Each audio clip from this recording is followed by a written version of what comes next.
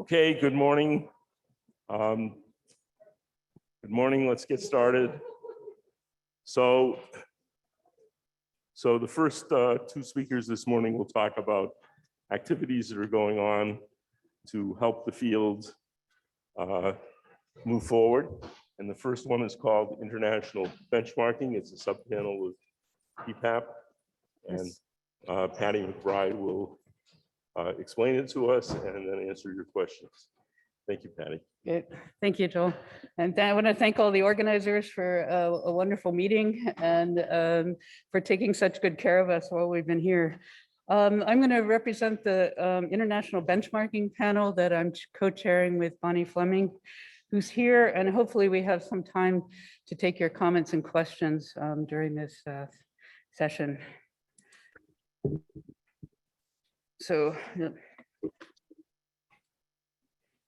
I think this has been brought up many times, particularly yesterday, that, and this is a slide I've stolen from Ian Chipsey, who's a member of our panel. Particle physics is global. We work together in regions and across the whole field to decide on high priority facilities, try to work together to get the best science. And hosting world-class facilities and joining partnerships and facilities hosted elsewhere are both essential components of a continued global vision. This is how we work. This is part of our DNA. So many people, I'm going to take this off if you don't mind. Many people have asked, what is this panel and how does this fit into all the work that's been going on here at SNOMAS and for the P5 process? So we're a sub-panel of HEPAP. We're building on the strategic plan that was put together by the last P5, and that we will try to provide some input into the P5 process that's coming up to talk about the international context of the field and how we collaborate and how we compete and to get the best science. So part of this was, well, we were charged from DOE and NSF, but this panel was motivated by a BES report, the Basic Energy Sciences, that you can see here that was published recently on can the US compete in basic energy sciences? And the flavor of their report really talks more about global competition and how the US can compete in the global economy and the global science enterprise. And our charge really incorporates more how the inherent nature of our field, where there is competition, of course, but how the nature of how we do international collaborations is slightly different. And I think we owe it to ourselves to write it down and explain how we can what we've done well and how we can do better in the future. Oops. So this is from their report, basic scientific research, which is driven by the desire to understand fundamental principles, often leads to unexpected discoveries. These in turn provide the basis for innovation and technical developments. Indeed, many of today's most important technologies originated in US basic research from decades past. Without continued investment in basic science today, future discoveries and technological innovation will languish. So this is coming from their report. I think we can extend that to talk about how we all work together in these kind of shared goals. So let me talk a little bit about the charge to the panel. This is coming from the charge, which came from the Office of Science and from NPS and the National Science Foundation. It is timely to consider closely the unique international context of, which I can't read, can best position the US program and its researchers for success in this evolving landscape, and ensure that the US continues to be a leader in particle physics internationally and remains one of the best places to conduct research, as well as preserving its ability to collaborate effectively at leading facilities hosted elsewhere. We want to be the best partner we can be for the international scientific community, and develop and maintain world-leading capabilities in key technologies, especially particle accelerators and detectors, as well as high performance computing, and also provide compelling, inclusive, and equitable opportunities for all those who want to explore the secrets of the universe at their most fundamental level. So then we had specific questions in the charge. So these are, the first one relates to how the US can be a partner of choice in international collaboration. And how can the US particle physics program maintain critical international cooperation in an increasingly competitive environment for both talent and resources? In areas where the US is leading, how can we sustain our roles and attract the best international partners? In other areas, how can the US build and maintain its reputation as a partner of choice? In general, are there barriers that can hinder our ability to form effective and enduring international partnerships? So the next part of the charge relates to leadership. It asks us to identify key areas where the US currently has or could aspire to leadership roles in high energy physics via its unique or world-leading capabilities or scientific and technical resources, including highly trained personnel and supporting infrastructure. This may include emerging areas or opportunities that offer promise for leadership.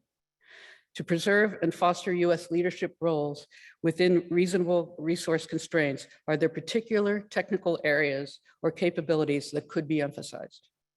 Are there other technical resources and capabilities that could be leveraged to achieve these goals, possibly through collaboration within and beyond the HEP community? So the third part of the charge is about recruiting and training the best talent and retaining the best talent. How can programs and facilities be structured to attract and retain talented people? What are the barriers to successfully advancing careers of scientific and technical personnel in particle physics and related fields? And how can US funding agencies address these barriers? A complete answer to these questions must address how we can ensure that we are recruiting, training, mentoring, and retaining the best talent from all over the world, including among traditionally underrepresented groups within the US. That's our charge. So let me talk a little bit about the panel. So first I thought, well, this is called international benchmarking, so I should actually remind myself and I'll remind all of you what benchmarking is used to measure performance, and it results in a metric of performance that is compared to others. And I took this from Wikipedia, so we can remind ourselves this is what we're charged to do. So we put together a group of panel members from across the community. I list them here. We have a lot of distinguished and very active members of the panel that have started working. In fact, just recently, we started earlier in the summer, and we've been going through vacation periods and trying to get organized. And this SNOMAS meeting has enabled us to really focus, and some of us to come together and talk about how we're going to complete our work in what turns out to be a fairly short time frame because of trying to be an input to P5. So we're working with Joanne, and we are putting together our plan for how we're going to get the report to HPAP in the fall. So I just want to reassure you that we are not P5, and we're not trying to do the work of P5. Rather, we will provide input, and providing further input on possible P5 implementation strategies, particularly in the unique international context of particle physics. So our timescale is to try to have the report ready for the fall HPAP meeting, which is a very short time frame to do all the work of this broad charge. So we've divided the work into 4 subcommittees. The first, we thought a lot about how to think about this, whether it would be by different areas of science, and we realized that when we're talking about the international nature of what we do, that there's some things in common among the bigger experiments, and in some sense the ones that become almost like facilities, and they have a governance structure, and some of them are very international and built over many years, and they have a lot of things in common. And then we thought about the, smaller collaborations where sometimes they're built out of a couple people having an idea and starting a project with their close colleagues. This has a lot to do also in common with some R&D projects, with some computing projects, so that we sort of have lumped together sort of things that may not have the overarching framework for governance, but there's a lot of in between. So we've kind of split the field somewhat arbitrarily in these two areas, and these committees are overlapping and work together.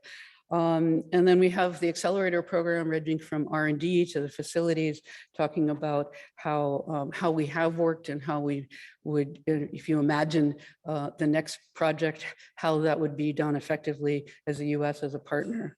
And then to talk about workforce, and that crosses, of course, all the other panels. So we really would like your input. There's a lot of areas in this charge and a lot of places where we can comment on how we do and how we can do better, but we really want to come up with some actionable recommendations that we can all work on together. So we're in the data collection mode, and we're seeking input across the whole field, and we're interviewing many members of the community. We had a town hall last week, which was we got a lot of very interesting feedback. I'll talk about that in a minute. And we've had lots of informal discussions with many of you, and we're trying to figure out how to collect demographics. And of course, we've now set up a very minimalist website, and we have a Google form, a sort of survey form where you can submit your input if you have ideas or things that you think we should be considering, or particularly comments about how the field could improve on its practices relating to international competition and collaboration. So we're in a sort of tight time frame, and so a lot of the data collection we had to rely on statistics that other people have done, and we're looking at the sort of the big sort of areas like an AIP, and NSF has a lot of statistics about STEM, and try to figure out how that relates to us and points us in a better direction. We're trying to get some statistics from the larger collaboration. There have been questions gone out to the laboratories about workforce. It'd be good to find a way to get some demographics from the universities and some international sort of demographic information. This is not always so easy to collect in a way that we can use it in our report. So if people have ideas and know of places that we can get it, that please reach out to us. Oops. So we had a nice town hall from last week, and we got a lot of good feedback. Some of the ideas that were brought up there was, we should build on particularly on some of the workforce ideas of things that had been discussed at Snowmass. So we welcome to go over that material with you.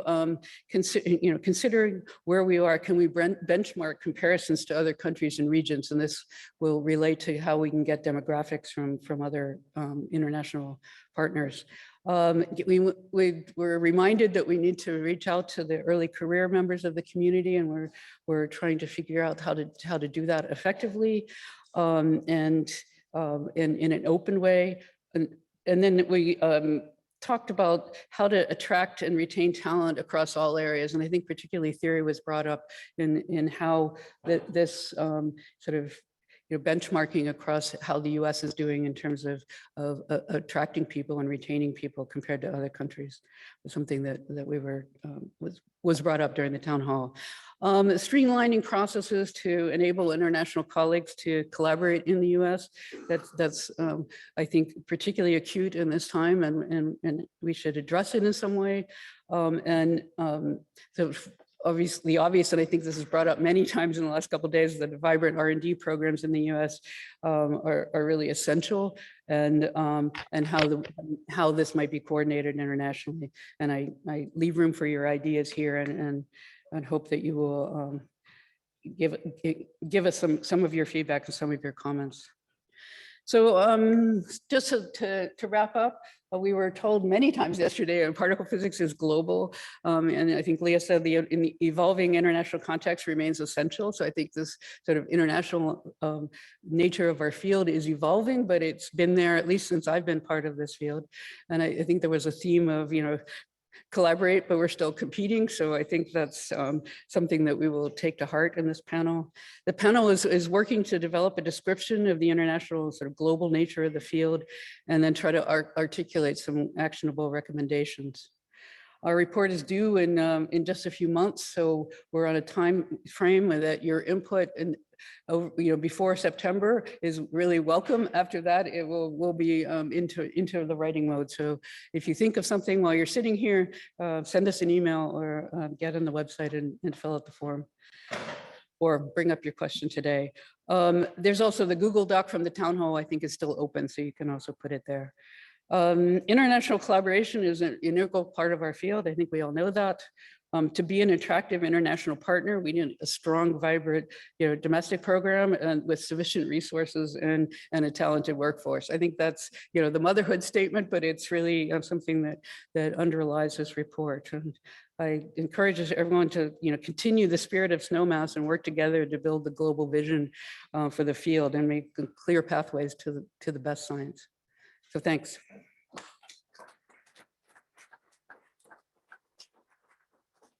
I stole this from Ian too. The statistics are a little out of date. It's actually more, they're more like 5,000. So we welcome your input. Okay, questions from, I'm going to invite Bonnie to come up to help with the questions. let's see, are there questions from the audience here? There's one up there. The next.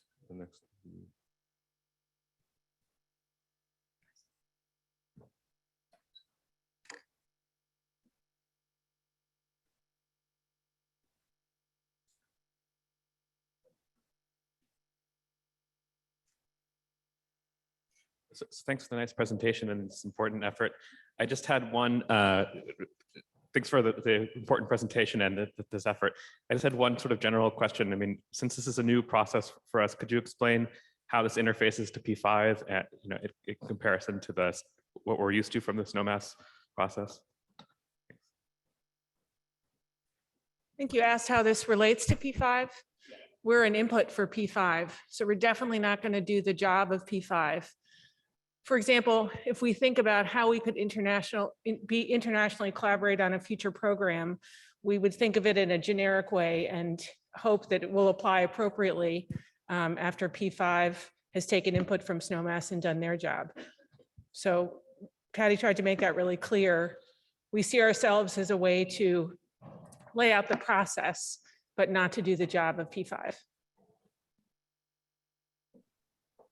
Yeah, I think the next question is from. So we have a question from the Google Doc from Marceli Soares-Santos, one of our Cosmic Frontier conveners, who writes: a consensus in the Cosmic Frontier is the need for new funding mechanisms for cross-survey, cross-experiment research, which leverage existing investments and result in greater transformational science beyond the reach of individual projects.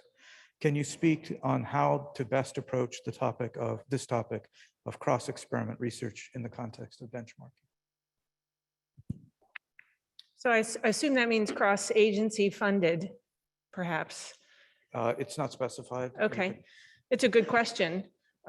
We've talked about how to address the scientific topics at the boundaries, both through in the Cosmic Frontier and as well, for example, in neutrino research, as we heard about yesterday from David Herzog. I think we have to address that. I'm not quite sure how we will. Of course, we welcome feedback from people in particular on the Cosmic Frontier who are at those boundaries.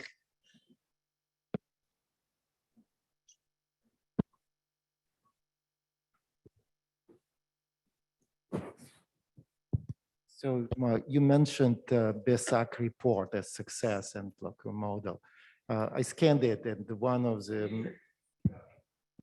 the major recommendations is to look increase funding. So is that sort of direction we are going as well? So just justify increase in funding?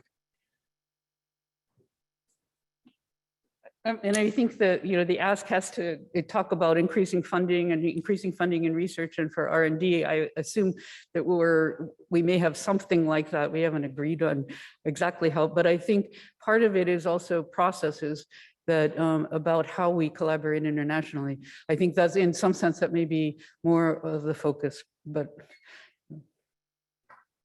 I think the second charge bullet that Patty showed speaks directly to that. Where do we need to invest to continue to maintain our leadership? Where do we need to invest to, I can't remember if it exactly uses the word invest, but that's how I read it, to build and grow in other areas. Yeah, other question? Oh, over there, Vladimir. Regarding our competitiveness and attractiveness of the United States for international scholars, for international researchers to come and do research in the US or with US institutions. Do you, as a panel, plan to do, data collection, fact checking on situation with international scholars and international researchers coming to the US or those who collaborate with US HEP programs, or it's not supposed to be very detailed to the level of fact collection?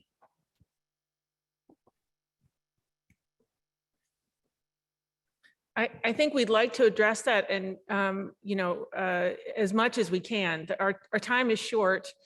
Data collection can be challenging. We are reaching out, for example, to the international collaborations in the field, which will speak both to US collaborators internationally overseas and the other way around. So, any input you have would be much appreciated, but absolutely something to address. DPB and other divisions of APS may be of great help. Sorry, just a comment. DPB can probably help. Probably can help. Okay, the next question is remote. So Ronald Lipton, if you're online, maybe you can ask your question. Yes. So many of our issues with respect to international collaborators are intrinsic to the way the funding agencies do business, which of course is an issue much larger than high energy physics. I wonder if you view that as part of your mandate and whether there's any possibility of affecting some of those policies. I think I understood it. I think I understand your question. For example, a question that came up in the town hall was, or a comment that came up was, for example, DOE programs that are accessible only to US citizens. I don't know if we can address that. Of course, well, we can make a recommendation on it. How impactful it is I don't know, but we will certainly try. okay, yeah. Yeah, another aspect of that, for example, is the way that funds are projectized, which limits hiring in the laboratories and makes it difficult to retire trained technical workforce. That's something that's intrinsic to the way DOE funds the laboratories, and is a real problem in some areas where the cadence of project is rather long in terms of people's useful lives. Okay, thank you for the comment. Okay, so in several of the SNOMAS reports in the SNOMAS book, there will be already a lot of ideas and recommendations, I think, in these regards. Will you find them, or do we need to point you to them specifically? You have to say the last. I think you asked, it was brought up in the town hall, how much work has already been done at SNOMAS. I think Right. that's what you're referring to. And our comment there and here is, that's definitely one of the reasons why we're here, is to hear from SNOMAS and of course, to take advantage of the huge body of work that's been, that's come through SNOMAS. So yes. But you will just take our recommendations from the report, or do we need to point you to it? We'll try to integrate them. Yeah, I think we could reference them. We will, I think there should be some discussion about, we won't, we're not trying to be P5. So we're trying to figure out how this relates to international and how this relates to international sort of comparisons. And if you have recommendations about that, I think it will help us, guide our recommendations. And we would reference the work. So on the subject of the attractiveness of the United States to international colleagues, APS has data on that, and so we'll make sure that we give it to you. Good, thank you. We have an online question from Pierre Marie O'Donnell. Hi, thank you for those very good presentations. One of the things that you do in benchmarking is actually to measure things and to compare. And in your presentation, you have given all the important qualitative comments that you might make about where the US, where the various regions stand, but you haven't talked very much about the metrics. How would you go about actually measuring effectiveness? Right. Right. If you look in the BES report, they have some interesting metrics, for example, on publications by country. And Patty and I have talked about that. I'm not sure how effectively we can and correctly calculate that kind of metric or determine that kind of metric in the time that we have. We would like to find as many ways as we can to appropriately benchmark. So we're trying to think through that and So welcome your I ideas. think that's true. We've been trying to figure out how to get the right statistics in this short time frame. We were also given a charge which went beyond benchmarking, which was to talk about how we collaborate. And so it was, there's some part of it is measuring, but some part of this is also to talk about how to be a good partner. So it's a mixed charge. Thanks. Actually is next.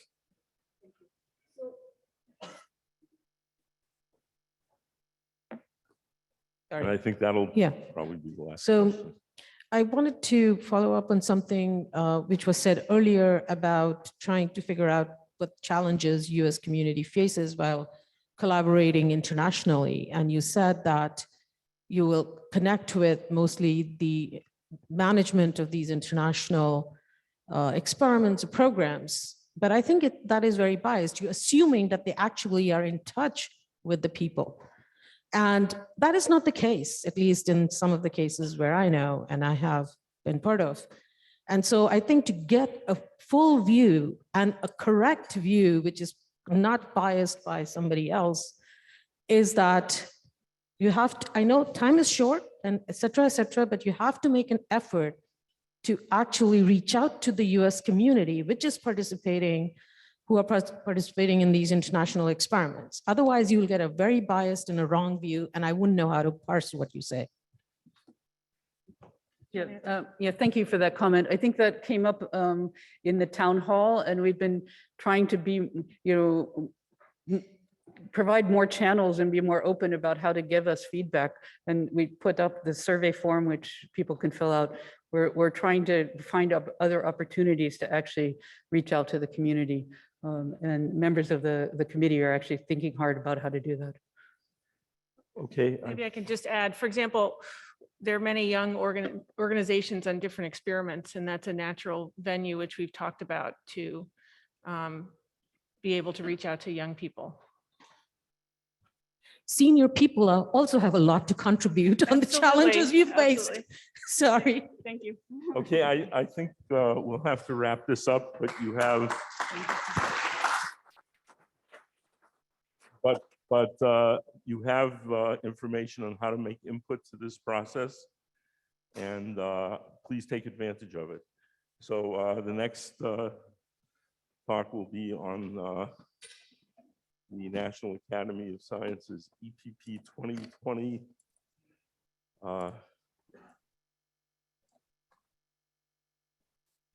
study of high energy physics, and will be presented by Michael Turner, and he and Maria Sparappa are the chairs of this study. Go ahead, Mike.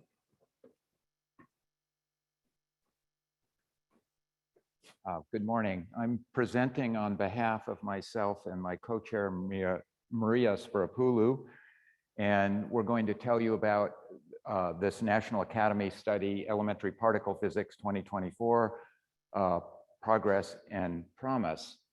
And I want to thank the organizers of this meeting for making this time available in a very busy schedule. And it'll be a short presentation, so you have time to ask questions. And I realize one of the questions, because there's so many activities going on, will be how do we fit in with everything else? I'll try to address that, but I bet you'll still have some questions. Oops.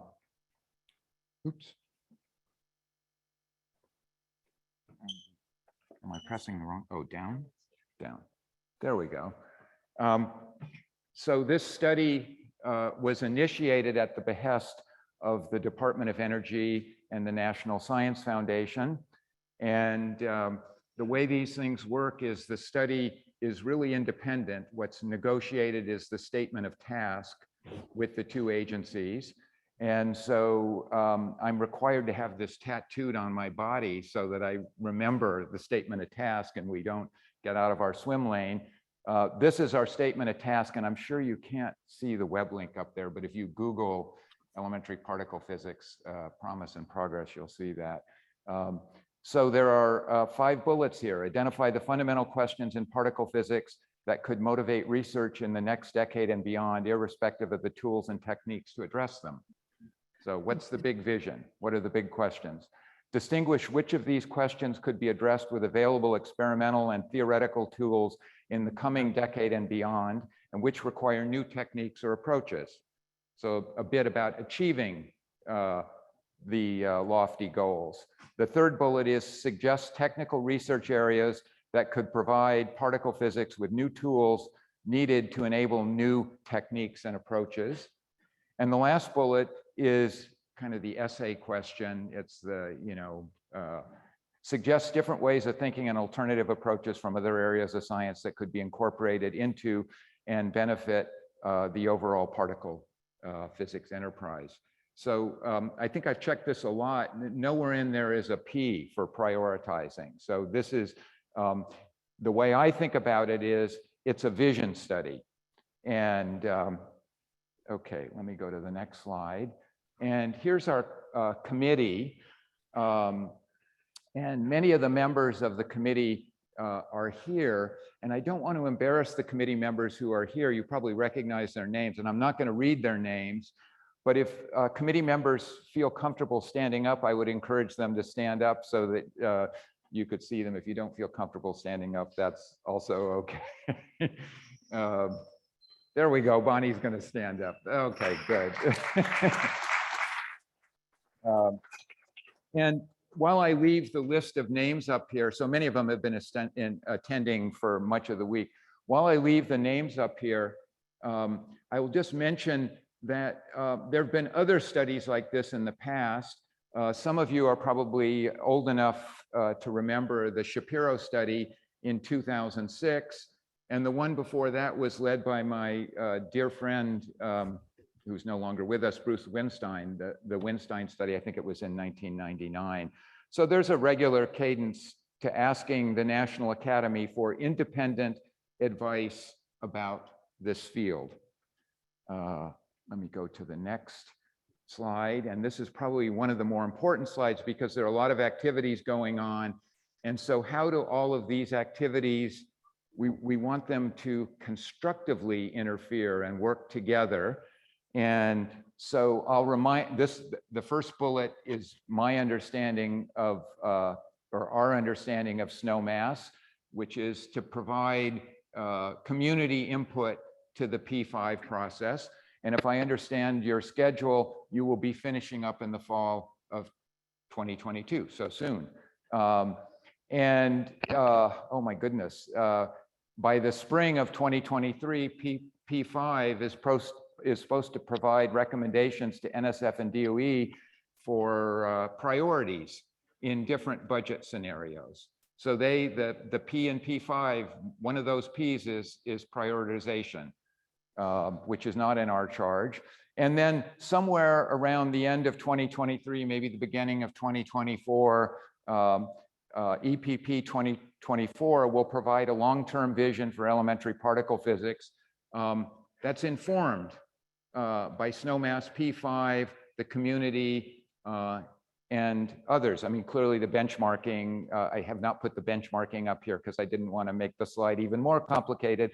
But clearly the benchmarking, particle physics is a global effort. It's been a global effort for a number of years. And so where we stand in the rest of the world is very important. So that's how we view our swim lane. Let me go to the next slide. Community input. Community input is very important. On the other hand, the community has been very busy writing some 500 white papers for Snowmass, and there's more writing going on, at least Joel and Sekar hope so, because there will be a report. And so we will have access to all of that material. On the other hand, we did not want to preclude the community from providing us more input. And so where we have focused our efforts on a call for short vision papers. And short here is 2,000 words. And the goal of these vision papers is to concisely and compellingly articulate the scientific aspirations of the field of elementary particle physics for the next, pick a large number of years. And we go on to say down here, Snowmass has rightly divided, there's a lot of frontiers in particle physics, 10 of them, and they have visions and aspirations, but we're hoping that the kind of vision papers that we're looking for is one that synthesizes all of these. Not that Snowmass won't do that, but if you feel that that's something that you would like to do, we are interested in such papers, and otherwise we'll have access to this. All of these submissions, let's see, I think we have a date here, October 1, and it's a web-based submission form. And in it, all of them that are sent in will be posted publicly. So part of the transparency FACA rules for the National Academy is materials we get are available for everyone to see. So we don't get secret communications. Likewise, emails may be sent to the committee at this address here. Oh, actually, that one's easy enough to say, epp2024@nas.edu. And anything you send us is publicly available, which is different than saying we'll post it, but it's publicly available because it's part of the open process that we're involved in. And let's see, I think I may only have one more slide, maybe two more slides. So we are having our first meeting in a few hours at the Grand Hyatt Hotel. Much of the meeting is open, and people are free to attend in person, or it is hybrid. And if you want to get the Zoom link, I'm staring at our study director. Daniel, why don't you stand up? Daniel Nagasawa is our program director. And I'm staring at you because the Zoom link will be is on the website. Good. Okay, great. And so we're meeting here this afternoon and tomorrow. We have 7 additional meetings. All of those meetings will be hybrid. I think that's what I wanted to say here. And now questions. And I'm hoping, Maria, why don't you come up and join for the questions? So you get to see both of us and hear from both of us.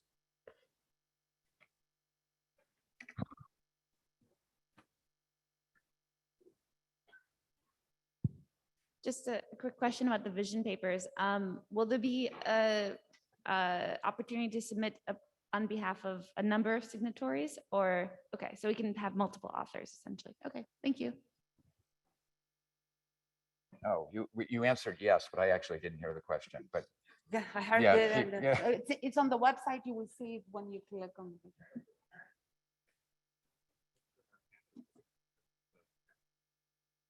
Okay. Let the record show that my co-chair answered yes. Yes.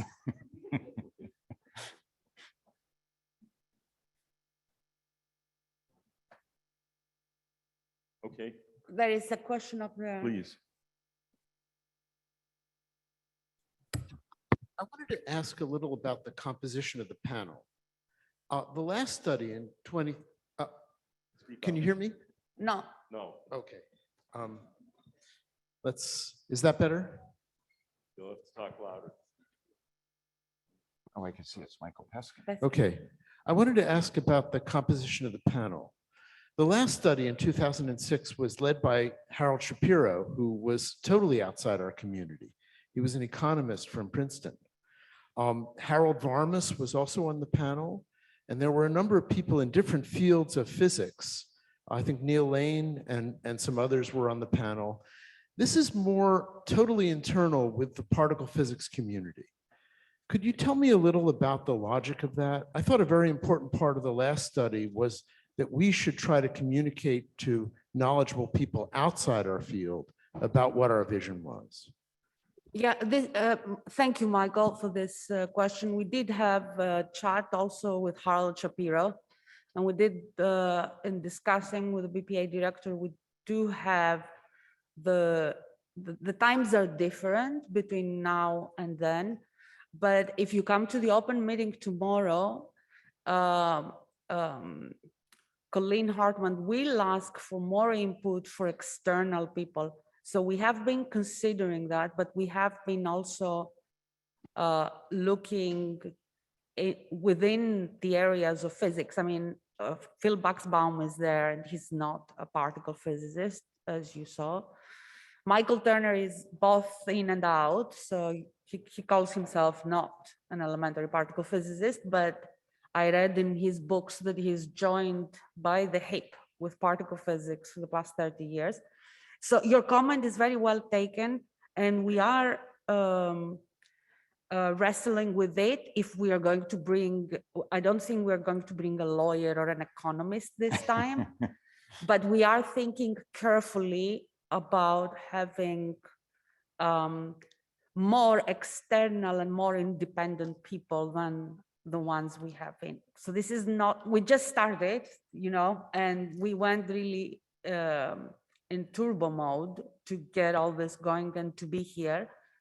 And we wanted to be here because this is the community. And we are taking this all into account, and you can send email. This is National Academy. You can advise, and we will take your counsel very, it's important to us to hear from everybody. You want to say something? Let me just quick add, the charges were very different. And so we tried to put together a committee that addresses the charge, and the Shapiro committee was extremely important. And among the things it was doing was prioritizing the field and raising the profile of the field. And our charge is really vision. And so we really need people who are in the field who know what the vision for the field is. So it was a committee that's constructed to address the charge, and the charges were different. But again, input is welcome.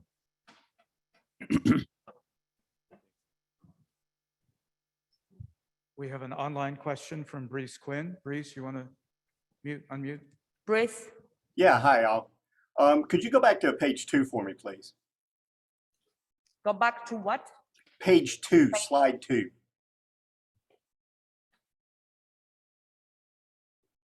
Was that the charge slide? Yes, yeah, thank you. Yes, good. So I was listening to this, and then this sounds an awful lot like this from the front page of the SNOMAS website, which says a scientific study to provide an opportunity for the entire particle physics community to come together to identify and document a scientific vision for the future of particle physics in the US and its international partners.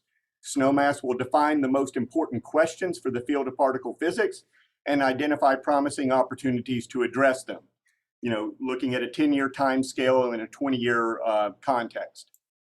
So my common question is this: your charge here sounds an awful lot like the definition of SNOMAS. And so my question is, what really distinguishes what you're doing from the executive summary of the SNOMAS report? Because on the face of it, this simply seems like an elite panel's duplication and supplanting of the community's SNOMAS effort. Very good. This is a very good observation. And we did observe in the SNOMAS study the definitions. And you are right, the vision is there in SNOMAS, but we are with the organizers of the SNOMAS and with the community, we want to take the vast information that SNOMAS collected, and then we want to go without any constraints from the agencies or financials or other budgetary things or other prioritization things. We want to stick to the science only. And But that's what SNOMAS does. P5 does the budgeting. SNOMAS doesn't do that. Yes, SNOMAS doesn't do budgets, but SNOMAS is the input to P5 that does budgets, and SNOMAS discusses, if you look at all the talks of everything that we have seen, including for accelerators, etc., there is budgetary discussions, timeline discussions, which are it's very appropriate to have them. The way we see this is the science vision for particle physics for the long-term future. It's not just, Eliezer called it the dreams, the smell of the dreams yesterday. And we want to get it on, to articulate this vision, synthesizing concisely all the work that the community has done with SNOMAS. So there is, we are interfacing and we are discussing, we discuss with the SNOMAS organizers, obviously, about this, and with the agencies. So I still don't see any difference, but okay. I would just quickly add, the SNOMAS is extremely important, but it's grassroots. And so we were given a charge to use the independent study capability of the national academies. We were given the charge by NSF and DOE, will you please do this? And so clearly the SNOMAS input, the grassroots input is important, but this was requested by the agencies of the National Academy to give them an independent view. And so I think they're synergistic and related, but different in the regard that this is independent and was asked for. Our charge came from NSF and DOE. Yes, and I'm part of the grassroots also, so you can see that we're both independent and grassroots. So, Yeah. just, So how is it independent if that whole committee, that Michael just pointed out, is pretty much the, folks that are doing SNOMAS as well? So I think By we and large. move on because you're going to have to answer this question. yes, we probably will in answer. We writing will for answer the- this question in the and for- open and for session the as well. community, I think. Bryce, please come to the open session, okay? Right, but I think Thank that's you. an excellent question that requires a thorough answer, and you will get it from this committee. There's a question over there, Alexa. Yeah, hi, Alexei Petrov, Wayne State, South Carolina. So I actually have a combination question that puts together Michael original question and Breeze's question. So if you look at the composition of the field, I mean, you said that this is going to be an independent view of the field, which will chart the path forward. However, if you look at the committee, I mean, in many cases, the proposals are rooted into people's experience, right? So if I look at the committee over there, I don't see a person doing flavor physics, for instance, right? The big difference between SNOMAS and this is that the SNOMAS was charted in such a way that all subfields of physics contributed via their frontiers. I don't see that for this committee membership. Yeah, so how are you going to mitigate that? Yeah, very good observation. We couldn't get from every sub frontier and sub area a representative in this committee. It's a limited number of people's committee, but we have information gathering sessions where we call the experts in. We are planning for various panels from the various sub areas so that the panel members are hear from the experts at the high level of the executive summaries when the executive summaries are done. But your observation is correct. We cannot have from all the 10 or 20 or how many ever sub areas, but we're not neglecting these areas. We are very alert, and especially for all the synergies and for all the technologies areas with other fields, we're very mindful to have experts come and testify, let's say, in order to be able for this committee to synthesize and go a little bit off the wall in some of the vision for the future. Michael, you want to say something? Yeah, I think she said it well. In fact, I would just add to that, we've got 8 meetings, and very roughly speaking, the first 4 will be for information gathering. And so today, I should have mentioned, we're meeting with the sponsors. We're hearing about the international scene. We're hearing Joe Licken will be telling us about the progress since the last report. So the first 4 meetings will be devoted to information gathering. So the expertise we don't have on the committee, we will, and the Snowmass papers, of course, we will use that to gather information. So I had a question about your swim lane. One of the things that we've seen here at Snowmass is the interest in improving our field's diversity, equity, and inclusion and representation. I don't see that in your charge. Is that part of your swim lane or not? Can I take that, or do you want to take that? No, go ahead. That is an issue we will be bringing up with the agencies today. I think that is, the committee has already been talking about that. I think we want to get clarification on whether the workforce is part of what they want us to look at. And again, I got this tattooed. We've got to follow our statement of task. And so we want to clarify, where does workforce fall in there, or doesn't it? So again, if you come, you'll hear that today when we talk with the agencies. Right, and I want to add that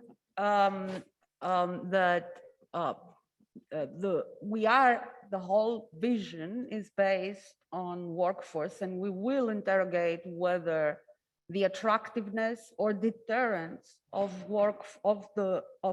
elementary particle physics to get people attracted. All of them, the junior and the senior, and the intermediates, everyone, okay? We want all talent at all stages, and especially saying that the talent at the young stages, we have a chance to give them a very hybrid, both in scientific ways and in technological ways, training. So it's not on the statement of task, but for this vision to be implementable and actionable, you would need the workforce. So It's like he implicitly said, there. yes, like he said So very well, we are going to discuss this with the agencies. Let me jump in and speak very strongly in favor over here of adding the workforce to the statement of task. Hello, because- there is an order here, so. Thank you, Sorry, Joel. There is gentlemen, some do it. ordering, sorry. This is Steve Gottlieb, Indiana University, co-convener of the Computing Frontier. Looking at your statement of charge, the next to the last item talks about technical research areas. And I wonder if you've considered whether you would benefit from having more computing expertise on the committee. Maybe I can take that. The question is whether we can use computing expertise. And the answer is absolutely. You noticed a very important aspect of it, and part of what I answered to Michael Peskin in terms of computation in general and expertise on computation, and that will include everything, modern AI, machine learning, quantum, this, that.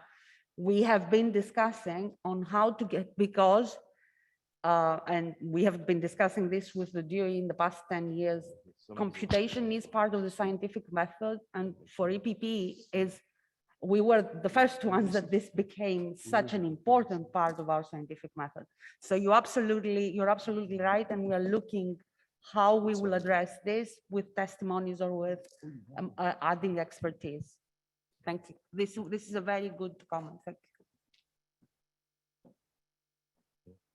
We're getting a lot of questions. I think John will be next. I just wanted to support the notion of adding the workforce to the statement of task, because if you're looking ahead 40 years, we need people to be here to do the physics 40 years from now. And so we need to be growing the appropriate talent to match the vision. Yeah, I think it's implicitly in there, and it is an issue that we want to clarify with the agencies. I think Maria said it extremely well. You can have all the vision you want, you can have all the expensive tools you want, but if you don't have people to make the science happen, it's not going to happen. So I think it's implicitly in there. We'll will, flesh it out. yeah. Yeah. We were told by the academy also that the statement of task, the way we mold it is the way we interpret it. We can appropriately take all these input and appropriately interpret it. So your comment is very important. Okay.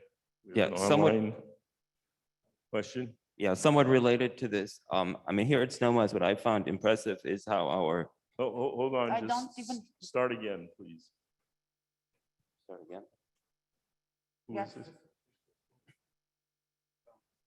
Okay, it's over now. Sorry. Okay, Go so what I found impressive at Stony Brook here, at SNOMES here is that the young colleagues really determined a lot of the agenda, and their enthusiasm determines what comes out of this. I wonder how that is reflected in your committee. I think that's a good, the committee has not been finalized, and this would be something important to give us input on. One of the things the Academy puts out to public comment is, do we have the right mix of people to carry out the statement of task? And so I think that's a legitimate concern. Computation is a legitimate concern, and I encourage you to go to the website and make input about and give us input about that, because it's not set in stone yet. I mean, we can't add 30 people, we can add 1 or 2. Okay, we have online input from Claire. Hey, thanks. So as Brice mentioned, the statement of task is very similar to SNOMES. So the action that comes out of SNOMES is a report that gets passed to P5. And the action of P5 is a list of recommendations where funding actually goes to. So what I'm trying to understand is, what is the action that is supposed to come out of this particular process here?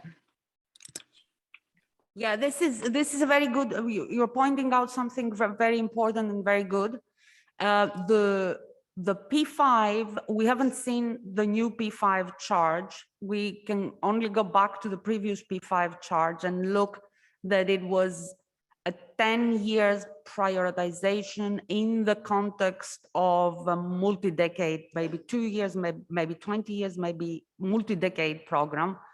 And of course, one P5 is not declared done, whatever they proposed, until, because obviously there is a tail on how projects are being and science and research is being conducted. So while the P5, the action of the P5 will be to do prioritization based on the SNOMES input, our let's say aspiration is to articulate all the community's aspiration from SNOMES within this committee that we have and additional expertise, and prepare a vision that it would be for the next 40 years, for the next 50 years. And it's not one vision, it's many visions. In other words, as you saw in Tracy's talk that said, if this occurs, then I can do a scenario that we arrive there, is to envision in 40 years where this field can we imagine it or we dream it to be. What are the aspirations? But grounded on the realities of the studies that the community has prepared, not just, you know, wishful thinkings. So I encourage you also to come to the open meetings tomorrow, because you're pointing something that we have wrestled with in order to, for ourselves to be able to explain it. Right. Yeah. I mean, I'm just thinking that, you know, without some actual action items that are planned, it's pragmatically exactly the same as just reading through the SNOMES reports. Yes, please come, because we will discuss this tomorrow, but it's a good, you are pointing in it's a very good point. So we are. I'm in Europe, so it's not a great time zone. We are at the end of our time and are going to have to wrap up, but I point out that we still have the open Google Doc. I know Vladimir wanted to talk. I know he wanted to ask questions. So you'll have to ask your questions on the Google Doc and you guys will be sure to answer it. And we've got some really nice Venn diagrams of theory Yes. and of experiment. Yes. I think we're going to have another Venn diagram. We saw all sorts of acrobatics report. diagrams. Of Yes. our various Yes. new committees. And I'm So sure Joel, you'll- thank you for letting us Thank you, present. thank you very much.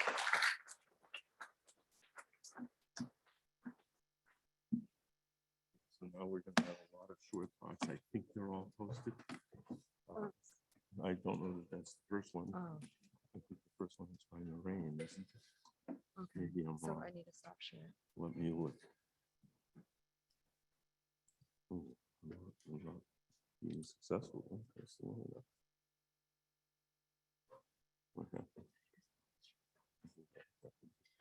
Okay, so this next session is part of 4 panels, 2 of which you saw yesterday. And there are different ways of looking at what we've done here so far in this process. So yesterday you heard the groups that are primarily delivering physics papers and the groups that are delivering enabling technologies talk about their vision of the world. Today we're going to look at a project axis. If you'll remember several talks, but I think it was first posted perhaps in Joanne Hewitt's talk, that there is going to be space somewhere down the road for additional projects. Some of our projects are winding down and we can foresee when others will. And so we need to have a vibrant list of projects, and that's what we're going to talk about this morning. So the first group will be what we call big projects, which we just notionally and arbitrarily set it over $500 million. And Meenakshi Narain is going to talk about these for the energy frontier. So Meenakshi.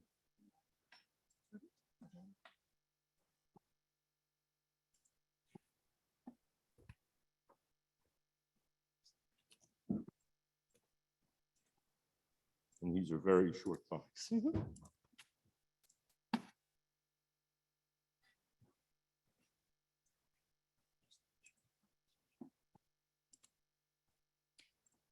you hear me?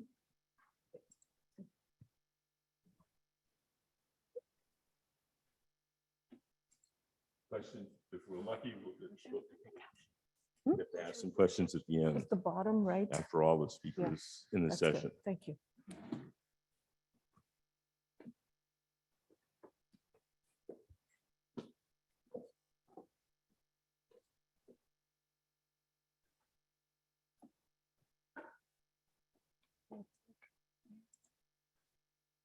Okay, yeah.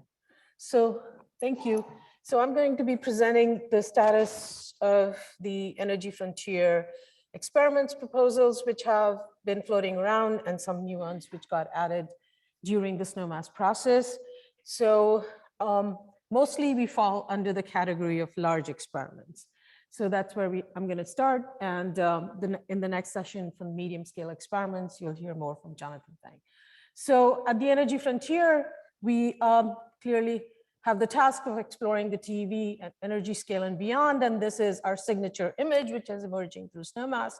So we started, we formulated some big questions. And then apart from trying to investigate those, we also have to be cognizant of exploring the unknown, something.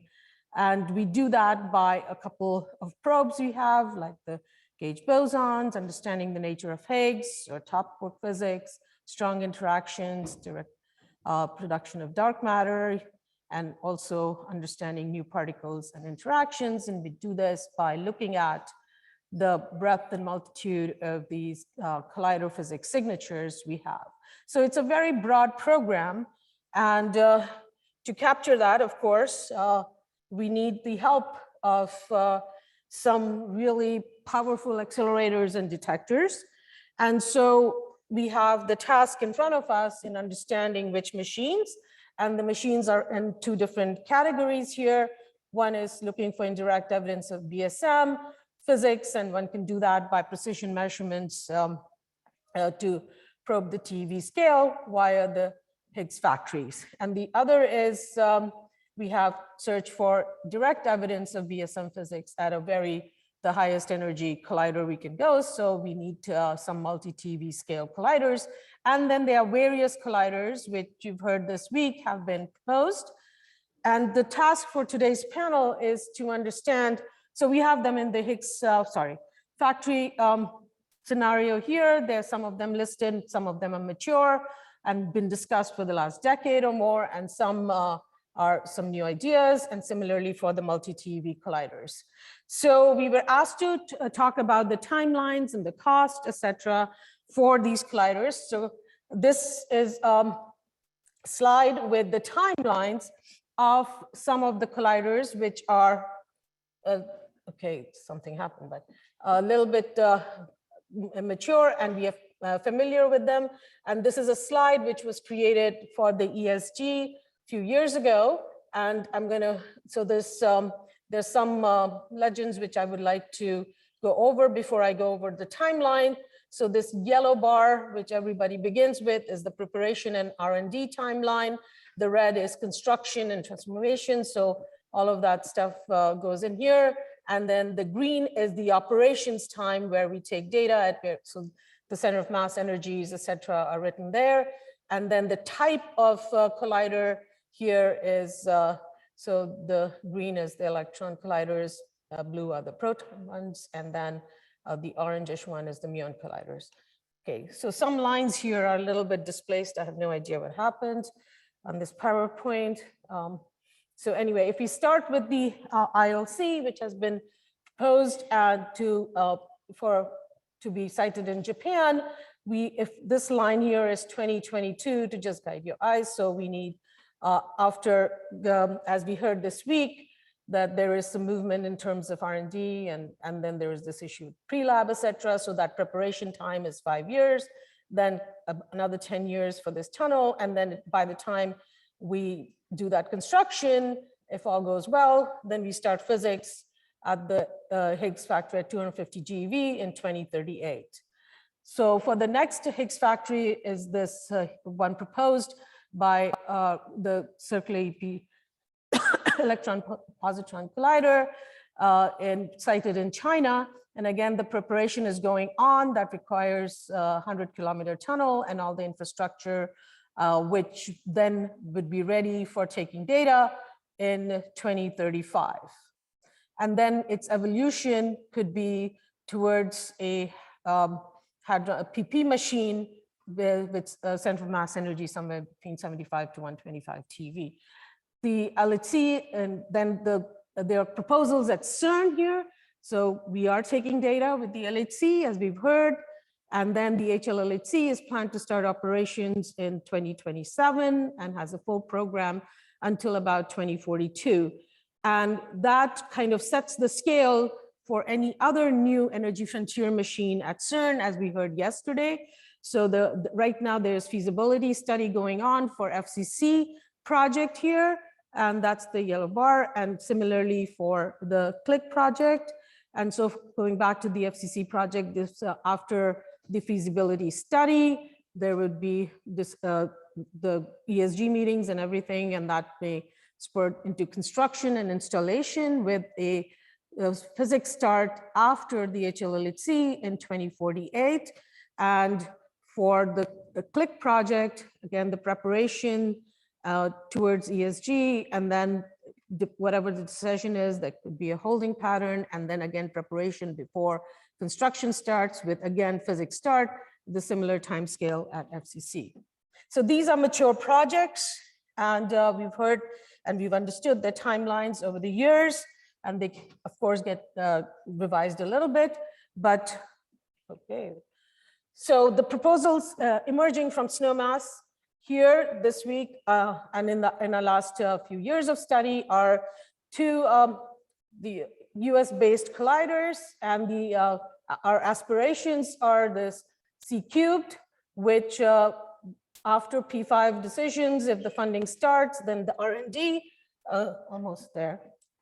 And then maybe the construction timeline here. For the Muon Collider, again, there is a good amount of R&D to be done here. I want to say that these timelines are technologically limited in this timescale which we show, and there are quite a few things which have to be sorted out, and also understand after the successful R&D how these ideas get absorbed in the international context and cost sharing. And then there was another proposal to consider proposed hosting ILC in the US. And there are lots of costs which we were tasked to provide. They're all in a multi-billion dollar list, and ITF has already shown that. There are R&D costs which are at the medium project scale lists, and here for reference. There are quite a few accelerator and detector R&D needs.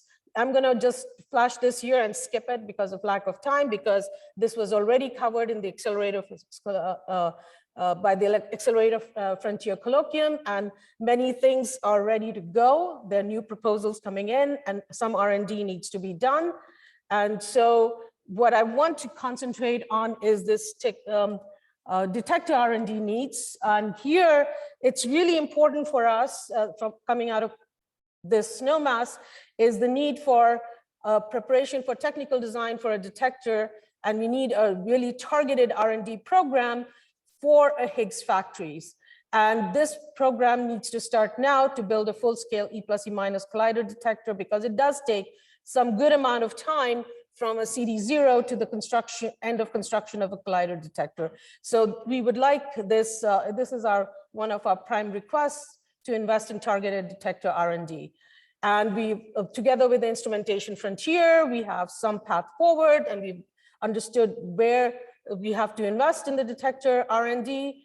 And to summarize, we kind of support, as we have been saying this week, fast construction towards an E+ E- Higgs factory, our targeted detector R&D for Higgs factories, and then investment in the Accelerator Frontier towards lowering costs of Higgs factory. There have been some ideas which are coming out from early career physicists and the Muon colliders. Thank you.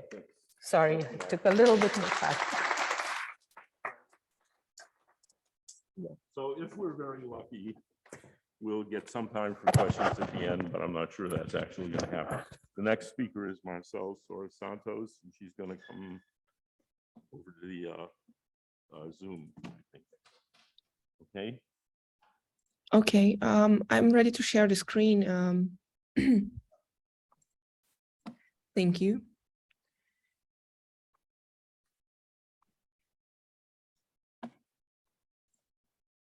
All right, hello everyone. It is a pleasure to be here today speaking on behalf of the Cosmic Frontier about the large projects in our portfolio. So the main goal of the Cosmic Frontier is to study fundamental physics over a really large range of scales, from the very small scales all the way to really the cosmic in early universe. In this context, we have produced a really broad program of experiments that are of different scales. And today, in particular, I'm going to focus on the large scale projects that are happening now or coming up very soon. The strategy that we have in the Cosmic Frontier to completely fulfill our science mission is summarized here in these 2 bullet points. One of them is really to complete the construction of the project that we have right now, the CMBS-4, while launching new efforts to delve deep, search wide for dark matter, and to aim high in advancing our understanding of dark energy and cosmic acceleration. In parallel to that, we seek increased research support to get the most science out of all of those experiments. I like to use this summary of some of the fundamental questions that are addressed by these projects. The way to read this is to think, for example, on the question of inflation. We know that a prediction of some of the natural models of inflation is a non-zero ratio between the tensor to scalar fluctuations in the cosmic microwave background. This is the level of measurement that we have achieved, or that we can achieve with the present generation of cosmic microwave background experiments. And down here at this dashed line is the threshold that we want to reach in order to discover inflation or rule out these simplest models. And I'm not going to go over each of these individual observables here, but the philosophy here is the same. Each of these lines represent a new threshold of discovery that we are going to achieve with the program that we outline here. And with that, we address questions going across, all of or most of the main science drivers that we have in the field. CMBS-4 is the one large project that is being proposed within the Cosmic Frontier. It's ready to build now, has achieved CD0 in 2019, and CD1 preparations are underway now. This experiment is at the core of our program, addressing many of our key questions, and in particular brings a unique capability in the cosmic inflation science. So the consensus of our community right now is that CMBS-4 is a top immediate priority to be built and operated. Coming up next is the stage 5 spectroscopic facility. The idea here is to make another leap in survey power and science reach with a 6 to 10 meter class telescope and about 20 to 50,000 optical fibers on a focal plane. The pathfinder for such a survey is ready to go now, and we hope to achieve CD0 well before 2030. So this project is a top near-term priority that we anticipate to see happen within the time frame of this, between this SNOMAS and the next one. And the idea here is that it really ensures that we continue to advance in this field in proportion to the science goals that we have here. So this is what this diagram would look like in once these two top priority projects are built, CMBS-4 now, and soon the spectroscopic stage 5 experiment here in blue. And as you can see, with those, we expect to achieve many of the scientific thresholds that we have set up as our targets for the next couple of decades. So where do we go from here? Well, our vision goes beyond the current, this decade timescale to think about also what is coming up next. For those, the current plan is to pursue pathfinder and development in order to enable those future large-scale projects. So here's an outline of what some of those projects would look like. I encourage people to spend some time with this chart offline because it has a lot of information here.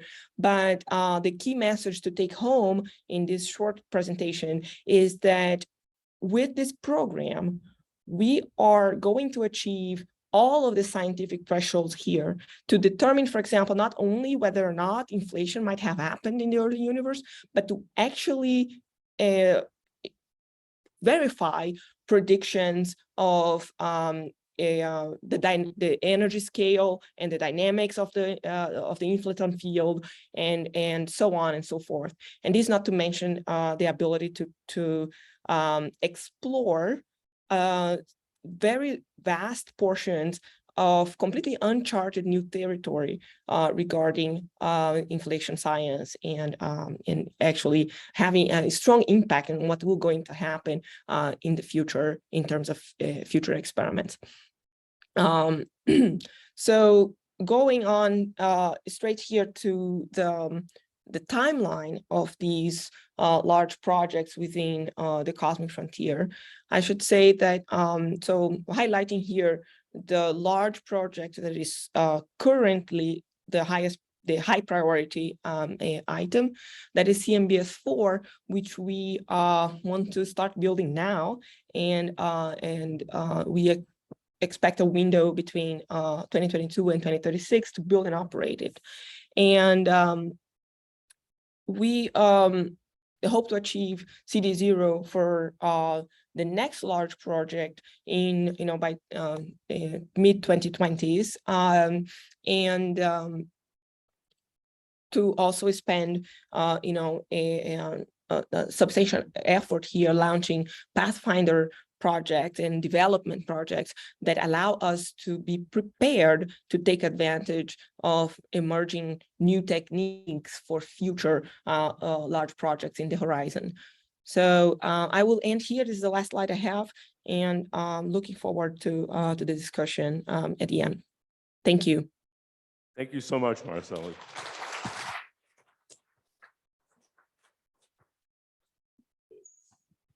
So the next speaker will tell us about the projects in the neutrino frontier, and is Steve Bryce.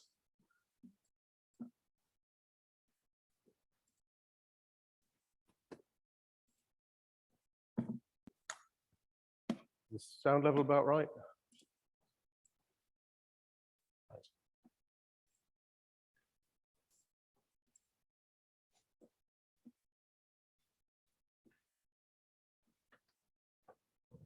Thank you. I promise I will try. So it's a pleasure to be here. I've been asked to represent the Neutrino Frontier, talking about large experiments and facilities.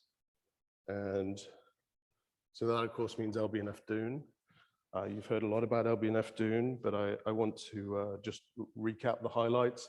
It's going to provide unambiguous, high-precision measurements of a swath of neutrino mixing and mass parameters.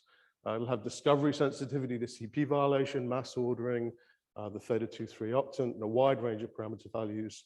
Should have sensitivity to MEV scale neutrinos, such as galactic supernova burst, and low backgrounds for sensitivity to a large and, in fact, ever-growing list of BSM physics.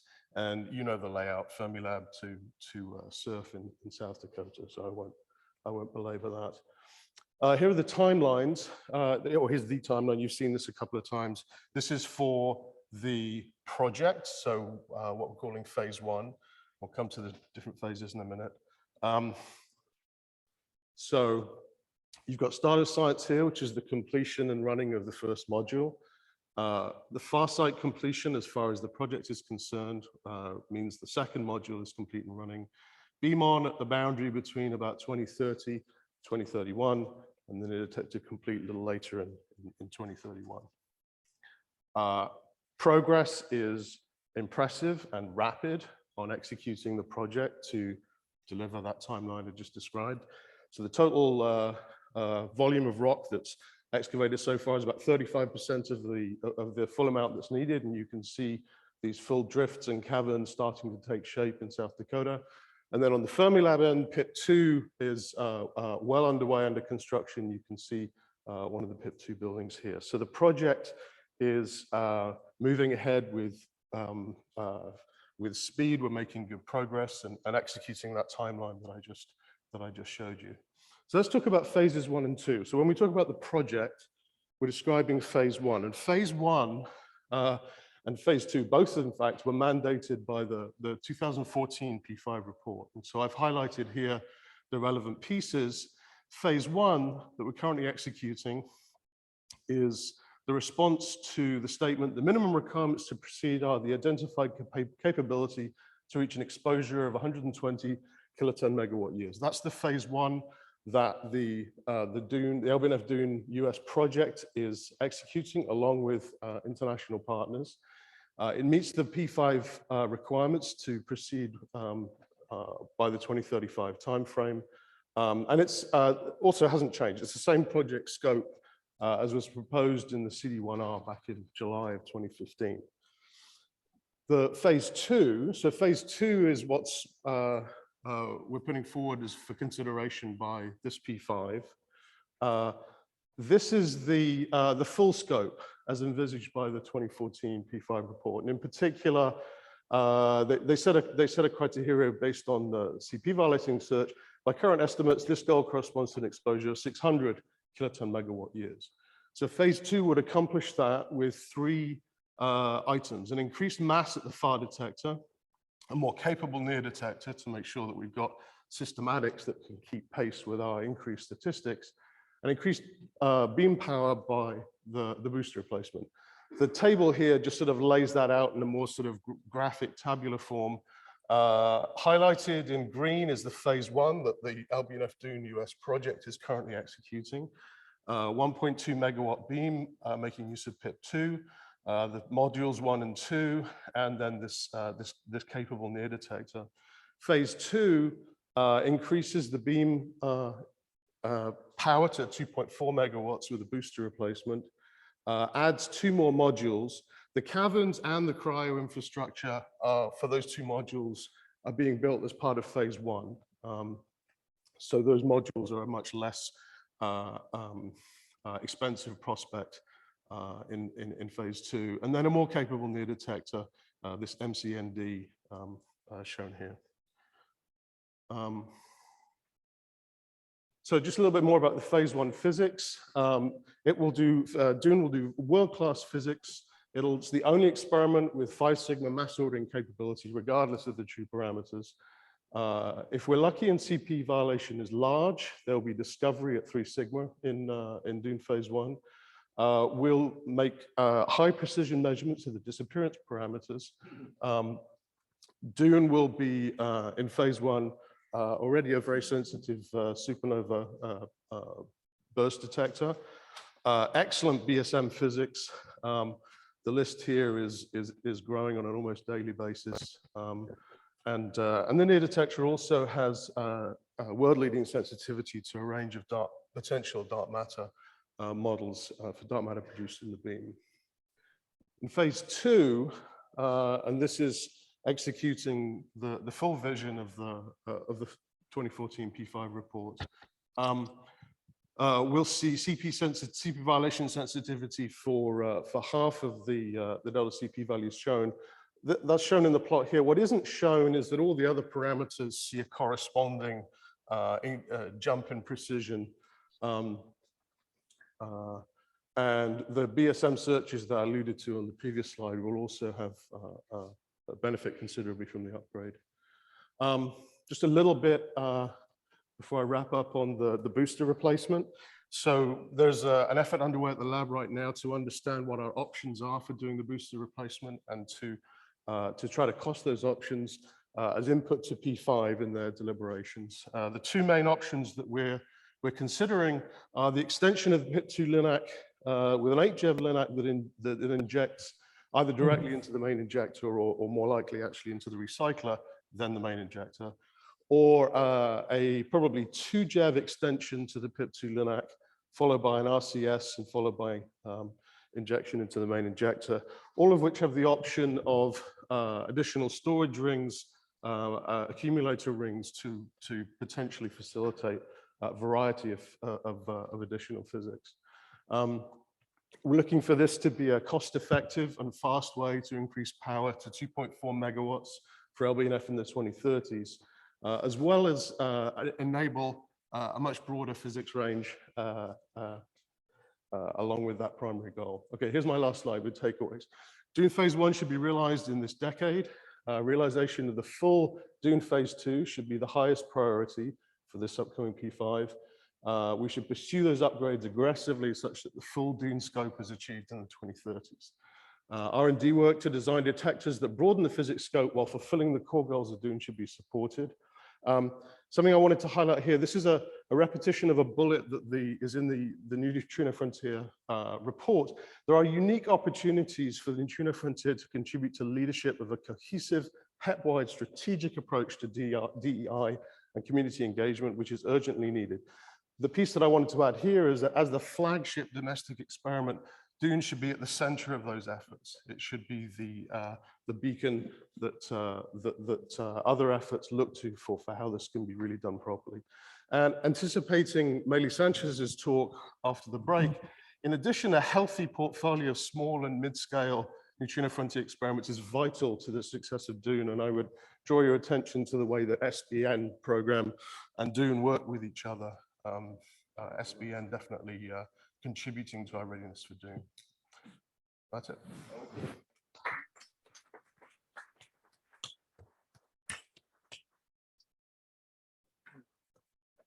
Alexi?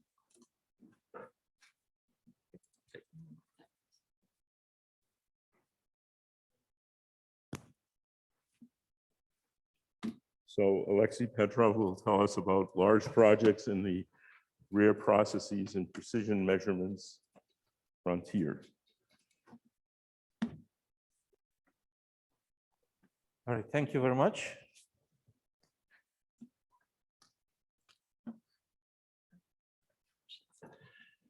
All right, I appreciate it. I'm going to represent rare processes and precision measurements frontier. Okay.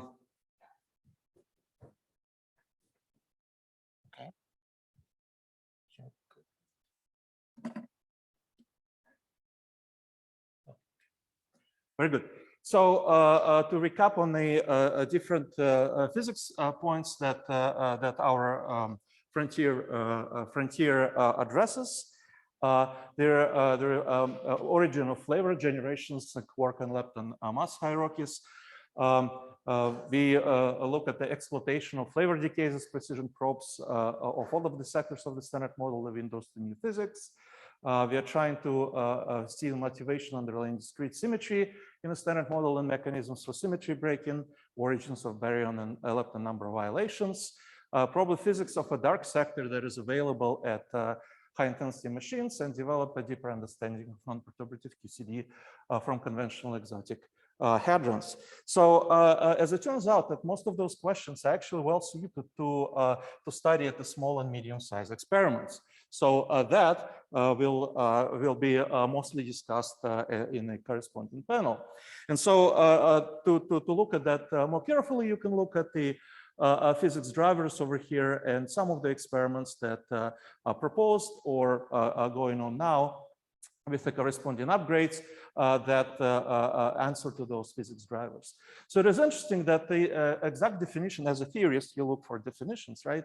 So the exact definition of the size of the experiment actually affects classification of such experiments, especially in our frontier. So on the physical size, of course, you know, things like LHCb or Bell2 fit the size as a big experiments. However, if you look at the cost, and the question of cost is also interesting because it's not clear if you want to include operation costs, computing or personnel or other possibilities. But at the end of the day, depending on how you slice the pie, this classification might be slightly altered. However, by looking at the at what was provided to us by Joel, the classification of the experiments, both proposed and happening, is given over here. And so under this classification, both LHCb and Bell2 fall under medium-sized experiments, in particularly because they're done offshore at the facilities that are maintained by the countries.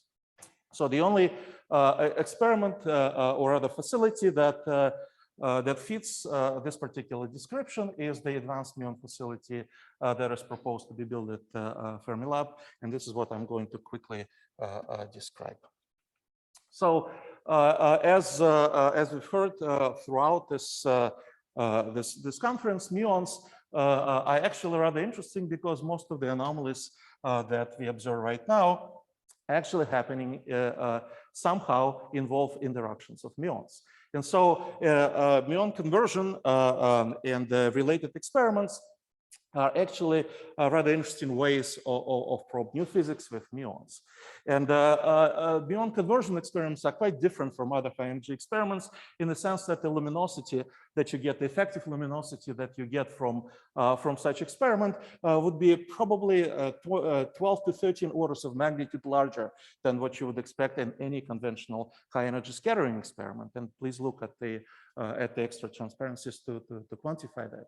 And so with experiments like that, we will see that in order to probe new physics, which happens in such conversion experiments. We have to look for systems with larger overlap, that is to say, with atoms, materials with a larger Z number. So current experiments such as Syndrome 2 that was completed at PSI and Mu2E that is currently under construction at Fermilab look at aluminum as a possible target. However, it is important to realize that the higher Z targets would provide much better sensitivity, however, to new physics. However, rather unfortunately, the timing that is associated with the current setup of Mu2E experiment does not allow it to go much further with the Z. So for instance, gold is targets are out of questions. And so therefore, we need to think about rather different ways of addressing this question. And so the result of that is the Advanced Muon Facility at PIP2, where which is going to be 6 orders of magnitude more sensitive than the currently available experimental data that already probes mass scales of 10 to the 4th TeV, which is going to host not just the muon conversion, but a whole host of experiments. And this is my last slide. So the Advanced Muon Facility would employ PIP2 to enable studies of charge loop and flavor violation with all major 3 muon modes, which is conversion, radiative decays, and decays in 3E, thereby probing many different effective operators and probably, hopefully, discovering new physics in some of them. So this is going to be a world-leading facility with 2 new small rings for the conversion experiments in both negative electron and positive in positron mode at the high Z with a rate which is 2 orders of magnitude higher than what is available right now. We'll have 1,000 more beam available for the muon decay experiments that is possible at the PSI. And besides the conversion experiment, there are possible other experiments that could be built over there. So such as a dark matter experiment, there are possibilities for muon anti-muon oscillations experiments, atomic physics studies, and EDM. The timings related to that are given over here. So as you could see, so this is from Leah's talk.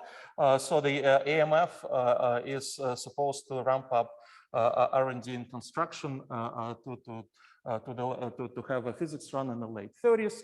The technical challenges are actually related to muon collider R&D. They're going to use PIP2. There is a need for compressor ring because they need to rebunch a particular way that the bunches are delivered. They would need a fixed field alternating gradient ring and a suite of experiments. I think this is it. Okay, thank you.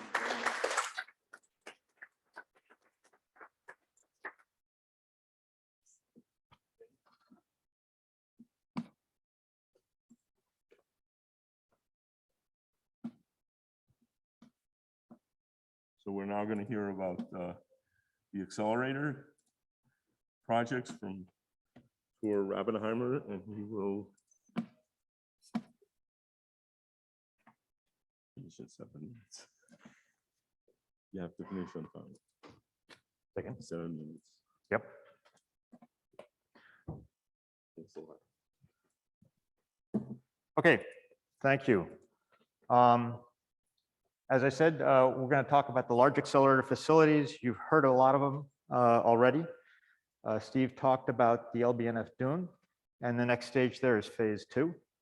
The choices that have to happen there are decide whether whether phase 2 will be based on a LINAC or whether based on a rapidly cycling synchrotron. Let me take this off. And the other options are also Higgs factories. And there are a number of different Higgs factory proposals that are out there. There's CEPC in China, there's the ILC, there's CLIC, and there's the FCCEE. There's also some ideas for technology improvements that have happened over the last decade. The cold copper technology applies sort of to the CLIC concept design, normal conducting RF, and the Helen technology is a traveling wave superconducting cavity that applies to the ILC design. And these things could be incorporated in either of those if people want. Connect some of this language that I was talking about to your effective theory of long strings. Yeah, well. Okay. The message that Steve Gourlay very eloquently gave yesterday is that we have a broad array of accelerator technologies. We've got the expertise, and we can construct any of those near-term options that P5 prioritizes. And so with the neutrino frontier, 2.5 megawatt upgrade, or the energy frontier, there are a spectrum of options, as I said. And so we expect P5 to tell us what, and we can help say how to do it. Now, you've heard a number of talks talking about this implementation task force that we put together for SNOMAS. The goal there was to try and understand how one would actually implement these different projects and develop metrics, top-down metrics, to be able to compare concepts at SNOMAS. That doesn't mean that the numbers that we came back with, especially the cost numbers, are accurate. They're a top-down estimate based on a parameterization. And there's a draft report that is out and available for people to see. So another message, actually, is that we can contribute to the P5 process, or the HEP prioritization, considering international projects by providing these top-down metrics, and that give expected cost scales, the technology risks, and the timeline evaluations. And one thing that we should note is that the ITF didn't actually review the luminosity and cost estimates directly. And so some of the parameter sets that we looked at were actually not even fully self-consistent. And so you have to take a look at the tables that are there with a bit of a grain of salt. And this is one of the tables that is in the report. And many of these lines have been shown throughout the meeting here. Just a comment on the state of large-scale facilities. Obviously, work is needed to understand the optimal path for LBNF Dune. We talked about whether it's a LINAC or whether it's a rapidly cycling synchrotron. There are multiple options for the future Higgs factory, ILC, FCC, CUPC, or CLIC, and there's technology development. And this technology development needs to be integrated into the design concepts. There are also options being considered for a 10 plus TeV collider. And one of the things that came out in this SNOMAS is that we're not really talking about 2 to 3 TeV anymore, we're talking about 10 plus. And R&D is needed to develop the technology and understand the costs and timescales for those options. In addition to that, we need more fundamental or basic R&D to develop concepts in physics to be able to give collider concepts in the future decades. So messages 2 and 3 and 4. First, we need an integrated collider R&D program, something that which doesn't exist anymore, that can take these technology ideas and turn them into colliders. And that's true for working on ILC, CLIC, working in the international context for FCCEE. We talked about C-Cubed and Helen, and also a multi-TeV muon collider. And this will allow us to have new proposals ready for the subsequent P5 evaluation. In addition to that, we need an active R&D program in labs and in universities that are aimed at general accelerator R&D that's critical to developing the technologies and the options for future, meaning multi-decade future HEP accelerators. Let me say one thing about opportunities in the accelerator frontier.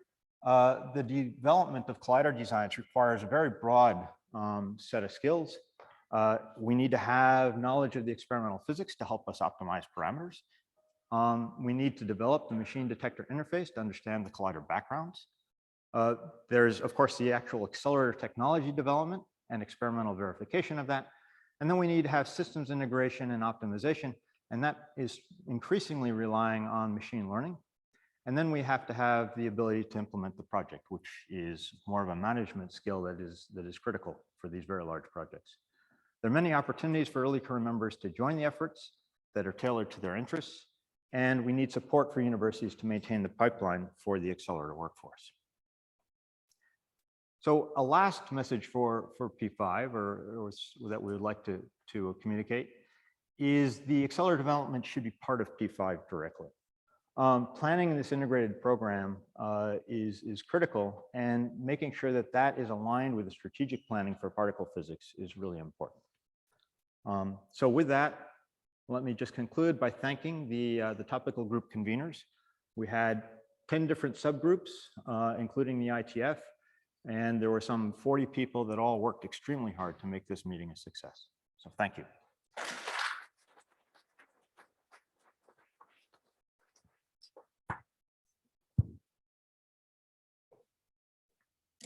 Okay, so the next speaker is Peter Hall.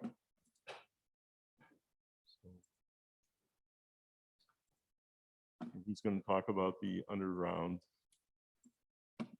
frontier.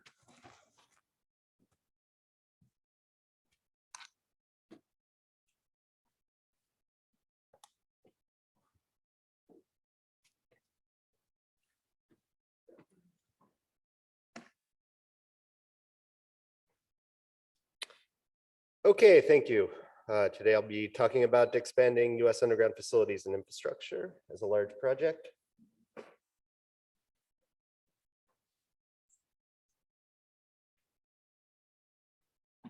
Okay, just as a reminder from yesterday where we went through the scientific topics, neutrinos, rare processes, and cosmic frontier experiments and enabling R&D require more space than is available. This represents an opportunity for the US to expand its leadership in discovery science by expanding SURF. One specific recommendation is to leverage the LBNF excavation enterprise to increase underground space at SURF in a timely way and a cost-effective way to allow the US to compete for siting of next generation WIMP dark matter experiments. Additionally, this space will enable research and development across a swath of particle and nuclear physics and others, including quantum science and technology research and development, engineering, geology, biology.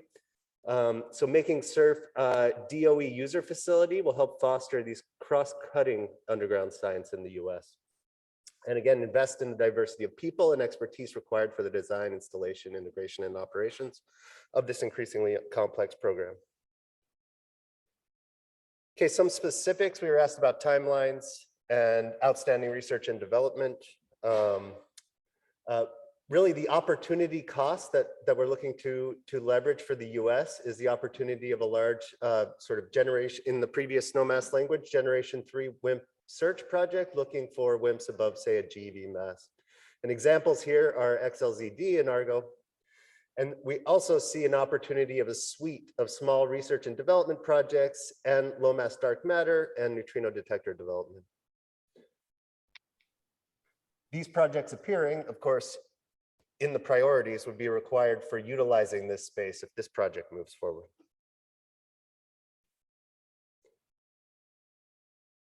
Okay, the timeline. So LBNF excavation finishes sometime in 2024. SURF expansion to be ready for generation 3 dark matter occupancy would want to be done by 2030. So if started shortly after LBNF excavation, there's time to excavate for WIMP search projects. It's quite an enterprise that LBNF has built down there. Smaller dark matter neutrino and R&D projects could utilize the LBNF space before Dune phase 2 on this timeline. And they could be easily moved. We were asked about R&D. We feel there's really no substantial outstanding R&D required on the particle physics side, but I take this example from the nuclear physics side, rare processes, and there is some neutrino connection here. This is double beta decay. This is the world-leading spectrum from the CAMLAN-Xen experiment. Just wanted to point out that the primary background here is xenon spallation products. So this is the cosmic ray muons hitting the xenon target, causing a limiting background. So the ultimate neutrinoless double beta decay probes for normal mass ordering will require depth, but this requirement is not well known. And so this is an outstanding item. This is important for looking at this option of a site at 7400. This is not required for the particle physics opportunities that we're seeing in this particular SNOMAS, but it's important to understand for this, although this can really be considered an option in the expansion.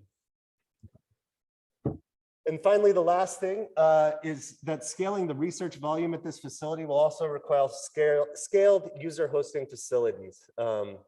Hosting researchers in a way to promote sort of our cultural and diversity goals of our community are important. What I see at SNOLAB is that bringing people in from a broad variety of nations and cultures, that lodging, transportation are important for some of the barriers that can exist between our cultures in South Dakota, say, and other cultures in, say, Madagascar.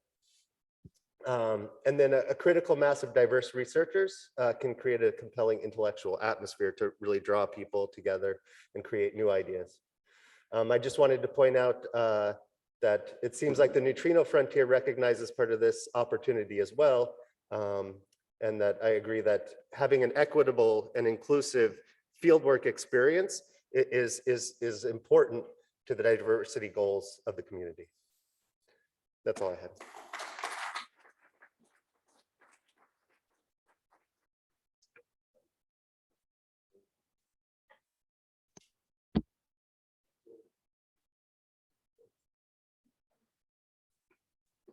Okay, I think we're just going to have questions from the audience, and we'll pick one or two of the people to respond who presented.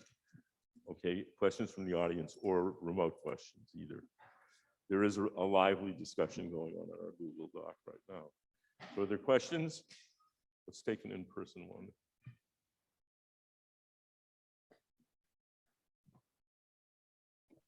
I have a question. So I'd like, this is a question for Tor.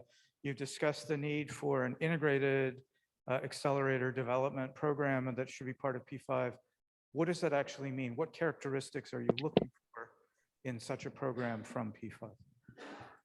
So the challenge that we have is that we have a great technology R&D program that's developing concepts that are going to be applicable, in some time. But to create a collider, you actually need to take that technology and think about all the other things that have to go into it and figure out what the beam parameters are. And we don't have that ability to integrate systems right now. We don't have the funding for it, and we're also actually losing people. So we want to create a program within the accelerator portfolio that DOE supports that will be able to create these collider designs as proposals and bring them forward. Okay. So this is question to Steve Bryce. Steve, you presented two options for the upgrade of Fermilab accelerator complex, one with linear accelerator and one with rapid cycling and cyclone. How the decisions where to go will be taken? Is it like you asking P5 to make decision? No. So what's the process here? So is this on? Yeah. So there's a process that's underway at Fermilab with the accelerator experts and a few non-experts like me to basically lay out a menu to understand as best we can on a short time scale what the different options will cost. And if you wanted to facilitate different types of physics, what those sort of proton spigots would cost. So that would be laying out a menu for consideration then by P5 in their deliberations. To understand how that would fit in with a broader program. Okay. Other questions? To you. Okay.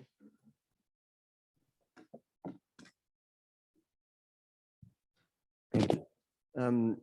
On the accelerator and the part, Tor, I'm wondering how to include the industrial aspects. In the end, the large collider requires a huge number of whatever cavities, magnets, and they are not only the technical R&D, but industrializations most probably very crucial. So what will be the required sort of R&D, let's say, to encourage the industrialization of those components? I'm asking from here. Yeah. Thank you. I was looking for where you were. Yeah, that's a critical part, but there's also, so there are two elements to that. One is as the technologies are being developed, they should be developed with industry in mind and working with industry to develop pieces of it. But then as the project turns into something that's going to be pursued, that's where the real industrialization process happens. So it's not, I mean, we won't engage industry in doing, in a large way in doing R&D. We can get industry's input to help us figure out how to specify the components and how to design the components, but they won't get in a big way when we're doing the R&D. I mean, you take SRF cavities, right? We have SRF cavities are actually built in industry, but then the crown modules are typically assembled in the laboratories.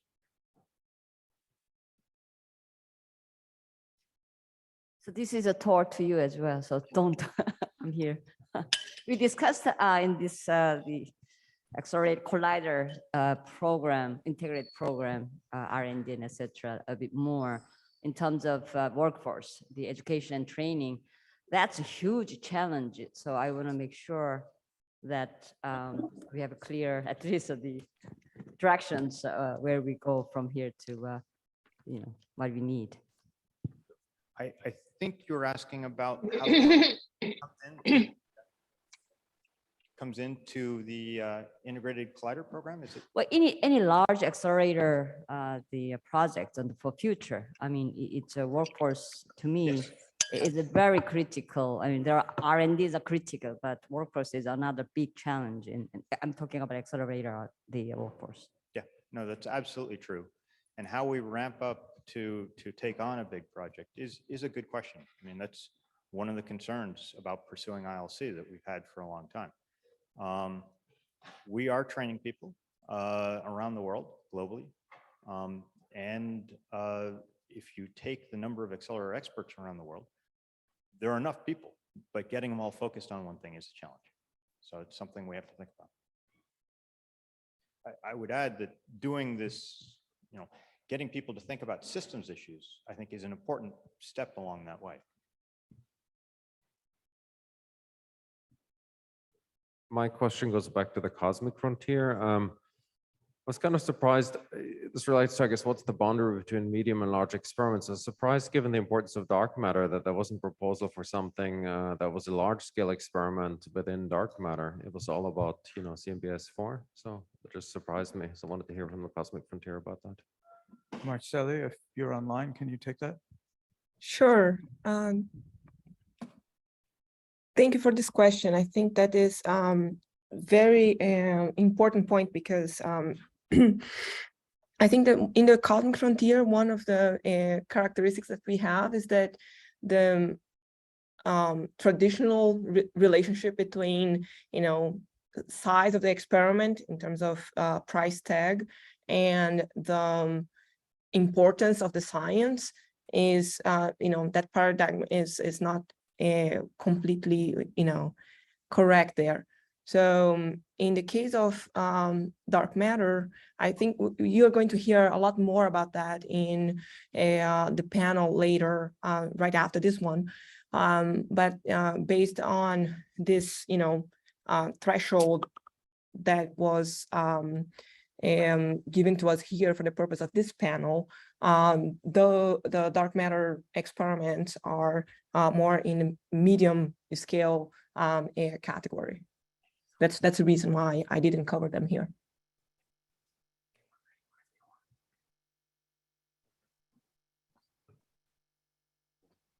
I think we have time for one more question. If there's a last question that someone would like to ask.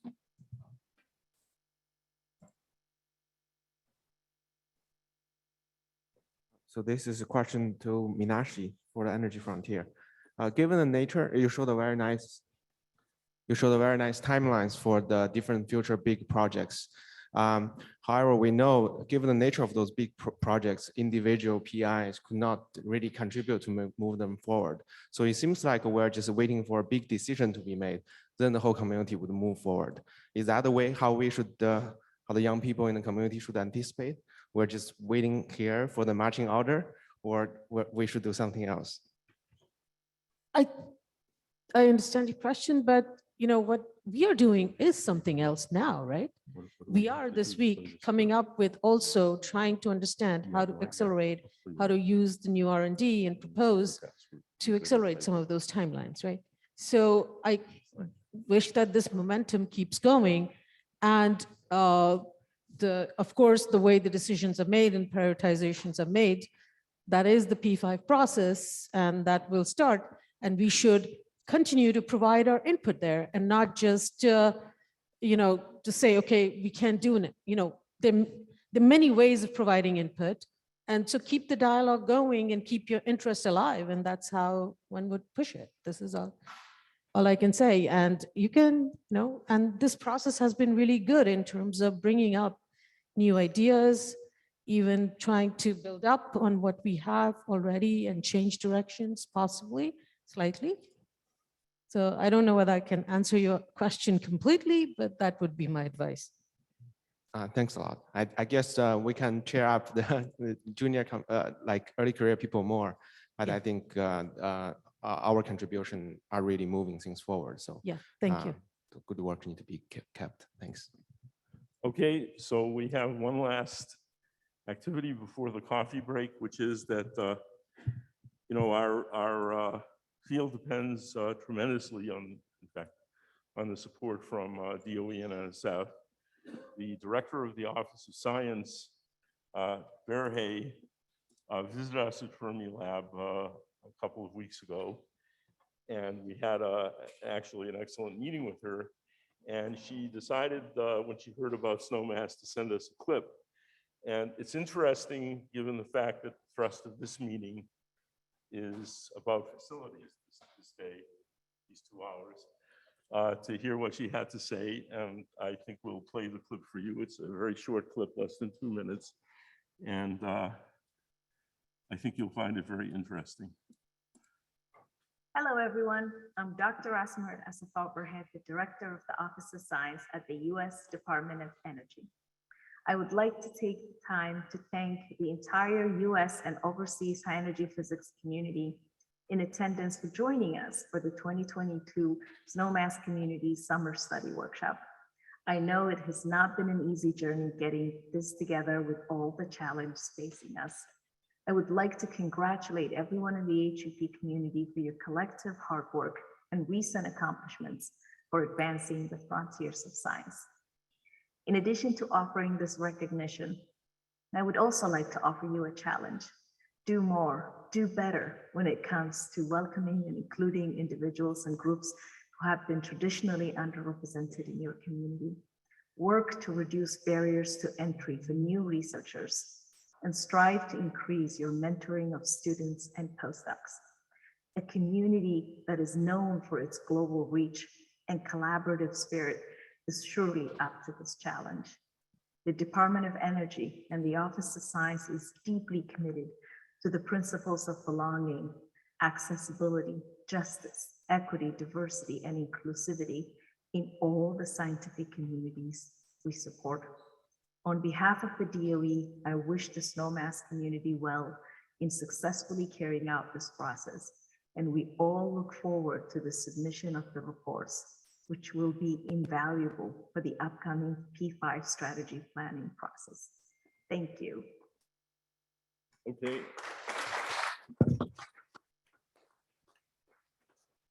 And with that, we declare a coffee break.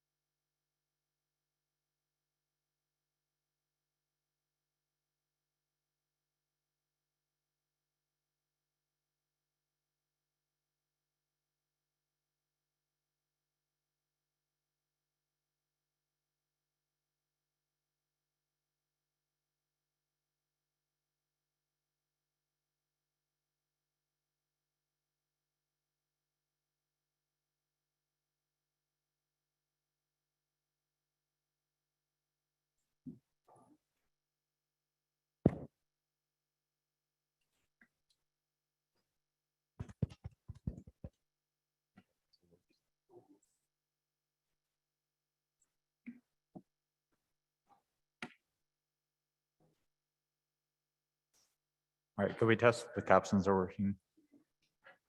It's not showing captions.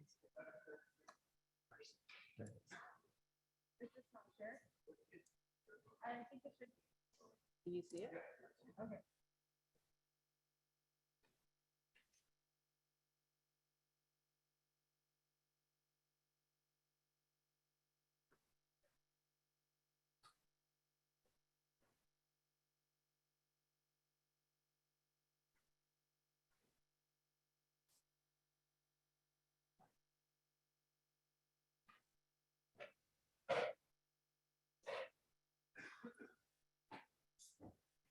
Message she sent about you being late.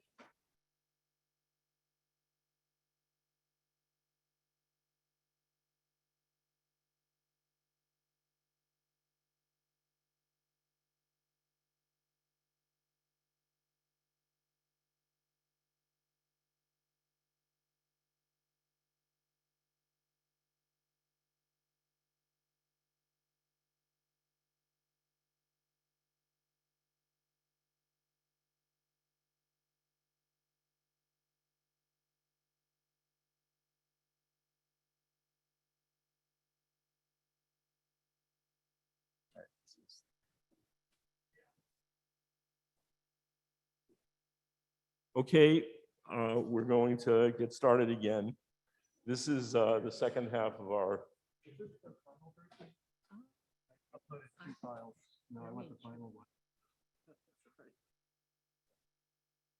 We don't know where you uploaded them, or at least I don't.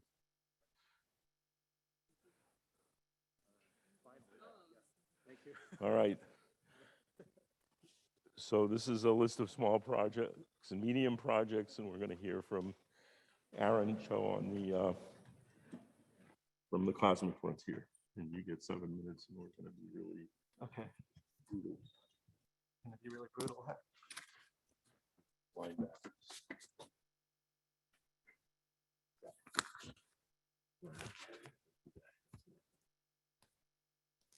Oops. All right, can everybody hear? Apologize for the delay. There's some last minute tweaks. Okay, perfect. Or do you have your, can I use this one? Yeah, sure. Okay, great. Hi, so I'm just going to quickly present again, the Cosmic Frontier strategy for dark matter.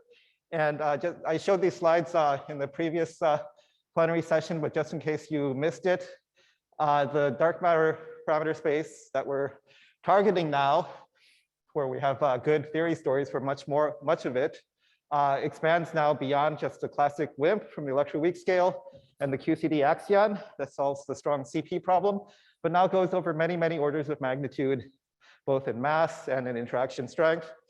Could be bosons, could be fermions, could be particle-like, could be wave-like.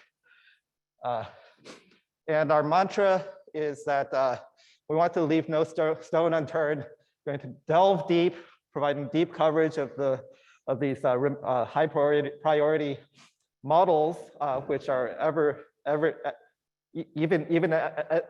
more compelling than ever, the WIMPs and the axions, but also to search wide and make significant inroads in all directions into this vastly expanded parameter space for which we have a renewed theoretical understanding. And this includes, of course, the new dark sector models that predict particle-like dark matter at slightly lower masses.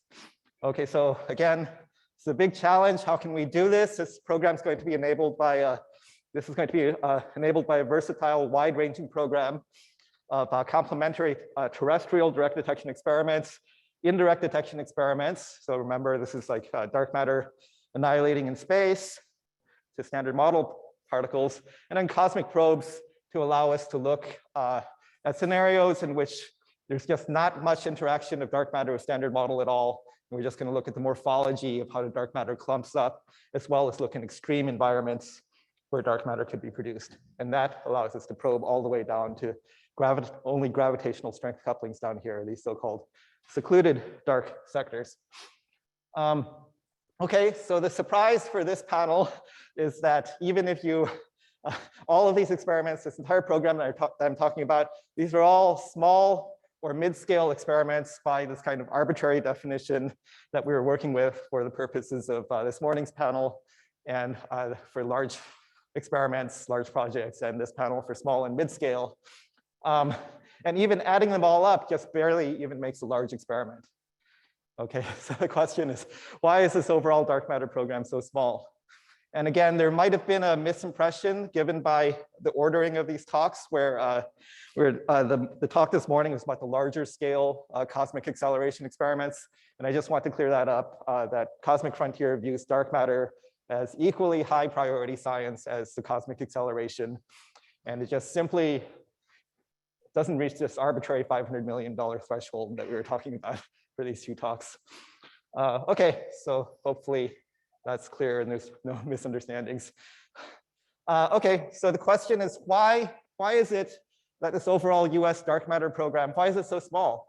So isn't this, isn't this one of the clearest signs of BSM physics? I think everybody across all frontiers agrees that dark matter is and should be high priority science. And this has to do a little bit with history, in that previously, up till now, the scale has been mostly limited by the mature technologies that were available to probe these well-motivated targeted model parameter spaces. So in particular, the thermal production of WIMPs, the so-called WIMP miracle.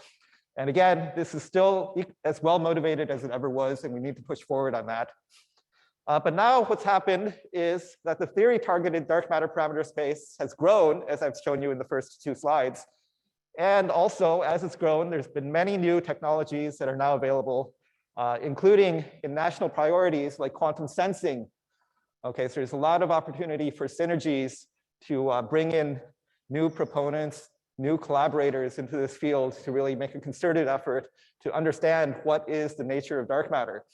So there's tremendous opportunities to nurture this field, and in particular its workforce, on the way to making high impact discoveries. Okay, so some of the broader impacts perhaps are that these small experiments, small again on the scale of the big projects we were talking about this morning, these provide valuable opportunities for hardware training for students, including a lot of women and underrepresented minority students in my experience, at an approachable scale. So it's not like it's huge, it's not 1,000-person collaborations in most cases. It's a collection of a couple dozen people who get to interact with each other on a daily basis and really communicate with each other well. And it turns out that this provides, in our experience, an easy path to academia, because there's a strong demand for people who know how to build things. And that could really well come out of this program for small dark matter experiments. And it turns out that it's actually really difficult to retain people in academia, because there's so many jobs, well-paying jobs in industry for people who have these technical skills. So just as an example, like typically one of my graduate students will have 3 job offers from industry, like before they've even thought about writing their thesis, and they're rushing to write their thesis so they can take those jobs, because they end up getting paid far more than I do, even as their starting salary. Anyway, so again, this is a very valuable opportunity to contribute to this kind of national need for highly skilled technical workers doing, in many cases, very interesting things in industry, comparable to what we're doing in academia. I also want to emphasize that this program, this parameter space and the new technologies, this has all arisen because of significant engagement from the theory community. And I think this is something that's very positive and something we certainly want to encourage, including finding ways, of course, to fund these engagements. And speaking of funding engagements, again, a lot of this new parameter space involves using these new techniques that sometimes are already well developed in neighboring fields like AMO or condensed matter.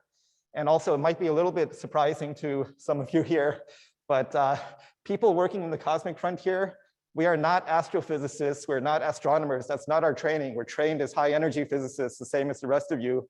And when we're trying to deal with some of these astrophysical analyses and sources and identifying sources and whatnot, we just don't really know what to do. And we really also need to find some kind of program to also fund the collaborations with astrophysicists and astronomers. And again, something that's perhaps not apparent, but it's true. Okay, and then just finally, want to emphasize that these so-called small or mid-scale experiments target a variety of science goals. I already mentioned the dark matter, but there's also the cosmic collider concept, looking for collisions in space of infotons to measure higher energy scales, cosmic inflation, dark energy, probes of the extreme universe, including dark phase transitions that can only be seen by gravitational wave observatories. So all of this, in addition, and also I want to emphasize the next generation large-scale WIMP experiments, next generation Axion. And then I want to just talk a little bit about how we might be able to accomplish some of this through this idea of dark matter new initiatives. And I don't want to forget that indirect searches and cosmic probes also need attention, and perhaps these small scale programs like dark matter new initiatives might be a nice way to organize. And I just want to quickly just summarize what dark matter new initiatives was as a possible path forward to this search wide strategy. So this happened in 2019 following a basic research needs white paper, which I helped write. There was a FOA issued and 6 ideas for projects at few $10 million scale were selected for CD0, little CD0, not real CD, at a 2-year design study. The ideas span portal dark matter, Axion dark matter, and also fixed target experiments that reside in rare and precision frontier. They're not actually funded yet. They were reviewed this year. So we have to carry out this program to actually make it a reality. But the thing to emphasize here is that these are small projects, experimental duration, 5 years is much less than the 10-year scale of SNOMAS P5. And so this is a good recipe for us to remain nimble as the new technologies and mature and new ideas mature and faster timescale than SNOMAS. And so a specific suggestion is we need to broaden this program to accomplish the existing portfolio, but also to broaden to achieve this search-wide strategies for significant and coordinated logarithmic coverage of the expanded dark matter parameter space. So thank you. Apologies if I went a little over. So the next is also on Zoom. It's Mealy. Are we asking questions now? No questions. Never really for neutrinos, right? Okay, so we'll have Mealy Sanchez, who will talk about the neutrino frontiers, mid and small scale experiments. Mealy, go ahead. Great. Can you hear me? Yes, very well. Great, thank you. So I'm Mealy Sanchez, formerly at Iowa State, but soon to be at Florida State University. And part of the reason I'm not there is that I'm sure there's a rule for do not attend SNOMAS the week that you're moving. But I'm here to tell you about the mid and small scale experiments in the neutrino frontier. And let me first define, we sort of draw away a few definitions, but I think for neutrino frontiers, it's kind of easy. It's everything that it's not Dune. And Dune, you can see here in this timeline that Patrick Herbert showed yesterday. And you have Dune and Hyper-K, sorry about that. And these are experiments that are below 500 million in total, or as a US contribution to other large projects. Since they leave here in this timeline, these are data taking or complete or approved and under construction. And here's just your concept and R&D. And as you can see here, there are too many to go into in any detail in 7 minutes, even if you categorized it either by type of experiment or technology or even science type. And many of these would not even raise to be named by P5, except for those sort of general type of categories of things that we should pursue. But these are experiments that address many of the relevant science and R&D questions in the neutrino frontier, as well as in the field. They do exploit opportunities at accelerators, spallation sources, and reactors that are being planned, also underground facilities, of course. And they provide opportunities to explore and resolve the existing and future neutrino-related anomalies. And they support the future of the program, as I try to indicate here with my arrows, and to develop also instrumentation and new beam technologies to have a broad impact across the field. So let me strengthen that case. Mid and small scale experiments do discovery science, and they're excellent R&D platforms that enable future new science opportunities. But just like Aaron just sort of referred to these earlier today, I mean, you have the long lead times of large progress, the large projects that leave space for exploring new ideas and science in this scale. And because they're shorter in time, they allow that full cycle from planning to data taking to occur in the shorter time periods. This is providing essential hands-on training for the junior researchers, in particular to acquire the technical skills and experience that full experiment cycle that you want our leaders and technical personnel in the field to still have. So since I can't really describe all of the things that are going on, let me just give you a few examples of what we mean then in the neutrino frontier by this.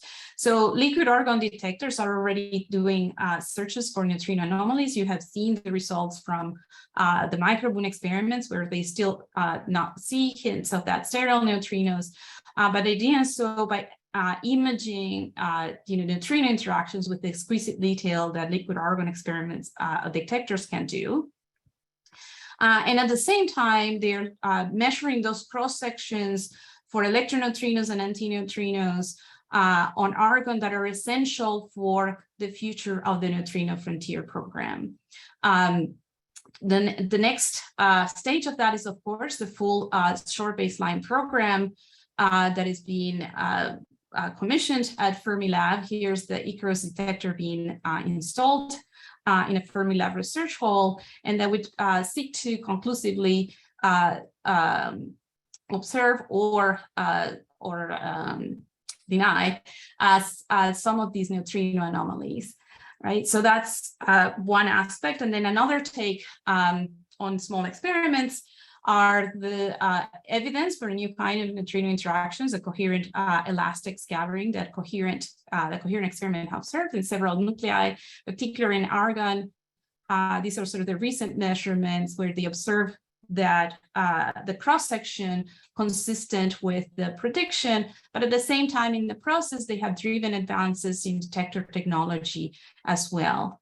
And finally, I'll mention one that is dear to my heart, of course, which is the first high energy physics application of large area picosecond detectors in the ANI experiment. And you can see the neutrino signal above background consistent with the timing of the booster beam. And this is an example of that, neutrino physics experiments being R&D platforms to testing and demonstrating technology that would be interesting, not just in neutrinos, but across the field and also outside of high energy physics. So with that, I'll sort of conclude. We want a program that has this healthy balance of physics topics, but also experiment sizes and timescales, and they need to be supported by a dedicated and predictable funding process. As well, and the program like this will increase then the chances of major discoveries, provide those essential training opportunities for a workforce in the long term, and enabling that crucial R&D that allows us to broaden physics opportunities going forwards, like in the phase 2 of Dune and other future experiments. I'll conclude with the last quote from the last P5 report that said, maintain a program of projects to full scales from the largest international projects to the mid and small scale projects, which can also be internationals, of course. And the Neutrino Frontier endorses continued and enhanced supports of this particular recommendation. Thank you.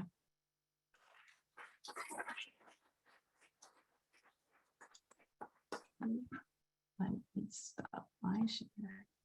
Okay, next we'll have Bob Bernstein, who will talk about the small and medium projects in the rear processes frontier.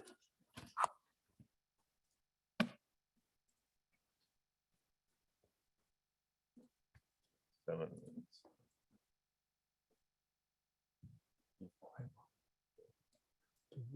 Which advances? Okay. Okay, hi, everybody. Thanks. Can everybody hear me? Okay, good. So I'm going to give a very brief overview of the rare and medium, small to medium experiments of the rare precision frontier. And when I leave out your work, it's incompetence, not conspiracy. So what do we learn in SNOMAS? We have a shared vision that unifies much of the frontier, the physics of flavor and generations. There's a tremendous range of experiments, theory, techniques, and ideas. I'm going to talk about small to medium experiments. That's not precisely defined. This is a version of the same table that Alexei showed. So I've gone through the different subgroups. Every one of them, oh, it's already, every one of them has physics over the next decade. Every one of them has physics over the long term. So I've tried to summarize them here. There's some jargon at the bottom, which I'll use throughout. But what I really want you to see is that every single one of our groups here has important physics that it's doing that will be enabled by these small to medium scale projects and upgrades. So B and C weak decays, I'm going to do LHCb and then I'll do BEL2. Oh, this is the wrong, oh, okay. Anyway, so it's a general purpose detector in the forward region, which does remarkable physics. The themes are the granularity, fast timing, and radiation hardness. One really important thing is upgrade 1 will be have a purely software trigger, which is transformative. I'm going to tell you more about that later. Improved magnet chambers for lower momentum tracks. The US is leading there. Upgrade 2 will be the same performance, but with pileups of 40 instead of 6. And so there are graphs up there that show you numbers. In BEL2, the numbers maybe aren't exactly right, but the global story is intensity followed by polarization followed by intensity. The last two are beyond the current programs. I just checked with Tom Browder. This is right. There's a bunch of references there.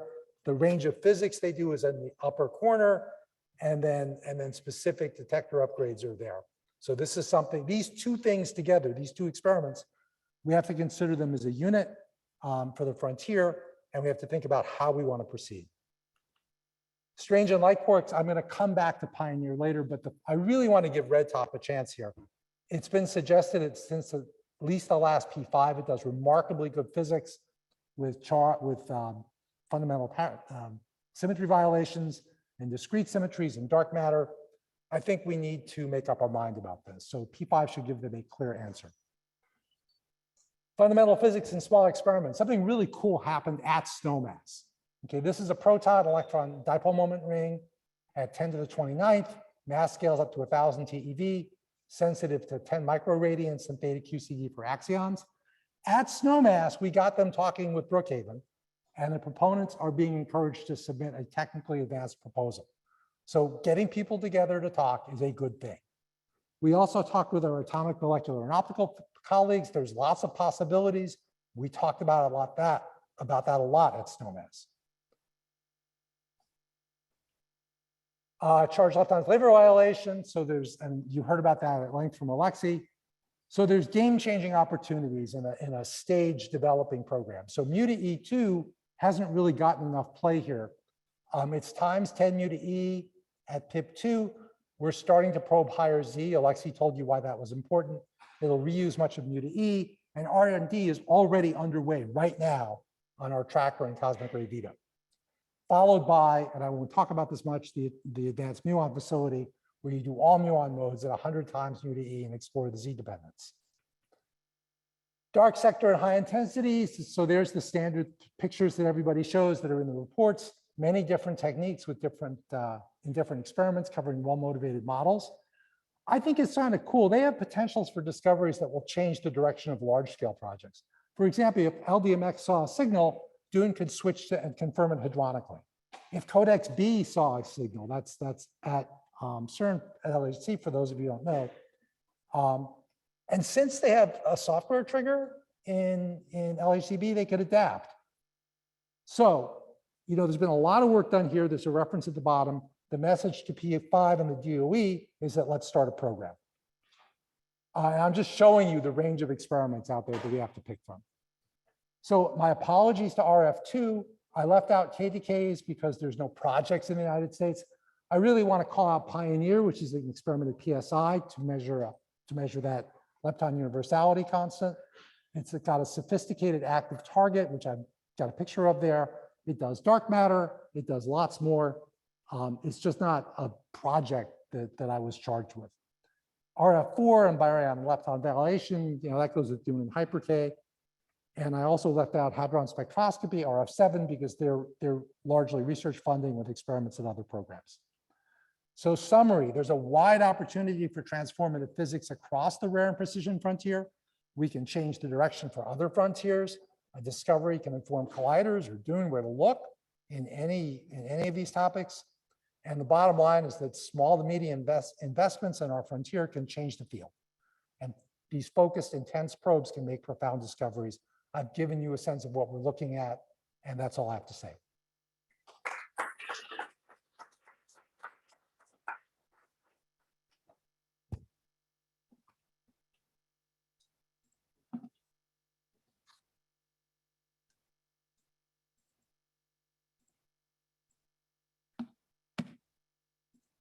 So next we have Jonathan Feng for Energy Frontier.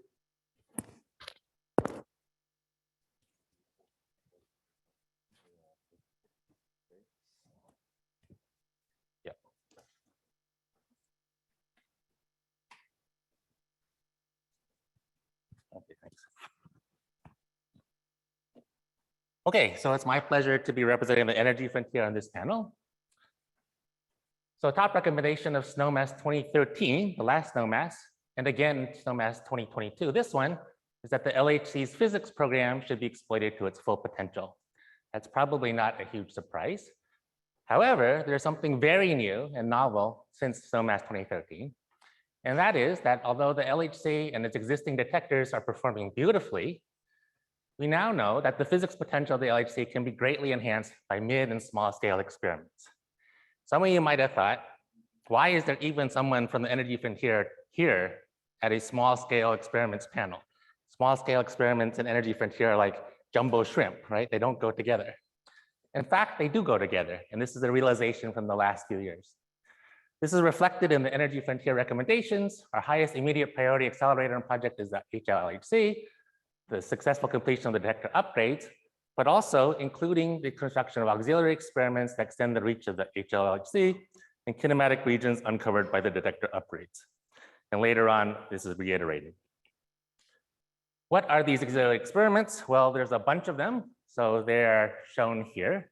And I can't possibly talk about all of them here, but I would encourage you to see the figure for particular names and then read not only the Energy Frontier report, but these have such wide-ranging physics applications that the N, R, C, and TF summaries will also be interesting. Before I talk about particular ones, let me just give an example of the power of these auxiliary EF experiments. So I'll give a Standard Model example and a BSM example. Until last year, no collider neutrino signal had ever been detected. This beautiful summary plot that's shown many times from Joe and Sam shows all the sources of neutrinos, but there's never been one detected that was produced at a collider. This changed last year. In 2021, an 11 kilogram detector placed in the far forward region at the LHC for 4 weeks detected 6 neutrino candidates. So this is an event display from that. This is the detector. It's a completely unassuming tiny detector about the size of your carry-on suitcase, and yet it did something that no collider detector had ever done in the history of particle physics. In the future, at the high luminosity LHC, with a real detector, not one thrown together with recycled parts, we will detect 1 million TeV scale neutrinos in all these flavors, thousands of tau neutrinos, et cetera, with implications for neutrinos, QCD, and astroparticle physics. On the BSM side, as you have probably heard many times in this week, light weakly interacting particles, LLPs, are ubiquitous in BSM models. With just 500 inverse picobarns from LHC Run 3, which, as you know, just started 3 weeks ago. Phaser, one of these auxiliary detectors, has already started probing new regions of LLP parameter space. And Phaser has an active volume of a 20th of a cubic meter. At the high luminosity LHC, auxiliary experiments will do a much better job than this, extending the sensitivity by orders of magnitude in all of these possible dark matter and dark sector related candidates. Basically anything here, as well as exotic Higgs decays and heavy physics. So there's tremendous potential here in these auxiliary experiments. So let me give you an example of one, so Methuselah. submitted a beautiful white paper with 88 authors. Its primary physics goal is to search for LLPs with lifetimes up to near the BBN bound, that is with lifetimes of about a second. Here is an example of what it can do. So this is the case where the Higgs decays to two particles, well, two X's, and the X has a long lifetime. So it goes like 1,000 meters before decaying. If it has a long lifetime, you see that Methuselah can probe branching ratios that are 3 orders of magnitude more sensitive than Atlas. So that's an example of what I was talking about before. This is looking in the transverse direction at low eta. It's a very large proposal, 100 meters by 100 meters by 30 meters. It has to be sunk 20 meters deep into the ground, but it's at the surface.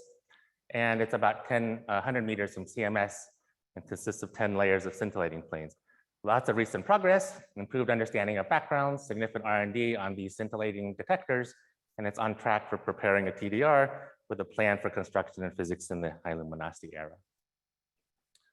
Codex B is yet another one. Again, a very nice white paper submitted by 39 authors. Is also looking for LLPs in the transverse direction. It's a little bit smaller than Methuselah, but it's also a little closer, in this case, to the LHCb IP. And it uses RPC technology from Atlas, which is already developed. And so that's wonderful because that reduces or maybe even eliminates detector R&D. Lots of recent progress here. Here I've shown. And they're preparing a technical design for a smaller demonstrator detector, Codex Beta, which is a fantastic name for a demonstrator detector. It's smaller and it's designed to sort of get things ready and should be installed in early 2023. And the plans are for a late 2020s installation of the full Codex B for physics in the high luminosity era. The Forward Physics Facility is yet another idea. This had a SOMAS white paper with almost 400 authors and endorsers, a large group of people. The idea here is that energetic, weakly interacting light particles are primarily produced in the far forward region, and so they escape from existing LHC detectors. So here's the picture. Here you have Atlas, but it's of course same for CMS, etc. Typically, we're looking for SUSY on top, and these come out transverse directions. But if you wanted to see high energy neutrinos, or dark photons, or merely charged particles, or dark matter, this is not where you should look. You should look down the beam pipe, and all these particles currently just escape those detectors. There's therefore a rich and unexplored physics program there, and with a lot of different goals. I won't go into them, but they cover neutrinos, obviously, QCD, astroparticle physics, dark matter, and new particles. The FPF is proposed to house 5 small diverse experiments. Here's the picture. It's just about 600 meters from Atlas. Here's what it would look like. Here's the 5 experiments in it. The site selection has been completed for this. The CERN civil engineering team has considered and documented promising sites all around the LHC ring and identified a preferred location on CERN land in France. This is this place right here. And it's shielded by 200 meters of rock from the Atlas IP, so a beautiful way to kill off backgrounds. Cavern is about 65 meters long. Okay. And 6 meters wide, and it's about 10 meters from the LHC. Recent progress has shown that the mu1 background is reasonable, exactly what Fluke told us, which is great. And RP and vibration studies have shown that you can actually work on the FPF even when the LHC is running. A preliminary cost estimate has done, and it's 40 million. There's a time scale. This is my last slide. The conceptual designs for these should be ready by mid-2023. And so these detectors are sort of extensions of existing experiments. The FLARE R&D is very active, supported now by a BNL ILDRD and Heising-Simons funds. And this is a timeline that was been proposed, possible, and would allow us to start physics in the 2031 bid run for era. So to summarize, the highest priority for the immediate future in the EF, but also I would hope very high SOMAS wide, is that the high luminosity LHC should be exploited to its full potential. A modest investment in small auxiliary experiments will bring us much closer to this goal. And these make essential use of the energy frontier with guaranteed standard model payoff and enhanced BSM discovery prospects. Thanks.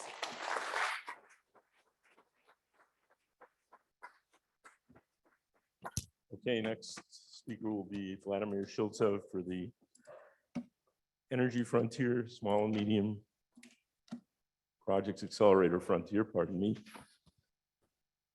And just for your information, Vladimir, there are going to be captions and things like that, and you're going to respect them, right? Yes, and I apologize again for that unfortunate incident.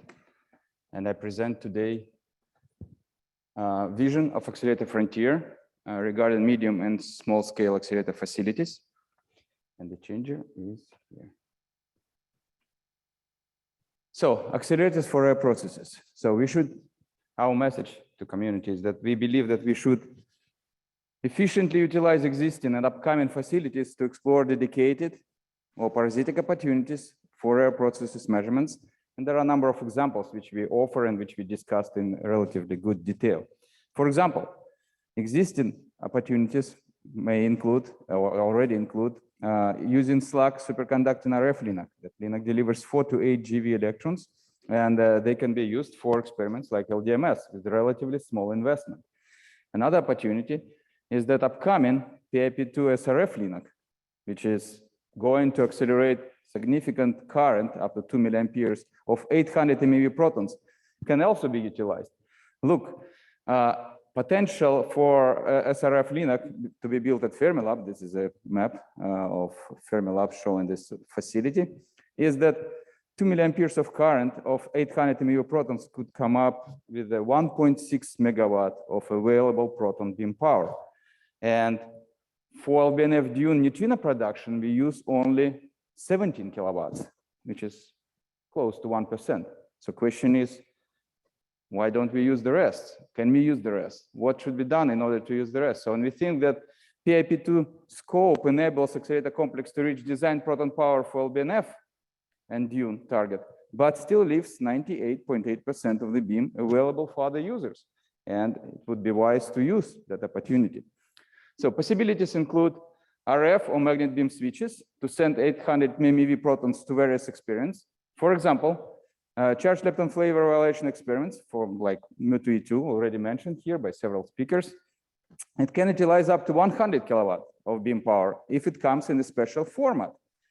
And again, this is the most mature proposal so far. We can go beyond that. Less mature, but already actively discussed in our circles is a proposal of a dedicated PIP2 accumulator ring, or short PAR. That transforms a long, low current PIP2 LINAC pulse into few, say 4 short, very intense bunches for 1-by-1 extraction. And that ring also can deliver approximately 100 kilowatts of average beam power. That's how it looks. Pulse from the PIP2 LINAC is approximately 1 millisecond long and small current. And using a relatively small and short ring, we can transform that long current of protons into the, say, 4, in this case, 4 10 nanosecond pulses. And we can do it with the rep rate, say, 100 hertz, 20 hertz, 100 hertz, right? So, and there, of course, there are even more compact versions which have very small circumference, like 120 meters, which would better serve charge lepton flavor violation as well. But that proposal so far is considered as extremely useful and valuable for dark matter searches. So expect 100 kilowatt of proton beam power for dark sector program, so can be sent to appropriate detector, right? And finally, we have 3 main messages regarding small and medium scale facilities. We have a broad array of accelerated technologies and expertise to design and construct prioritized medium and small scale HEP accelerator projects. Basically, we can start design right now. And if our repeating message over and over again from Accelerator Frontier, you've heard that yesterday from Steve, today from Tor, that we expect P5 to tell us what, and we are ready to engage. Number 2, we support Rare Process Frontier aspirations to establish a program to fully utilize about megawatt of power from 1.8 GeV proton beam PIP2, power to be available after this PIP2 LINAC construction, which is expected to be constructed in 2028, 2029. So number 3, the booster replacement, part of 2.4 megawatt LBNF Dune phase 2 in late 2030s, either with RCS or superconducting also will offer additional opportunities, spigots, for the far future medium and small scale experiments. And such opportunities should be considered in its design, in the design of this upgrade. Thank you very much. This is our message.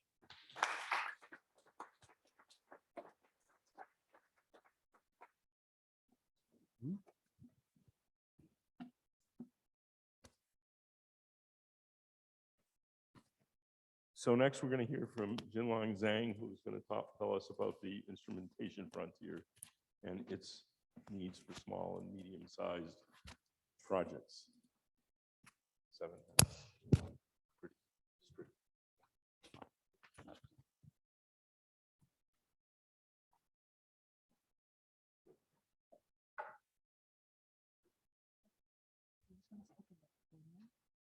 Just hold it.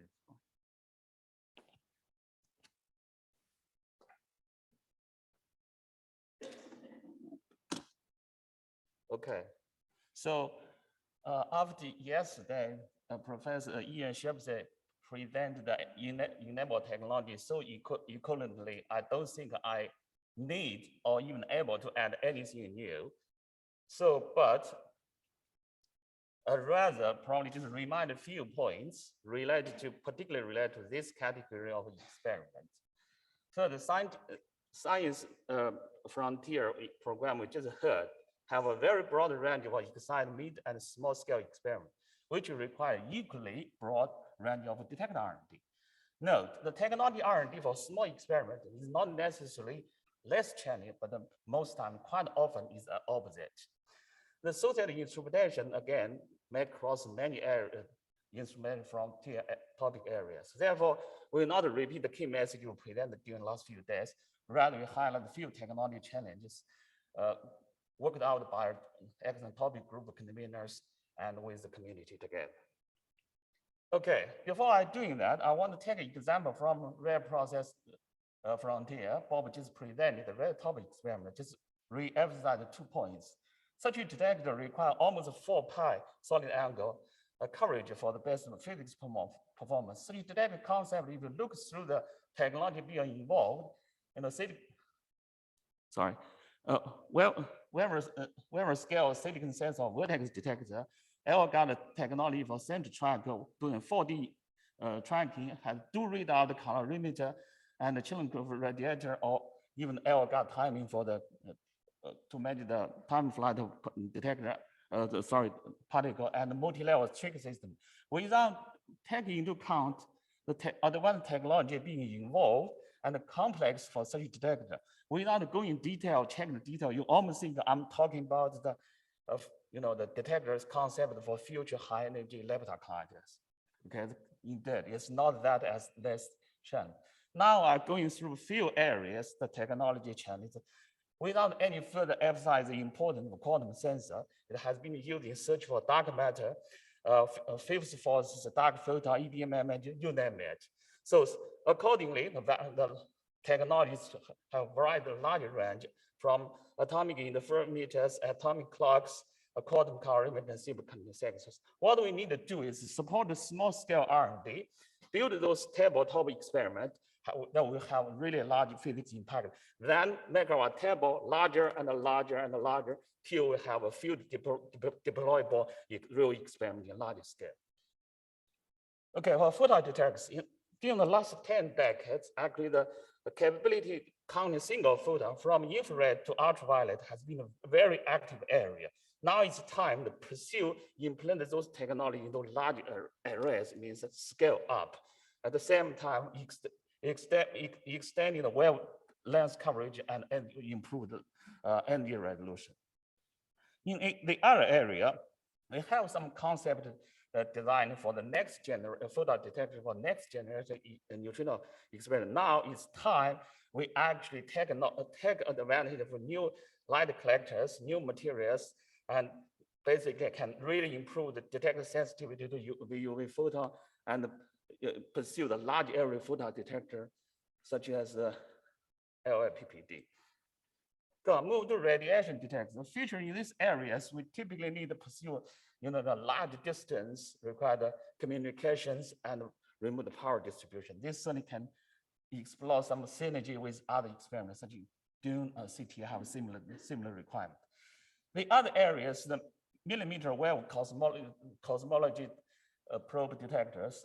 Currently, we know we have such a so-called pathfinder experiment. We really need to push those experiments to develop technology further for next generation CMB detector to go to much larger scale.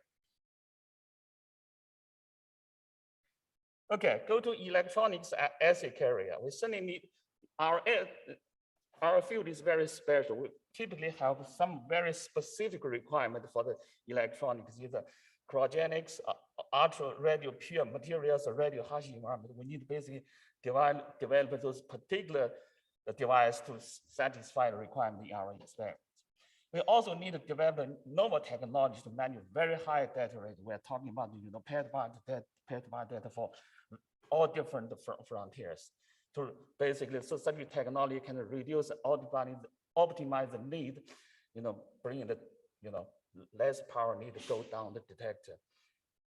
Okay, with that said, this is really not the summary.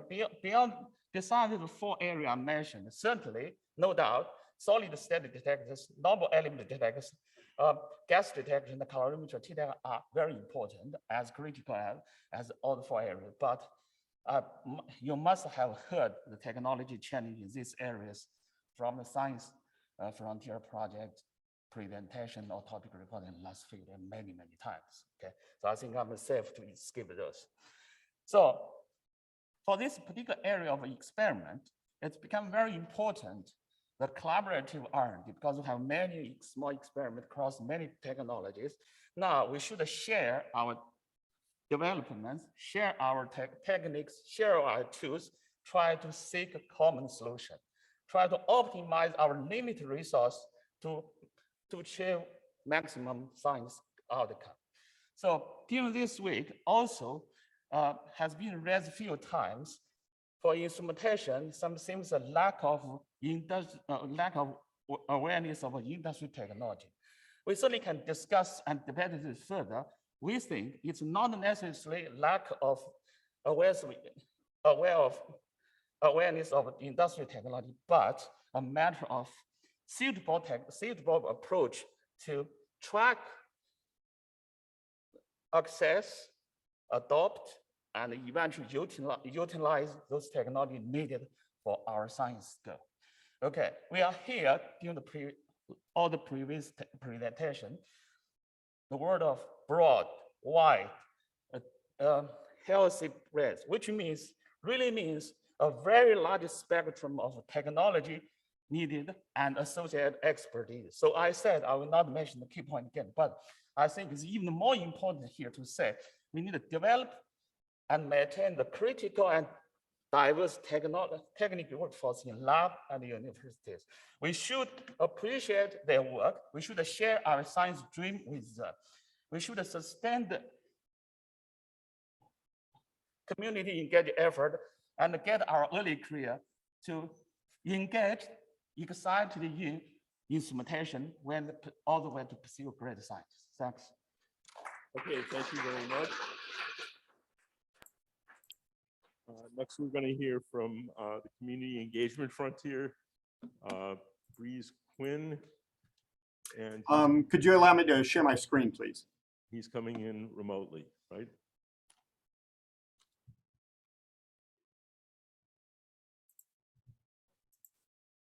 Yeah. You should be able to share your screen now. There we go.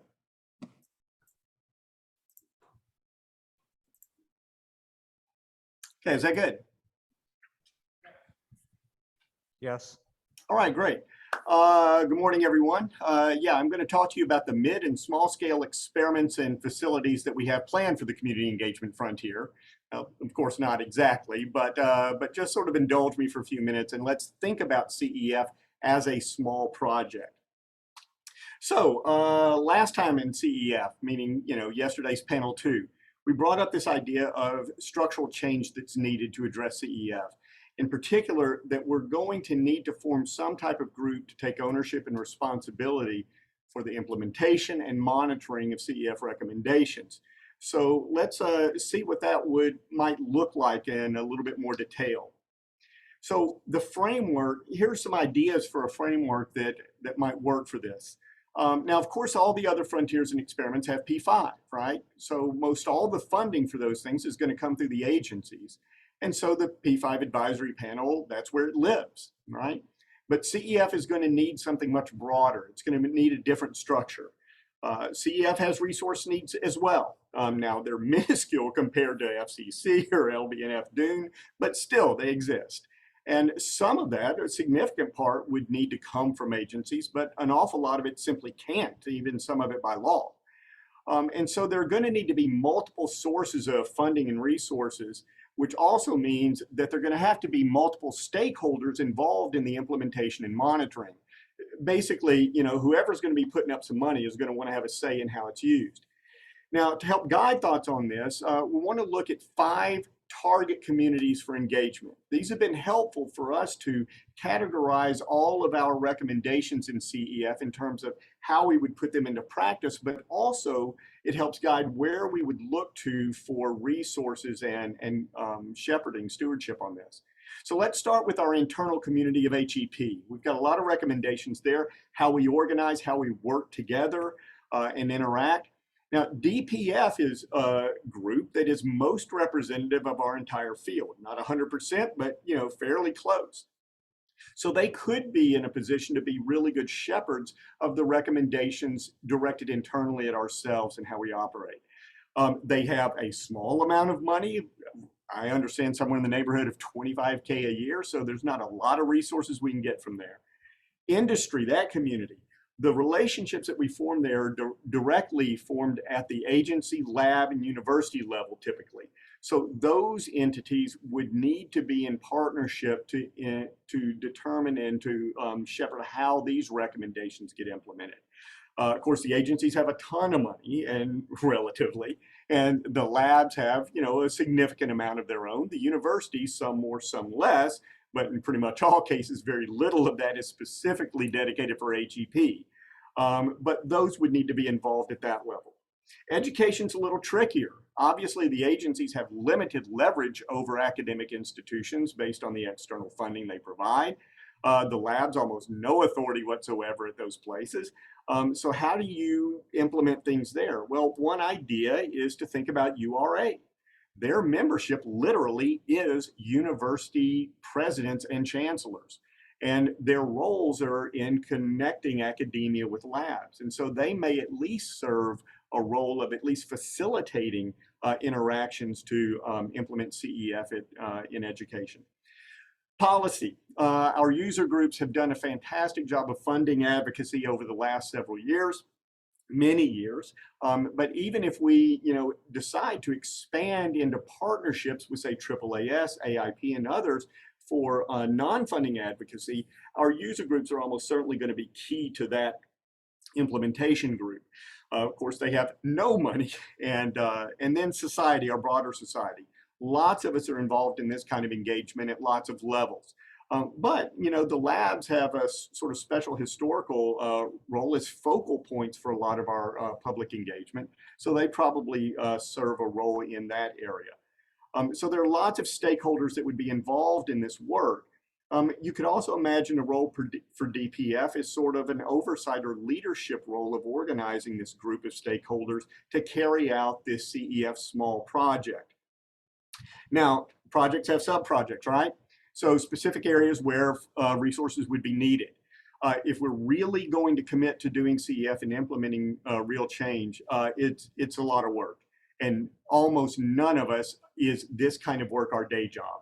And so permanent staffing would have to be involved. We could use like someone in research, for information gathering, carrying out, implementing surveys, that type of thing. Be helpful to have someone that is knowledgeable in legal and policy issues, because a lot of our recommendations deal with policy changes at different institutions. Some kind of IT, web tool, database, resource manager and developer would be fantastic with all the materials we'll be managing with public education, public engagement and outreach and advocacy, those types of things. A lot of administrative work, communication, paperwork is going to be involved. So permanent staffing would help.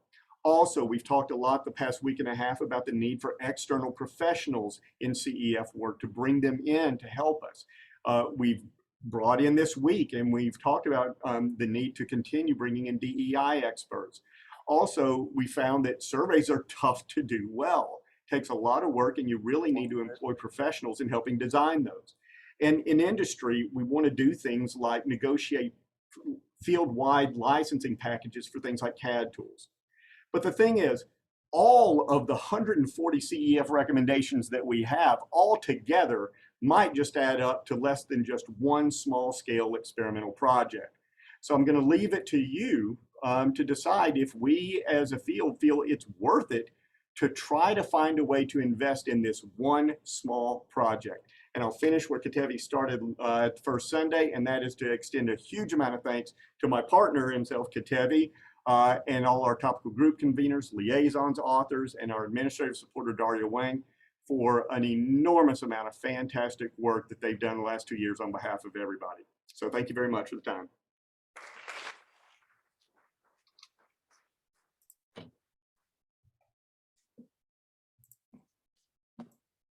Okay, so last contributor today will be Computational Frontiers.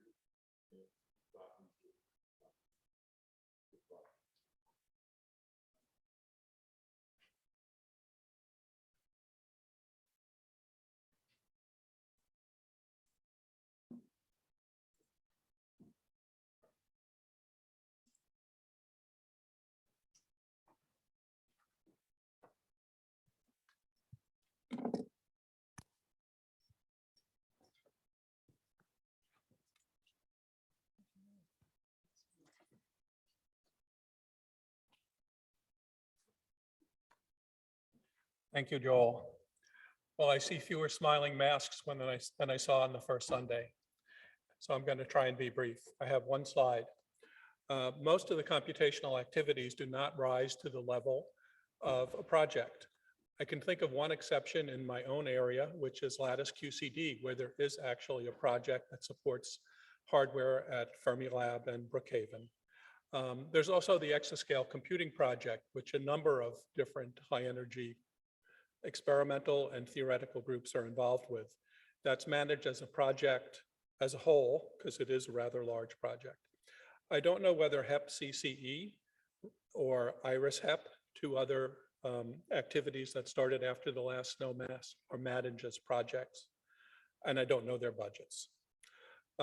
So we do not have a list of future projects, but we have emphasized that we think it would be very useful to establish a coordinating panel on software and computing, and that would be a natural place to develop the projects that need to be created on an ongoing basis. The key there is ongoing and continuous input into the agencies from the community. Having said that about the coordinating panel, I'll mention a few things that came up. The first one is an analysis facility that was suggested by CompF4, which would help to establish what Atlas and CMS will need for the high luminosity LHC.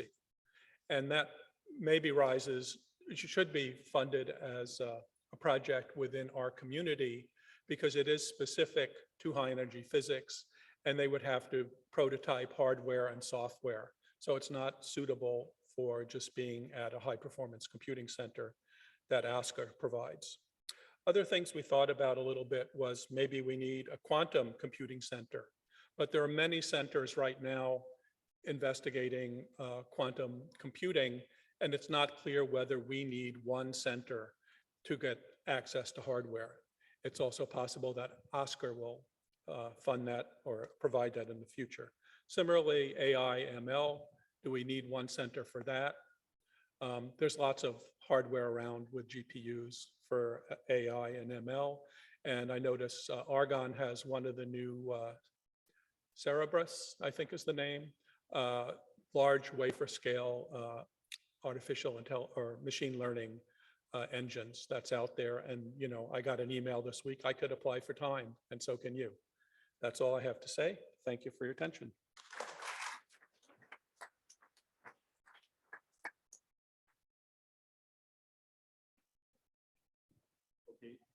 So we've essentially run out of time for this session, which was not a surprise because it was really quite overbooked when everybody actually wanted to talk.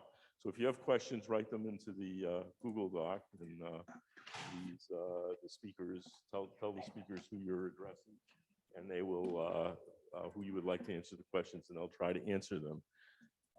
But I think that the main, yeah. Wait a minute.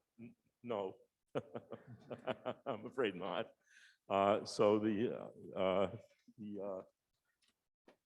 next event is a big important one because we've done all of this work at this point, and you know, there's lots of slides and lots of papers, and now somebody has to tell us what it means.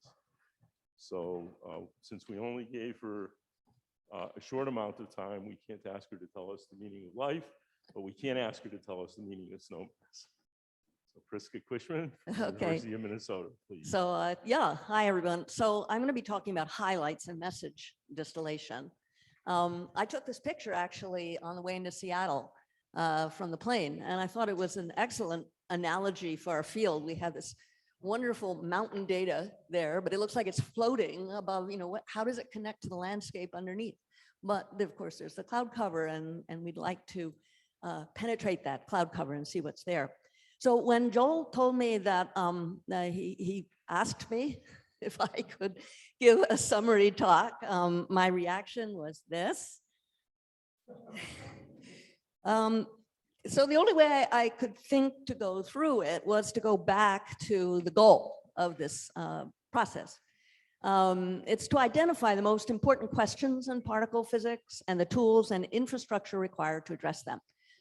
And I've sort of divided it into the science. We elucidate those major questions and map their connections across the research areas. We need to define the tools, and we need to enable the researchers. And that's the process of doing the science. And we have to make a message out of this whole thing. We need to frame these into a compelling and shared scientific vision for the field, communicate our vision to many different stakeholders. And I've added a few of them. We have the national academies coming up, and of course P5, but we also have ourselves, the US HEP community, our international partners, lawmakers, and taxpayers. So getting there required a whole lot of work. We got 512 white papers, and I have a small pie chart here. That's the one. Okay. Here's a pie chart with how many white papers were produced from each of the frontiers. They are basically collated together and summarized into 79 topical group reports, which then get summarized into 10 frontier summaries, and lots of meetings and presentations and plots along the way. And we're now in the process, or we have to be in the process of writing an executive summary by October.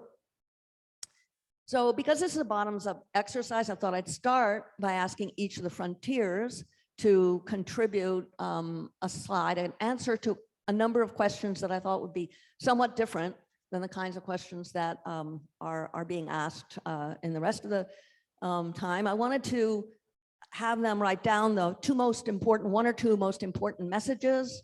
Now, of course, we've been hearing what the important messages are, but the exercise is really, can you compile a 1 or 2 sentence answer to that? And the various frontiers did this with varying success, as you'll see. Then name the frontier whose activities will be most impacted by progress in your frontier. So this is sort of intersections outward with enough detail to remind people why. I thought about, shouldn't we have an intersections inward? But I thought that every single slide would say, everybody contributes to our field. So I thought maybe that's not as useful, but I'd like to know what is the most surprising thing that came out of snowmass in your frontier. So we'll go through them. The Energy Frontiers message is not a couple sentences, but it is quite coherent. So we should go through it. And you've heard it over and over again. So I think the messaging is really coming through. We have a program for the Higgs boson properties. It's well underway with growing precision. A broad range of searches have explored multiple beyond the standard model scenarios without convincing evidence yet of new physics. And we have an approved project that is going to increase the luminosity and the reach of both bullet point 1 and 2. Without a robust support for this HLLHC and a clearly defined path towards a Higgs factory, we may have critically important physics left out. And we should also be prepared to explore a broad range of phenomenon at the 10 TeV mass scale. And they have also, of course, a roadmap for how to get there. Second question was which field do you impact the most? And this is an interesting one. 50%, more than 50% of the HEP community is in energy frontier. And so they are affecting CEF in a broad way, okay? So you can see lots of pictures of people, mostly seem to be eating, but they're also doing research. And the most surprising thing was an overwhelming sentiment to engage in hosting a future collider in the US, and the public praising of the energy frontier by Michael Peskin for enabling a vigorous discussion on future multi-TeV colliders. Okay, going on, neutrino frontier. Got it all on one slide, good for you. We need to finish Dune. That is the big message, and both phase 1 and phase 2 are required.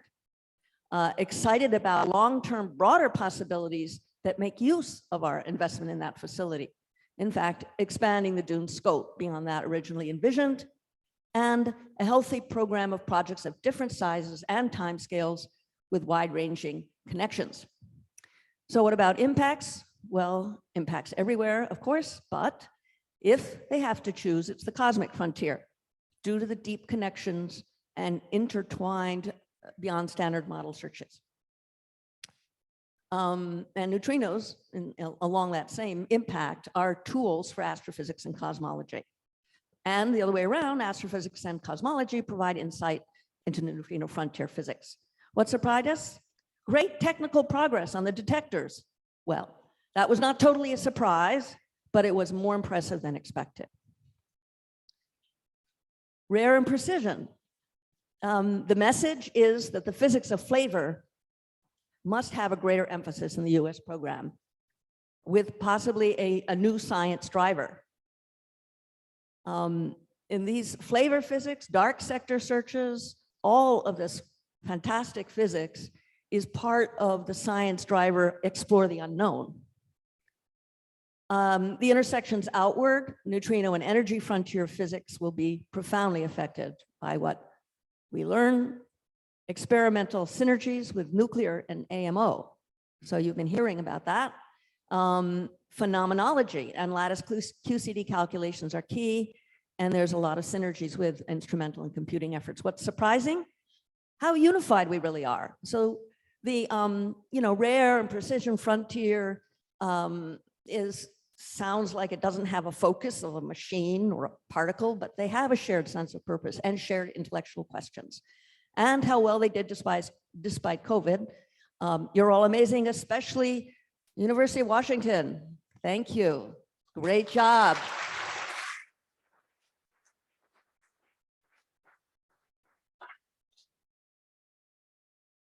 Cosmic Frontiers message is long.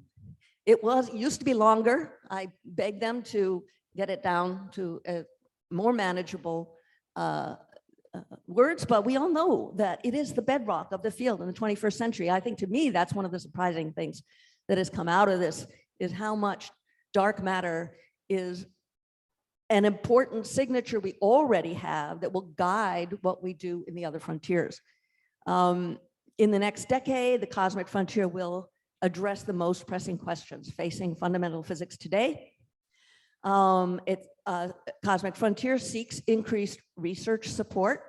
I can certainly resonate with that small projects report and why are the dark matter experiments so poorly funded, or than a lot of the larger projects. And I think it is probably programmatic and historical. So we should move forward on that. Our top priority is to complete construction of CMBS4 and launching the new projects to delve deep and search wide for dark matter, as well as make the next leap in dark energy and cosmic acceleration. So the intersections outward, observation of a WIMP-like particle would clarify the needs for a new accelerator to serve the energy frontier as a dark matter factory. Discovery of new weakly interacting particles and forces would sharpen the searches for long-lived particles in forward facilities, we just heard about those, and beam dump experiments. The cosmic frontier offers a unique probe of neutrino masses, which would also impact the prospects for study of properties of neutrino. Surprising lessons? Significant inroads will be made into the vastly expanded dark matter parameter space in the next decade. The Cosmic Frontier Experimental Program for dark matter has grown in maturity and discovery potential since the last SNOMAS and is on the brink of discovery. And of course, cosmic surveys are also advancing, we are progressing beyond just measuring the energy scale of inflation. Theory frontier. Theory is essential to the field of particle physics. Using frontiers, producing transformative science, both in connection to projects and in its own right. So it is central to the motivation, analysis, and interpretation of experiments. And so here you have all the intersections, of course. Biggest surprise, just how deeply interconnected the many facets of theory truly are. Accelerator, they have the technology and expertise to address the next generation accelerator. By the time of the next SNOMAS, should have a national future colliders R&D program and carry out the technical and design studies sufficient to make the informed decisions on future directions that we heard about from the energy frontier. The progress in accelerators will critically impact all future particle physics endeavors. And so R&D needs to be prioritized. In other words, accelerators need to be part of the P5 charge. The surprising thing, we seem to be clever enough to be taken seriously by the theory frontier, even though they did argue with us. Instrumentation. We need to double the US detector R&D budget over the next 5 years, enable R&D consortia, and sustain the support for such collaborations. Develop and maintain a critical and diverse technical workforce, enabling careers for technicians, engineers, and scientists across disciplines. The intersections, cosmic, energy, basically the science frontiers are affected by progress in instrumentation. Compared to 2013 SNOMAS, we independently came to the same 5 key messages. So we have a little bit of advertisement, and let's go on to the next one, computation. The size and complexity of software and computing is comparable to instrumentation, but it changes on a faster timescale than the facilities, experiments, and surveys. So we need an entity that can continuously promote, coordinate, and assist on these needs. Intersection outward, the first thing they sent to me was everyone needs it. I asked for a few examples, which they did provide. The theory frontier report states they would like computers at the 10 exaflop speed, but we're only right at the first exaflop computing. Both CMS and Atlas need more storage than they can afford. And so they need R&D to improve storage efficiency, and tools like GEONT, which are critical for the work of all the physics frontiers, are largely unfunded. And the comment is that surprisingly, some colleagues seem to fail to recognize the enormous physics content of the software and computing endeavor. Underground facilities came up with a few short key messages. Establish SURF as an underground facility, ensure support to complete and operate LBNF and Dune, and pursue opportunities to create underground facility space for the G3 dark matter somewhere. Intersections outward, neutrino frontier, of course, and the cosmic frontier. Most surprising was the, more exciting is more apt, incredible progress, incredible opportunity, and physics karaoke is a thing. And it happened at Snowmass. I think you can find some pictures somewhere, Slack. Oh, no. I think I was dancing in one of those. That's really not good. Okay. Community engagement. Our hope is that by the end of Snowmass 2021, all of us will be on board with agreeing on the importance of working together on CEF, and we need a structure. You've heard about that just recently. It is a frontier that cuts across all other frontiers. By far the more surprising thing is the extremely low participation in the field of particularly senior members. And we do have a quote here. Speaking as an early career member, it's disheartening when the senior folks are not there, and that lack of support has consequences. But there are solutions, and we've heard some of them already, and perhaps the main the main community planning and development should not happen at the same time as Snowmass, competing with people's for people's time. I have some more to say on that later, actually. Okay, so that was or not so quick run through of all of the frontiers and what they had to say about it. Now the distillation begins. Here we are writing the report, or not yet, but soon. And the product, though, is not this report. This is really important. It's not even what P5 says. What we have done here has created a detailed summary of the science that we have accomplished, that we all should be proud of, and new models and phenomenology that are linking the frontiers, a data-driven roadmap for our future exploration, and the tools required to accomplish it. There's also a bunch of specific recommendations. My first picture here had a big X through the silos until I thought about it a little bit more and realized that we actually need both silos and webs in our interactions. This has become fully realized in Snowmass 2022. Frontiers defined the common problems, but the liaisons kept the frontiers connected throughout the process. Specific cross-cutting studies yielded new collaborations, actually, and they should continue. Model building linked potential new physics signatures in one field with their consequences in another.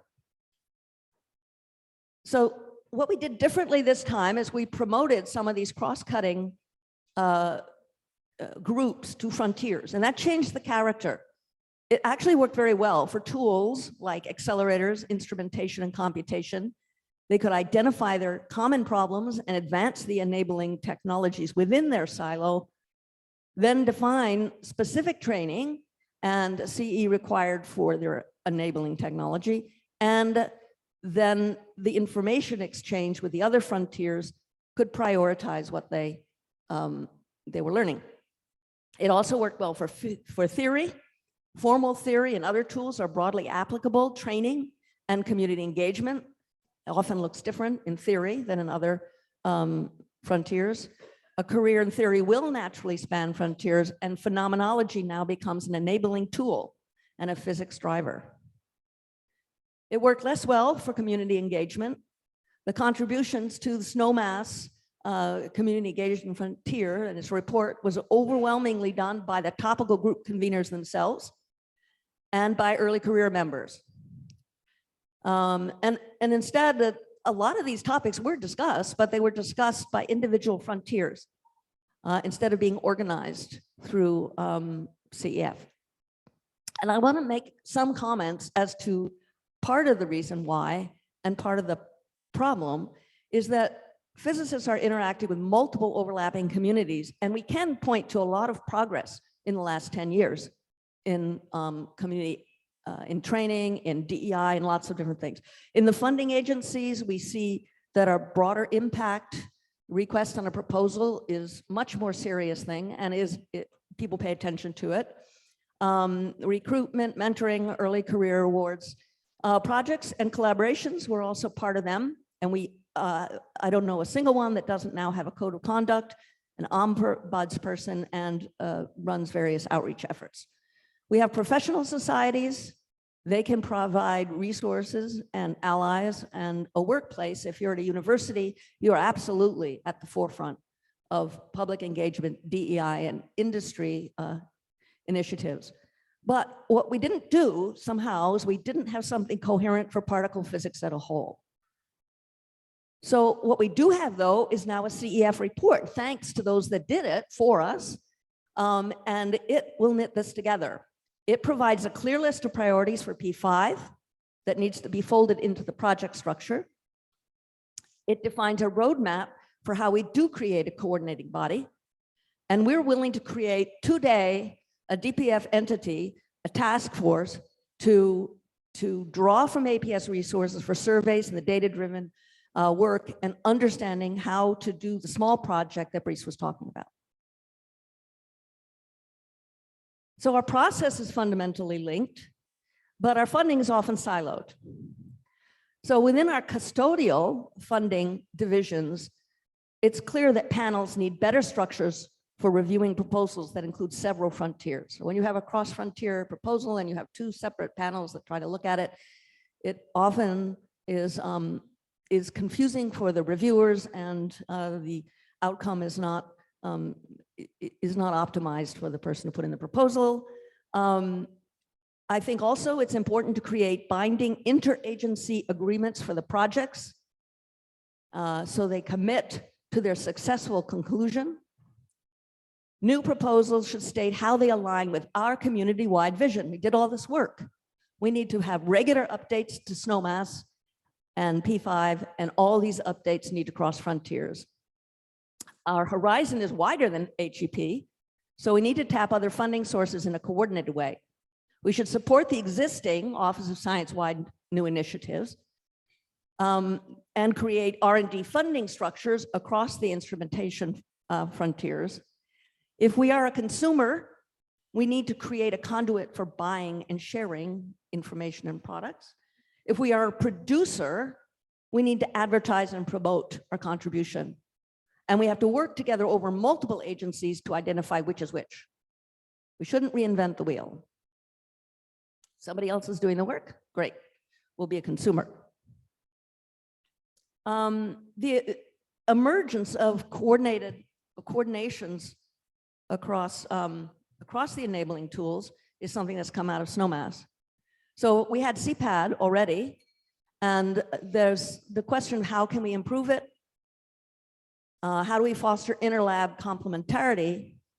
Instrument Frontier has suggested that we do a kind of CERN model of R&D, and then we need the funding to make that happen. We just heard that the Computation Frontier also suggests a coordinating panel, CPSC, and we have to go through, there's more of them out there. We need to examine and collect all those suggestions on how to promote further coordination. Also, it looks like what we need is strategic planning for the emerging dark sector complementarity. And I would say that's probably further funding for theory, tied tightly to the SNOMAS vision and beyond standard modeling, beyond standard, yeah, BSM modeling, easier to say. But of course, people are the ultimate enabler. So let's bring all these great community engagement ideas up from the frontier level where people talked about them and unite them under the report that we have now to create a coherent particle physics community engagement program. So what about the science message? Well, we have the 2014 P5 physics drivers, and we have the 2013 SNOMAS questions. So what came out of SNOMAS 2013 were all these questions. Well, these are still the physics drivers because we haven't answered any of the questions that we posed in 2013. I went through there. I tried to find out if there was any that we knew the answers to. So all that money and we still don't know the answers. I mean, this is kind of a pitfall if we're going to concentrate only on beyond standard model physics, rather than our achievements over the last decade in measuring the standard model parameters, expanding our dizzying array of new detectors, accelerators, and cosmic probes. So again, the science message in a broad view is that the landscape has changed, but the fundamental physics drivers have not. The paradigms have shifted, requiring new search strategies. So as we bring this message forward, we need to concentrate on our measurements. I think we should, we can put a few of those limit plots up, but I mean, for the message, I think we should be talking about measurements we've made. We've continued to improve our knowledge of the standard model. We've measured couplings, particle masses, structures in the interactions. We should glory in our successes and shamelessly promote them.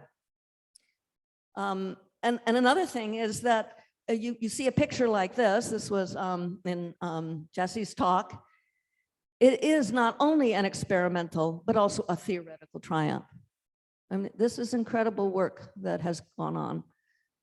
And of course, our knowledge of the cosmos and its connection to particle physics has also increased tremendously over the last decade.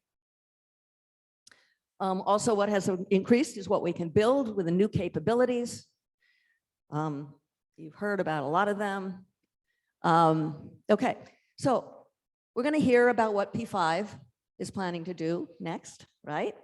And the clear takeaway, though, from SNOMAS is that the 2014 physics drivers still apply.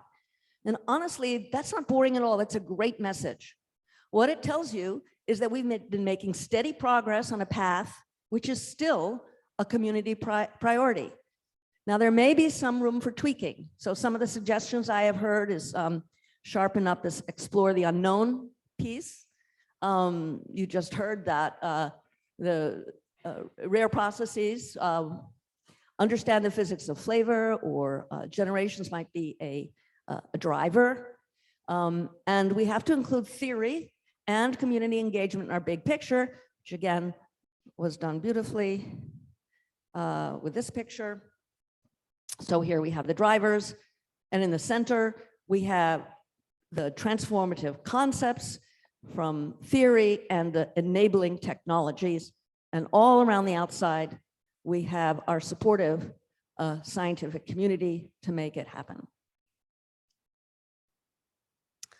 And then in SNOMAS, we map how we follow those physics drivers. And I think that's a much better emphasis than simply listing the questions. So I'm going to go through these.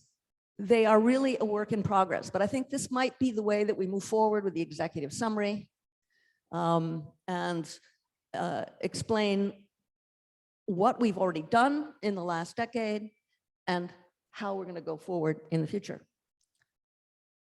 So you can help with this. I put these up, I did it last night. I think we can sharpen this message. But it's, we continue to measure the Higgs boson properties at the LHC with growing precision, exploration of multiple beyond standard model scenarios, and enter an era of precision Higgs physics.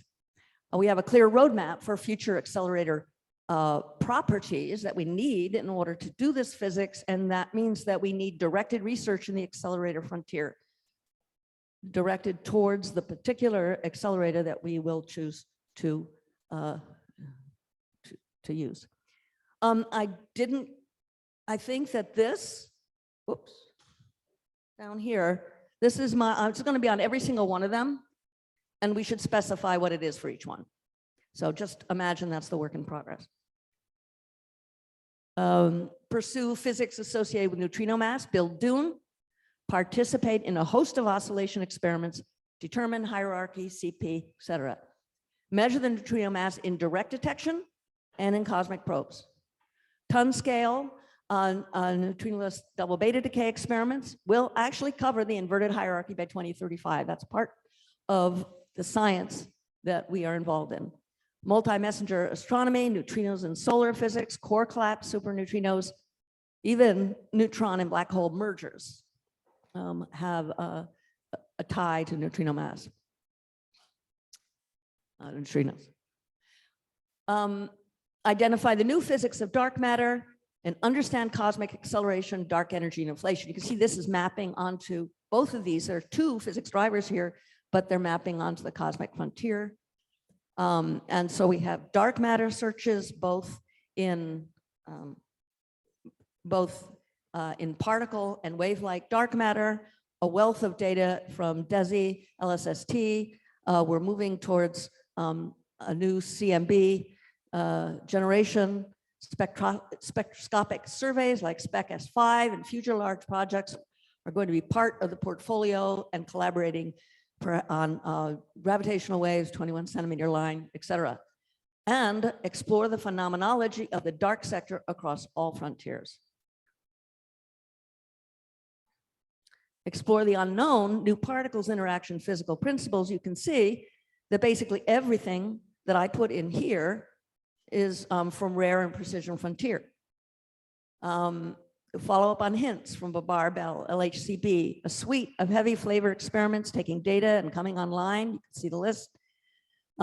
Universality violation and light meson decays, precision measurements of dipole moments, et cetera, ... And new theoretical work on quantum gravity, new forces, advances in lattice gauge theory. Okay, and then I want to end with talking. I mean, I kind of said we should look at measurements. We should not just talk about what we don't know. So how can we use the BSM as a guide for the future? Well, we know we're not shooting in the dark. So let's move away from some of the messaging we've done over the last 10 years. The standard model is incomplete. We need to search everywhere. We couldn't instead say something like, we have made the following discoveries, and these are things we know, which will enlarge our model of the universe once we figure out how it fits into what we already know. So dark matter exists, and its gravitational interactions are being mapped by a host of cosmic probes right now. Neutrinos interact with both gravity and the weak force. They have mass. We are measuring their interactions and flavor properties and narrowing down their masses. Our universe has an antimatter deficit. It's accelerating, and it's filled with ancient thermal radiation. And we have new tools to measure matter, energy, and space-time at all epochs. So we've seen many examples in this summer study about how all of these are connected. And you can read that. But I think this type of message, coupled with specific benchmark paths, is the most compelling way to put this forward. And I don't say benchmark points anymore, but sort of what if I see this, and then what? Okay, so, then I just had a few other things, which is this whole process was much longer than expected. But it has one advantage. It sounds like an ice cream truck, you know? Okay, anyway, the SNOMAS process was longer than expected or desired, but one advantage is that we have actually synthesized the message and communicated it already to ourselves. This didn't happen so quickly, the last SNOMAS. And so we need to have a compendium of all the best slides and communication tools. We will compile them and index them, and they will provide input to our outreach efforts beyond P5 to Congress and to the general public. And even we have the NENSA summaries here. So we need to provide a mechanism to keep these updated, indexed, and available for future panels and prioritizing exercises. Okay, so I'm just going to finish with a little cartoon. All right, I believe that Beyond Standard Model is data-driven. I already said that we know a lot, and it's theory motivated. It's both. So let's say that we search wide. So now I've got these little search windows in a parameter space. And I'm also going to delve deep. But so far I haven't found anything that tells me what is behind in this picture, really. Okay, so I keep looking, I keep searching wide, and oh, I get a signal. I see an eye. And we can use it, the eye fits into the theory of an animal, right? We can use the size of the eye and what you know about animals in order to look where the tail should be. And we find that the region that didn't have an animal is actually telling you, because it's not there, which direction the animal is facing. So we say, we should check here. We find a tail. Great. So now we say it's an animal, and it has a tail, and it has an eye, and it's gray. So maybe it's a rhinoceros. So we look for a distinguishing feature that we know is what a rhinoceros looks like. So we have to search there. And it's an ear. So that fits the elephant model much better than the rhino model. And that's how we're going to go forward. The underlying landscape, by the way, this is the second picture I took. You can see the landscape underneath it. See, so progress is being made. The underlying landscape is becoming visible. The peak is fundamentally connected to this unseen mountain range. And in fact, the failure of our minimal extensions to the standard model implies that there's a much richer sector to explore. So with all the experiments ready to push deeper in every frontier, we all feel the excitement of being poised for an explosion of new data over the next decade and answers to the questions that were posed a decade ago. So let's go out and convince the rest of the world about it. That's the end.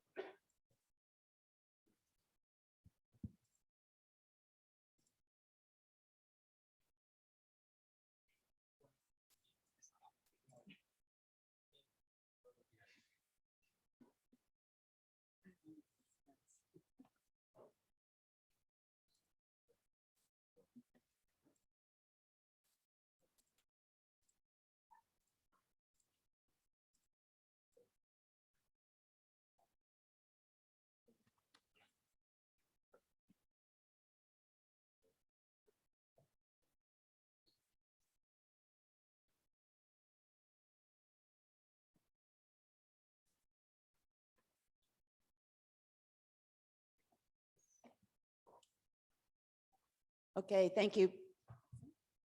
Yeah, okay. Thanks to Priska for that very inspiring summary of snowmass. And as usual in life, as one event or exercise closes, another one begins. And so now it's time to start our next phase. The infamous particle physics project prioritization panel.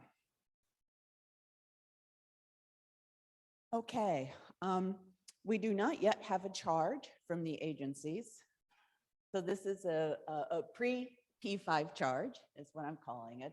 But we did have from Harriet Kung's talk on the first day of what the elements of the charge will be. I guarantee you the agencies are working on it and we'll finish it in due haste. In the next time, but in the meantime, we have what Harriet told us on the first day. So P5 will consider a grand, long-term and global vision for US particle physics within realistic budget scenarios. I know there's a lot of discussion on what these budget scenarios exactly should be, as well as what the time frame of these budget scenarios should be. They are still looking for a balanced portfolio between small, mid-scale, and large-size projects. That's a very healthy thing and needed thing for our field.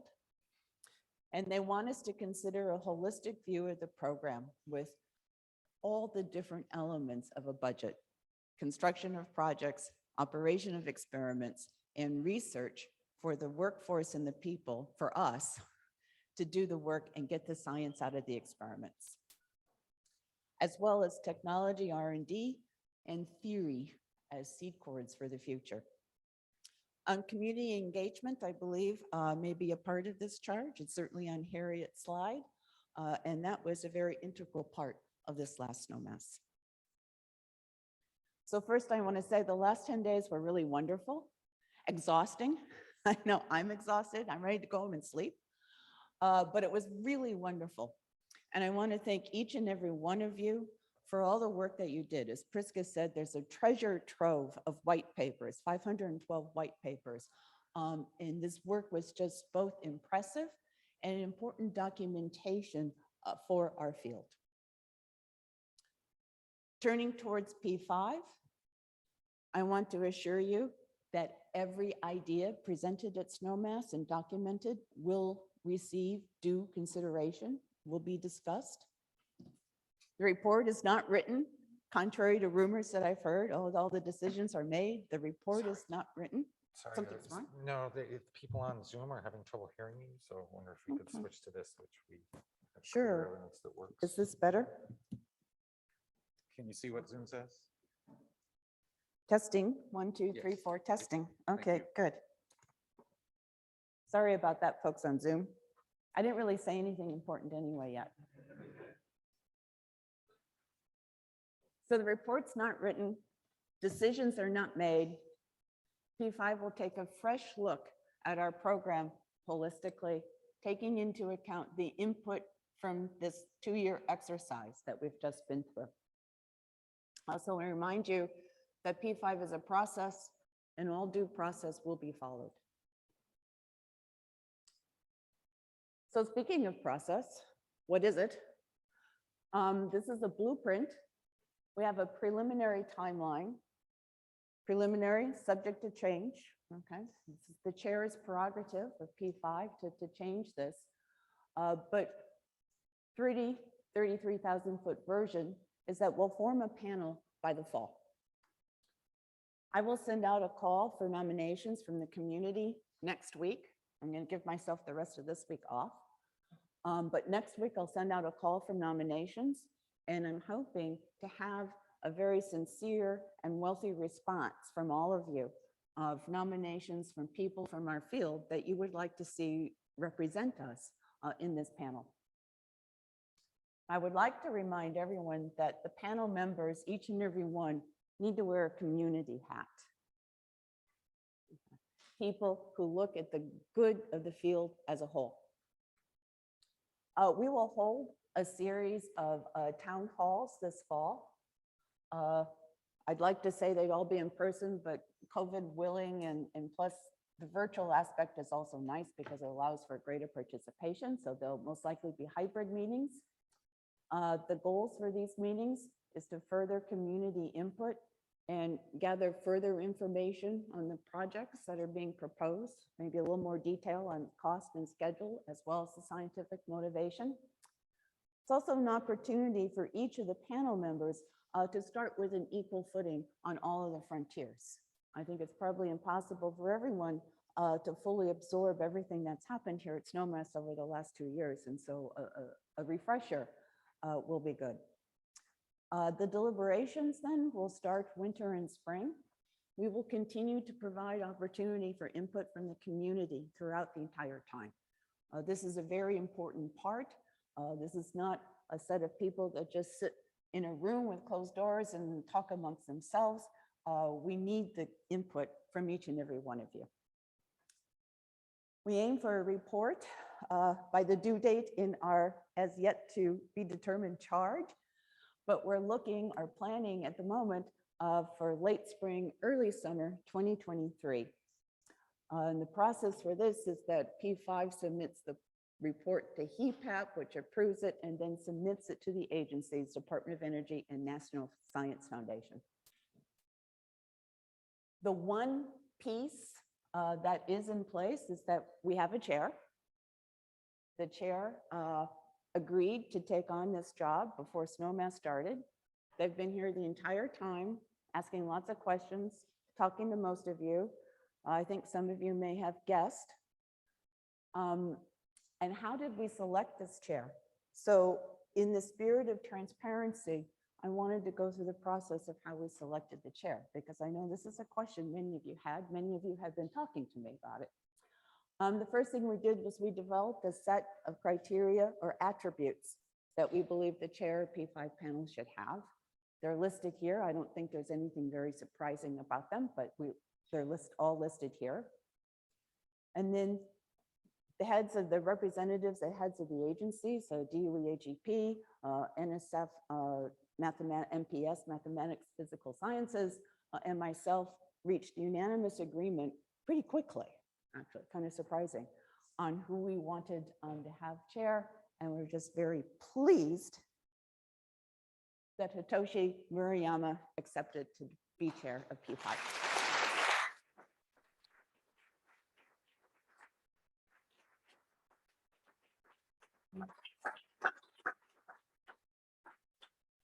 Hitoshi has a reputation for bringing people together to the extent that Symmetry even wrote an article about it. Hitoshi is a professor at University of California, Berkeley.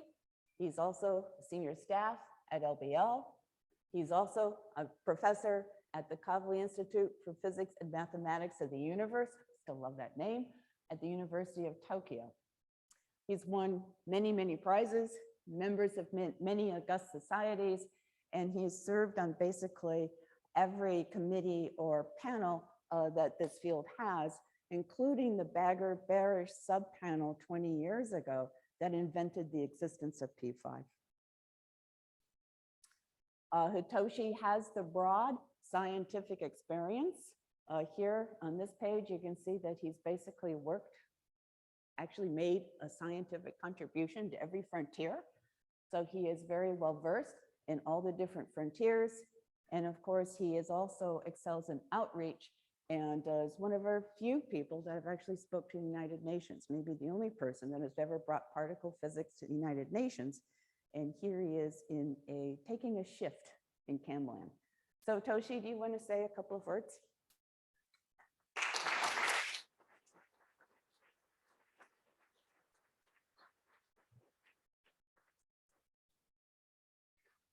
Hi. Well, I'm still scared of all the tasks ahead of us, but I was greatly encouraged coming here because I knew this, but I've seen a community that is creative, technically competent, willing to work with each other beyond the boundaries of frontiers, beyond the boundaries of national borders. And we are still grappling with the question, how do we make this community more inclusive and support each other? But nonetheless, this group is willing to do that. So as you saw already, we need a lot of support from you. And the first comes, finishing up the Snowmass reports. We really need them. We read them. And then there's a nomination process. There are town halls. And we have to grapple with all the questions, how we put the report together. And I really would like to view this process not as a way of cutting things out, but rather as a process of how to maximize the science out of your desire to fit in the boundary conditions. So that's the aim, and we'll work together for this. So, well, let's make that happen. I stick around after this, and you can come and commiserate me first, and then tell me what you think, okay? All right, so let's get the work done. Thank you so much.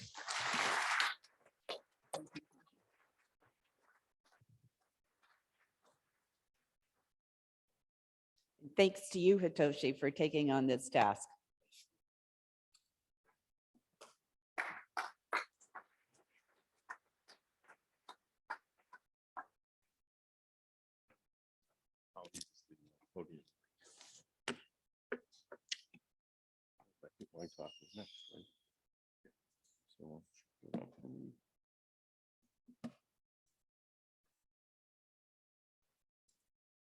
Butler.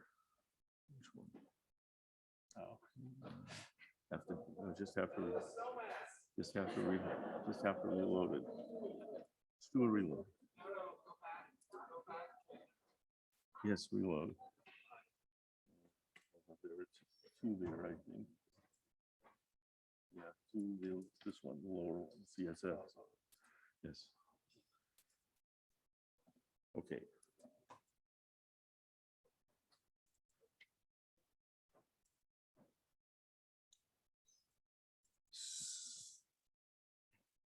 Is this?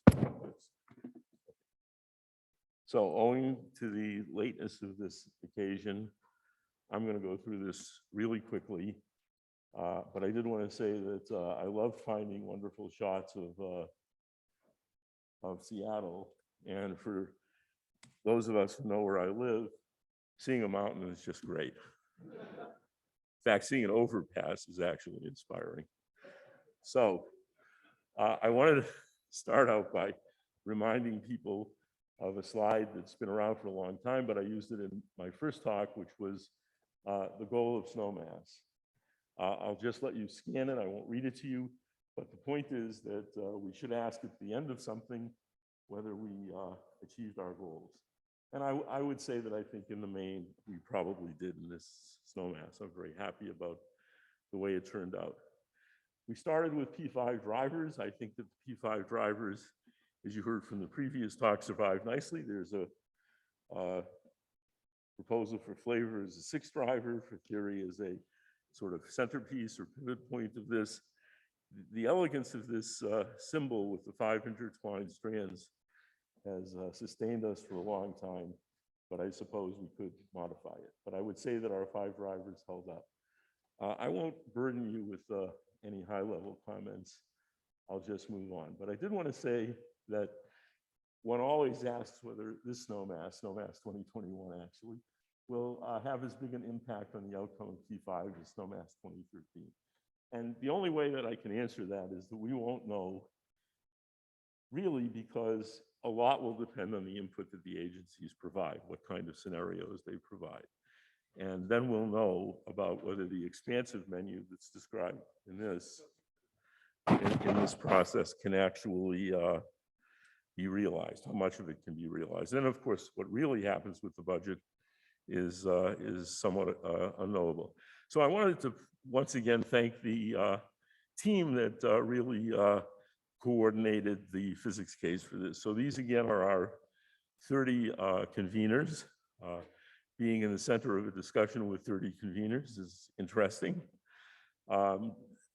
They had topical subconveners who number in, I would say, 250 or so, typically eight per frontier times 3. Well over 1,500 people participated, and they all deserve our thanks and credit because they are the people that actually did the work to make this all happen, and I think we should give them a round of applause.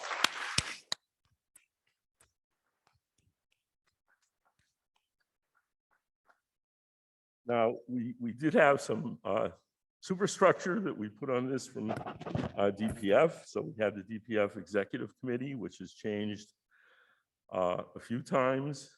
They're not all listed here.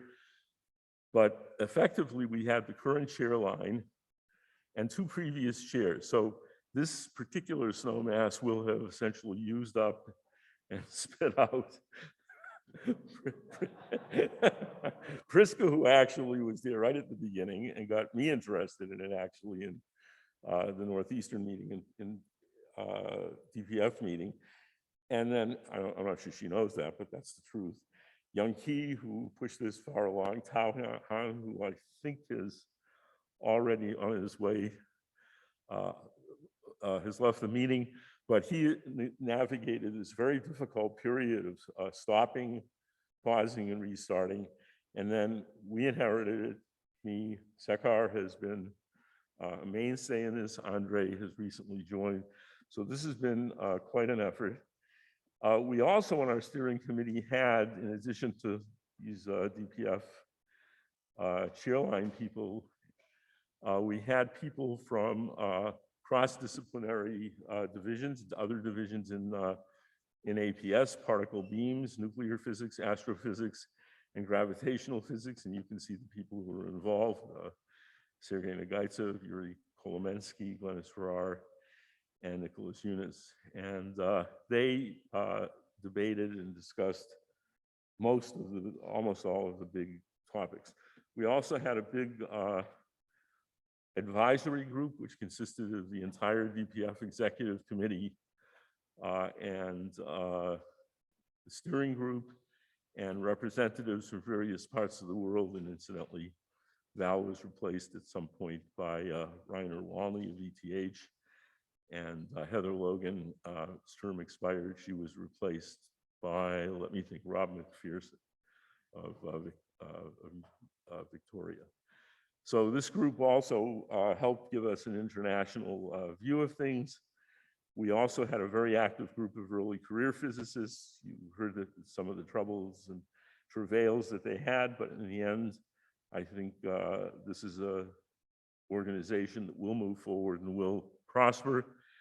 I wanted to say a little about COVID at this meeting, not COVID as it affected the whole process, which I talked about in my first talk. But as the infection rates are increasing again, we came to a meeting, we were very worried. We've been to other meetings in which masking was voluntary. And of course, it's mandatory here in the spirit that we told you to do it, and you did it. We don't have any enforcement mechanism, but I really want to thank the members of the community who almost without exception wore masks indoors, minimized the amount of time in close proximity to others when masking was impractical, such as when eating. And I think it's a statement about community, that we care enough for ourselves and about each other that we were able to go farther than the bare requirements of the moment and try to protect each other and move forward. I wanted to finish talking about the Snowmass book, the thing that we will in the end deliver to P5. Of course, there's a huge body of information, all of which will be available to P5, all the papers, all the reports, all the slides, everything will be available to them. But we will make a book. We're a little behind. We had hoped to come to this meeting with the frontier reports in good draft shape and then debate the executive summary, if you like. We didn't quite make it, but we will, probably starting the week after next, start to consolidate the report, and we will get it into P5's hands well in advance of their need. So I just wanted to conclude summary and outlook. This was a hybrid meeting, this particular meeting, with a large in-person presence. I don't know what it actually was, but there were more than 700 people registered. A large remote participation. Despite all the challenges of this 2-year period, an amazing amount of outstanding work was and is still being done. And as we now end this July meeting, I think we have the basic raw material, the basic input that we need for P5. And I knew that coming in. I knew that we already had done that work and that we would really push it forward at this meeting. And I am, as I said, and this is a sentence from my opening talk, I am actually in awe of the commitment of this community, which has really succeeded in the face of great challenges. And I have to say, it's not just COVID. The world out there is a challenge. It's just very difficult to wake up in the morning and say, I can push physics forward today, and I'm going to focus on that. And many of us have done that. We are paying attention to the world and participating, but we keep that as our guide star. So we'll do the work on the document, which we plan to give to P5 on time. And I think as we get to the point of summarizing the work, our discussions will become intensified and a little bit maybe more heated than they were, but that's really as it should be. And I know we'll work our way through it and come to an executive summary, which is appropriate to a Snowmass. We continue to expect, and we will, I'm sure, emerge from this process in 2022 and 2023 with a program that will enable us to do great physics. And we'll have the same or higher level of community support than we achieved in 2013 and 14. So I think with that, I would like to just wish everybody a healthy, happy, and safe rest of your summer vacation, a safe trip home or to your next destination, wherever it is. And I really want to thank everybody in HEP and other associated disciplines, our international partners who came here, for helping us produce what I think will be a great result. So I now turn it over to Gordon, who I wish to thank profusely and profoundly for the efforts of his team and CJ. And, you know, I don't think we set the world record for Zoom and Skype, but we may have set the combined record.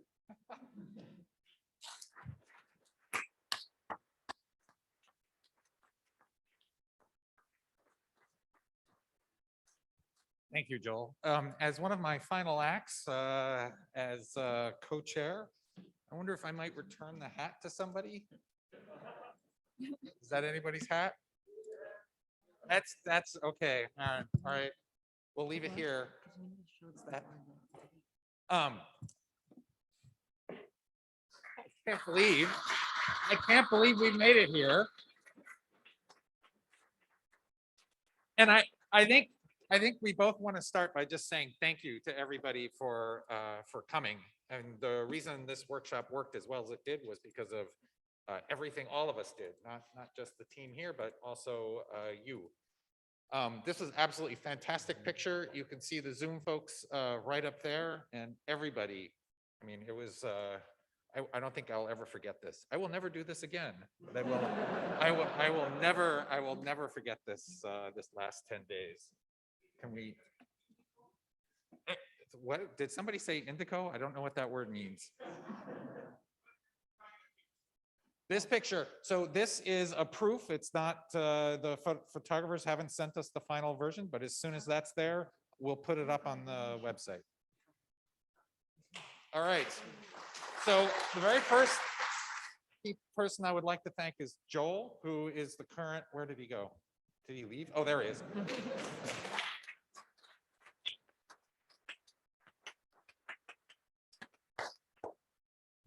The amount of work that Joel and frankly also other parts of the chair line had to do for this workshop was absolutely insane. I used to think that I was bad at email, where I would send an email at 2 in the morning and then again at 6. He beat me on both sides of that. It's just an absolute incredible amount of work pulling together this program. So Joel, thank you from all of us.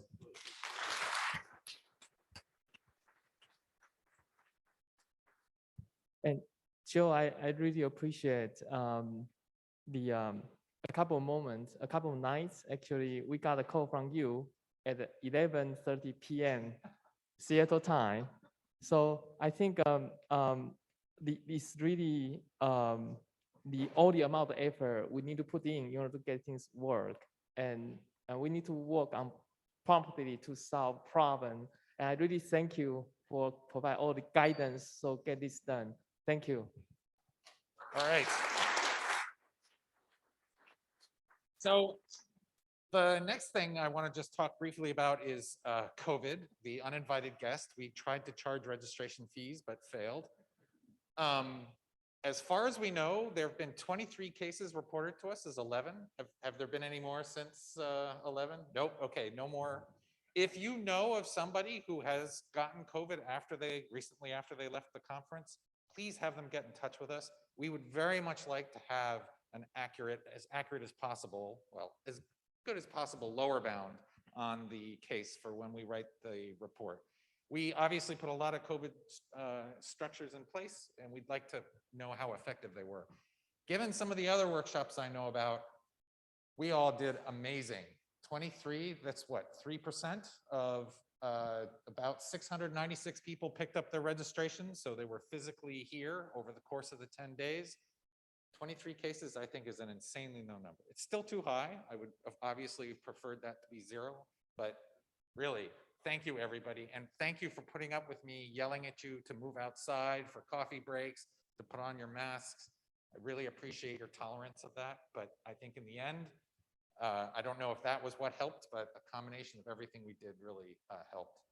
That said, should you leave and test positive for COVID and test positive before this Friday, please let us know, partly for contact tracing to help out anybody else who might have been exposed, but also so that we can keep a record. So thank you, everybody, for that.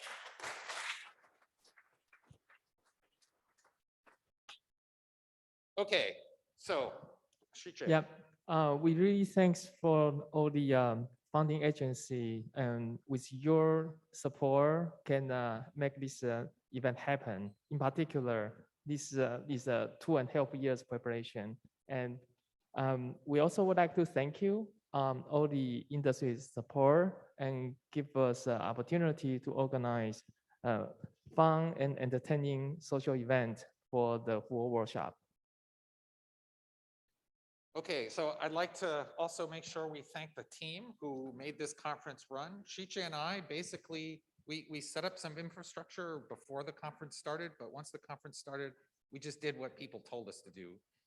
And it was absolutely gorgeous. We had very few decisions to make because the team that we had here was absolutely insanely good. So first, I'd like to start with Deborah, Cindy, and Maddie. There should be here. Come on up because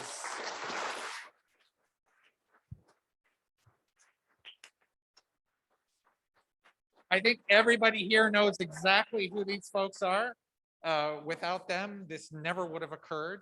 They're part of UW's conference services here. They did all of the room reservations, just about anything logistical. And without them, this never would have happened. Well, maybe it would have happened, but it would have been a disaster. So we got them a gift certificate to Little Water Cantina for a lunch or a dinner. And there was a fourth member of their team who departed to live in Paris. Study abroad. Well, okay, live in Paris sounds better. Anyway, you'll have to send them pictures. So thank you very much.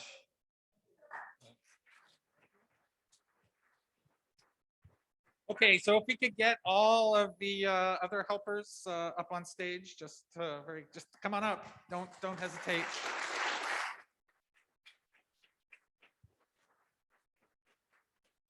So this is a subset of everybody that was in the rooms doing the audio. They're the ones that made your meetings work on a day-to-day basis, fixed all of the problems that we encountered, especially over in Hub.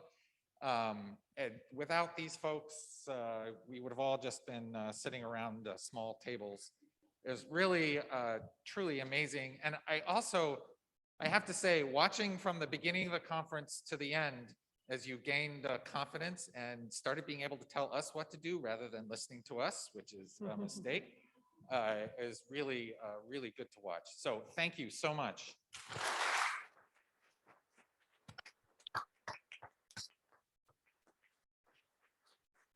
So we'll be sending you a small Amazon gift certificate via email as soon as I can figure out how to order this many gift certificates without having to do one by one. So thank you. And also, many of you play both roles, and not just the student helper, but also the science communicator. Snowmass happen not more than just on campus, but actually also outside of campus in the Pacific Science Center and also ADAS Cafe. And thank you for doing all the outreach education to communicate science to the public.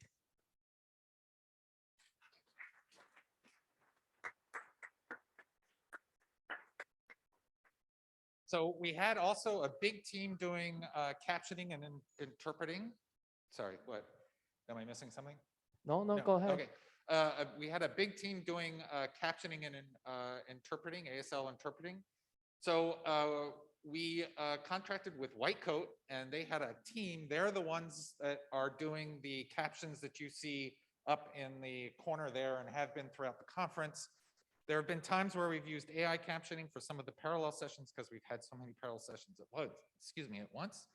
But there are Amanda, Ashley, Laura, Mirabai, Maggie, Tess, and Brenda who organized it. And Mirabai is the one who's typing right now. right there in the corner.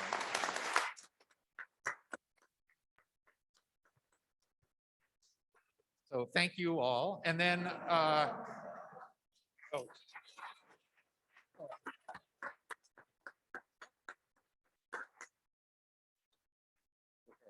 You know, it's funny, these arrows go the wrong way. Okay, also in the room, you may have seen a couple of ASL interpreters. They were Mindy, Jeff, and Aaron. I don't think any of them are here right now, but we have some bottles of Prosecco for them should they want to pick them up. So if we see them again, we'll make sure they get them.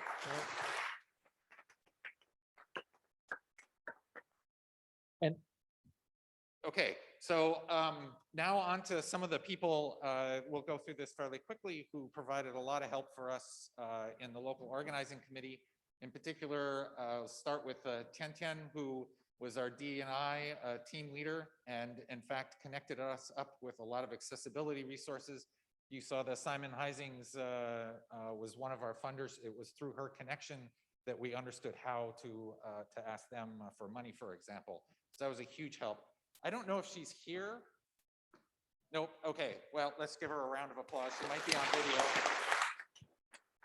But she also gets a bottle of Prosecco should she want. And we'd like to thank Joy and help organizing the science communicator training and also organize the LIGO trip will happen tomorrow. Thank you, Joy.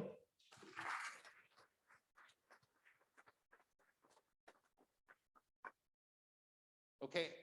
Oh, And Laura, and actually in the paternity leave for a couple of period, and then join back with a power push to help us organize this kaleidoscope. If you join the dance and music in the night, and that's thanks for Laura's help.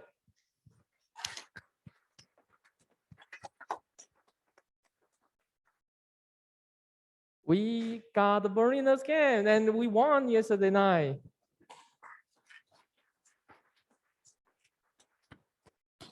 So Ken, thanks for this initiative. And sorry, I add another mark to your collection, to your office. But in addition, we also like to thank you. We'll give you a t-shirt and welcome you to join our organization, the group. Thank you. He can help us do the next snowmass. Yeah.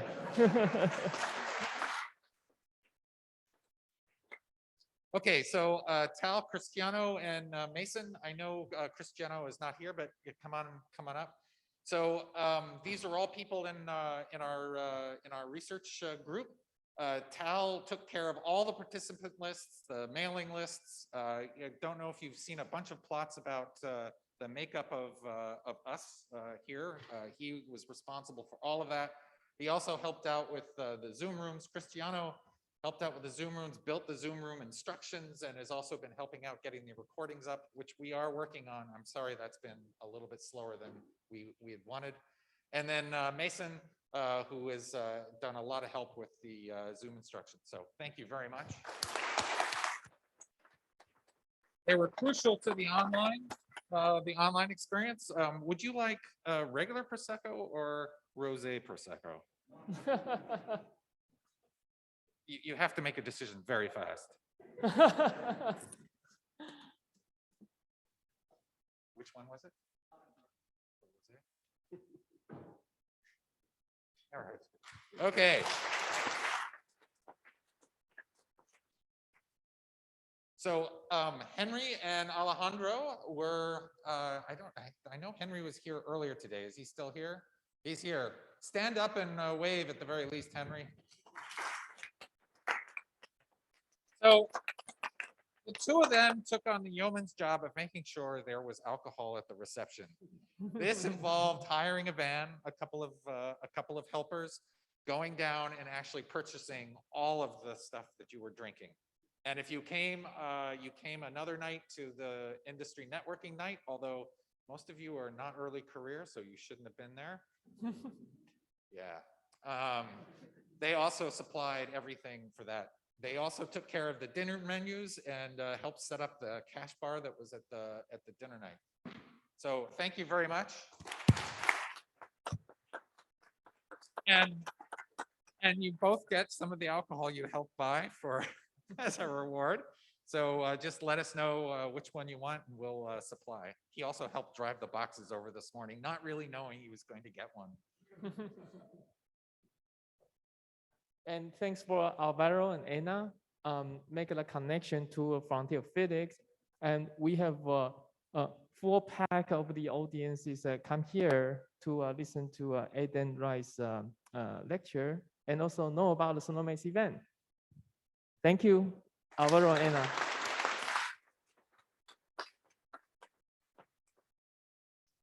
And in the next day, we have a physics slam, and Dr. Gray Rebecca make a roaring of the audience sound in this room. Thank you, Gray, organize this successful physics slam. He told me he couldn't be here because he was running more lab tours over at SEMPA as we speak. Yeah. So we'll make sure he gets an award, some Prosecco as well. And Yen, Hey. thank you. So Yen did a really endless effort trying to engage the industry to work with us on this event. And we have quite successful participants of the industry with a panel discussion as well. Thank you, Yan, for organizing all this. And so we So have take gift one. for you. Yeah. Yeah. That's good choice for safety. Thank you.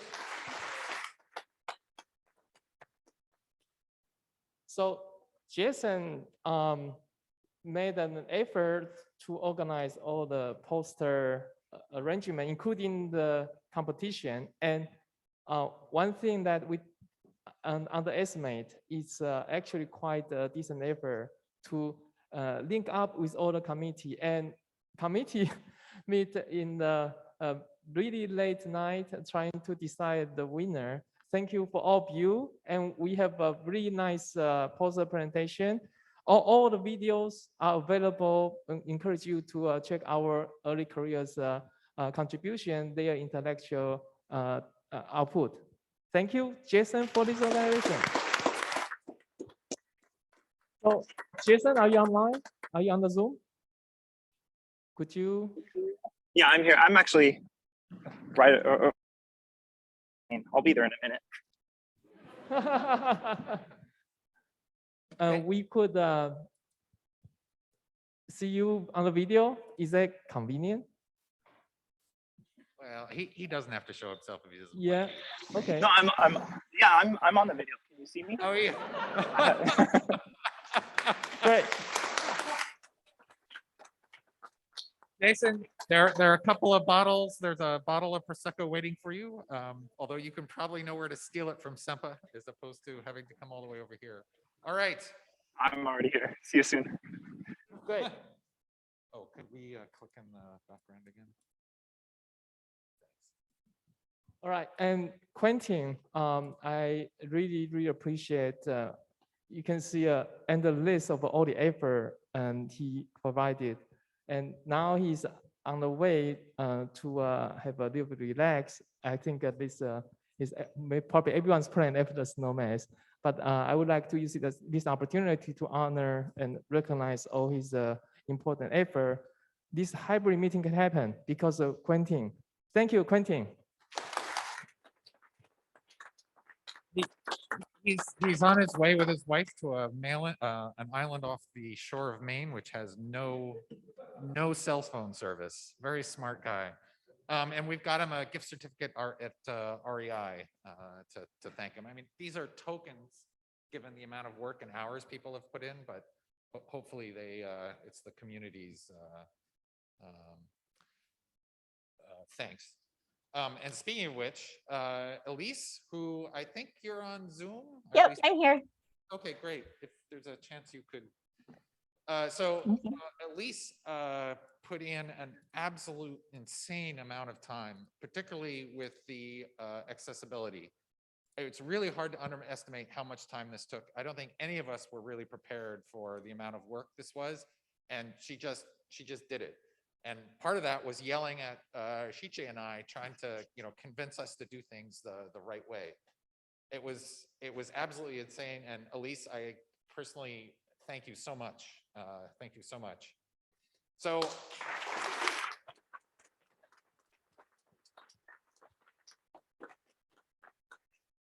So we were trying to figure out what to get her as a gift certificate. In the end, or a gift of some sort. In the end, we broke down and had to ask her, and she said that one of the things that she really likes to do with her kids is go to the aquarium. So we've gotten her a year-long membership for her partner, and her 3 kids to go to for the Seattle Aquarium, which is pretty spectacular. So if you get a chance, go visit it. I've spent many hours in that place. So thank you, Elise. It's just an incredible amount of work. Thank you.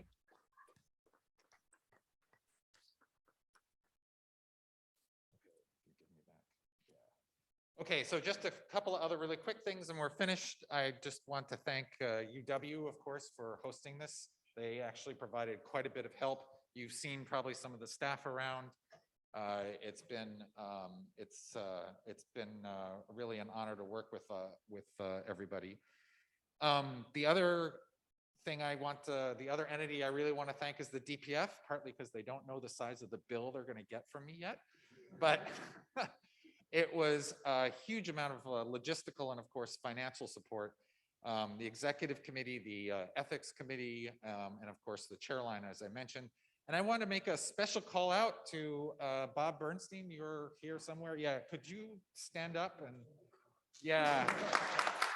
So this guy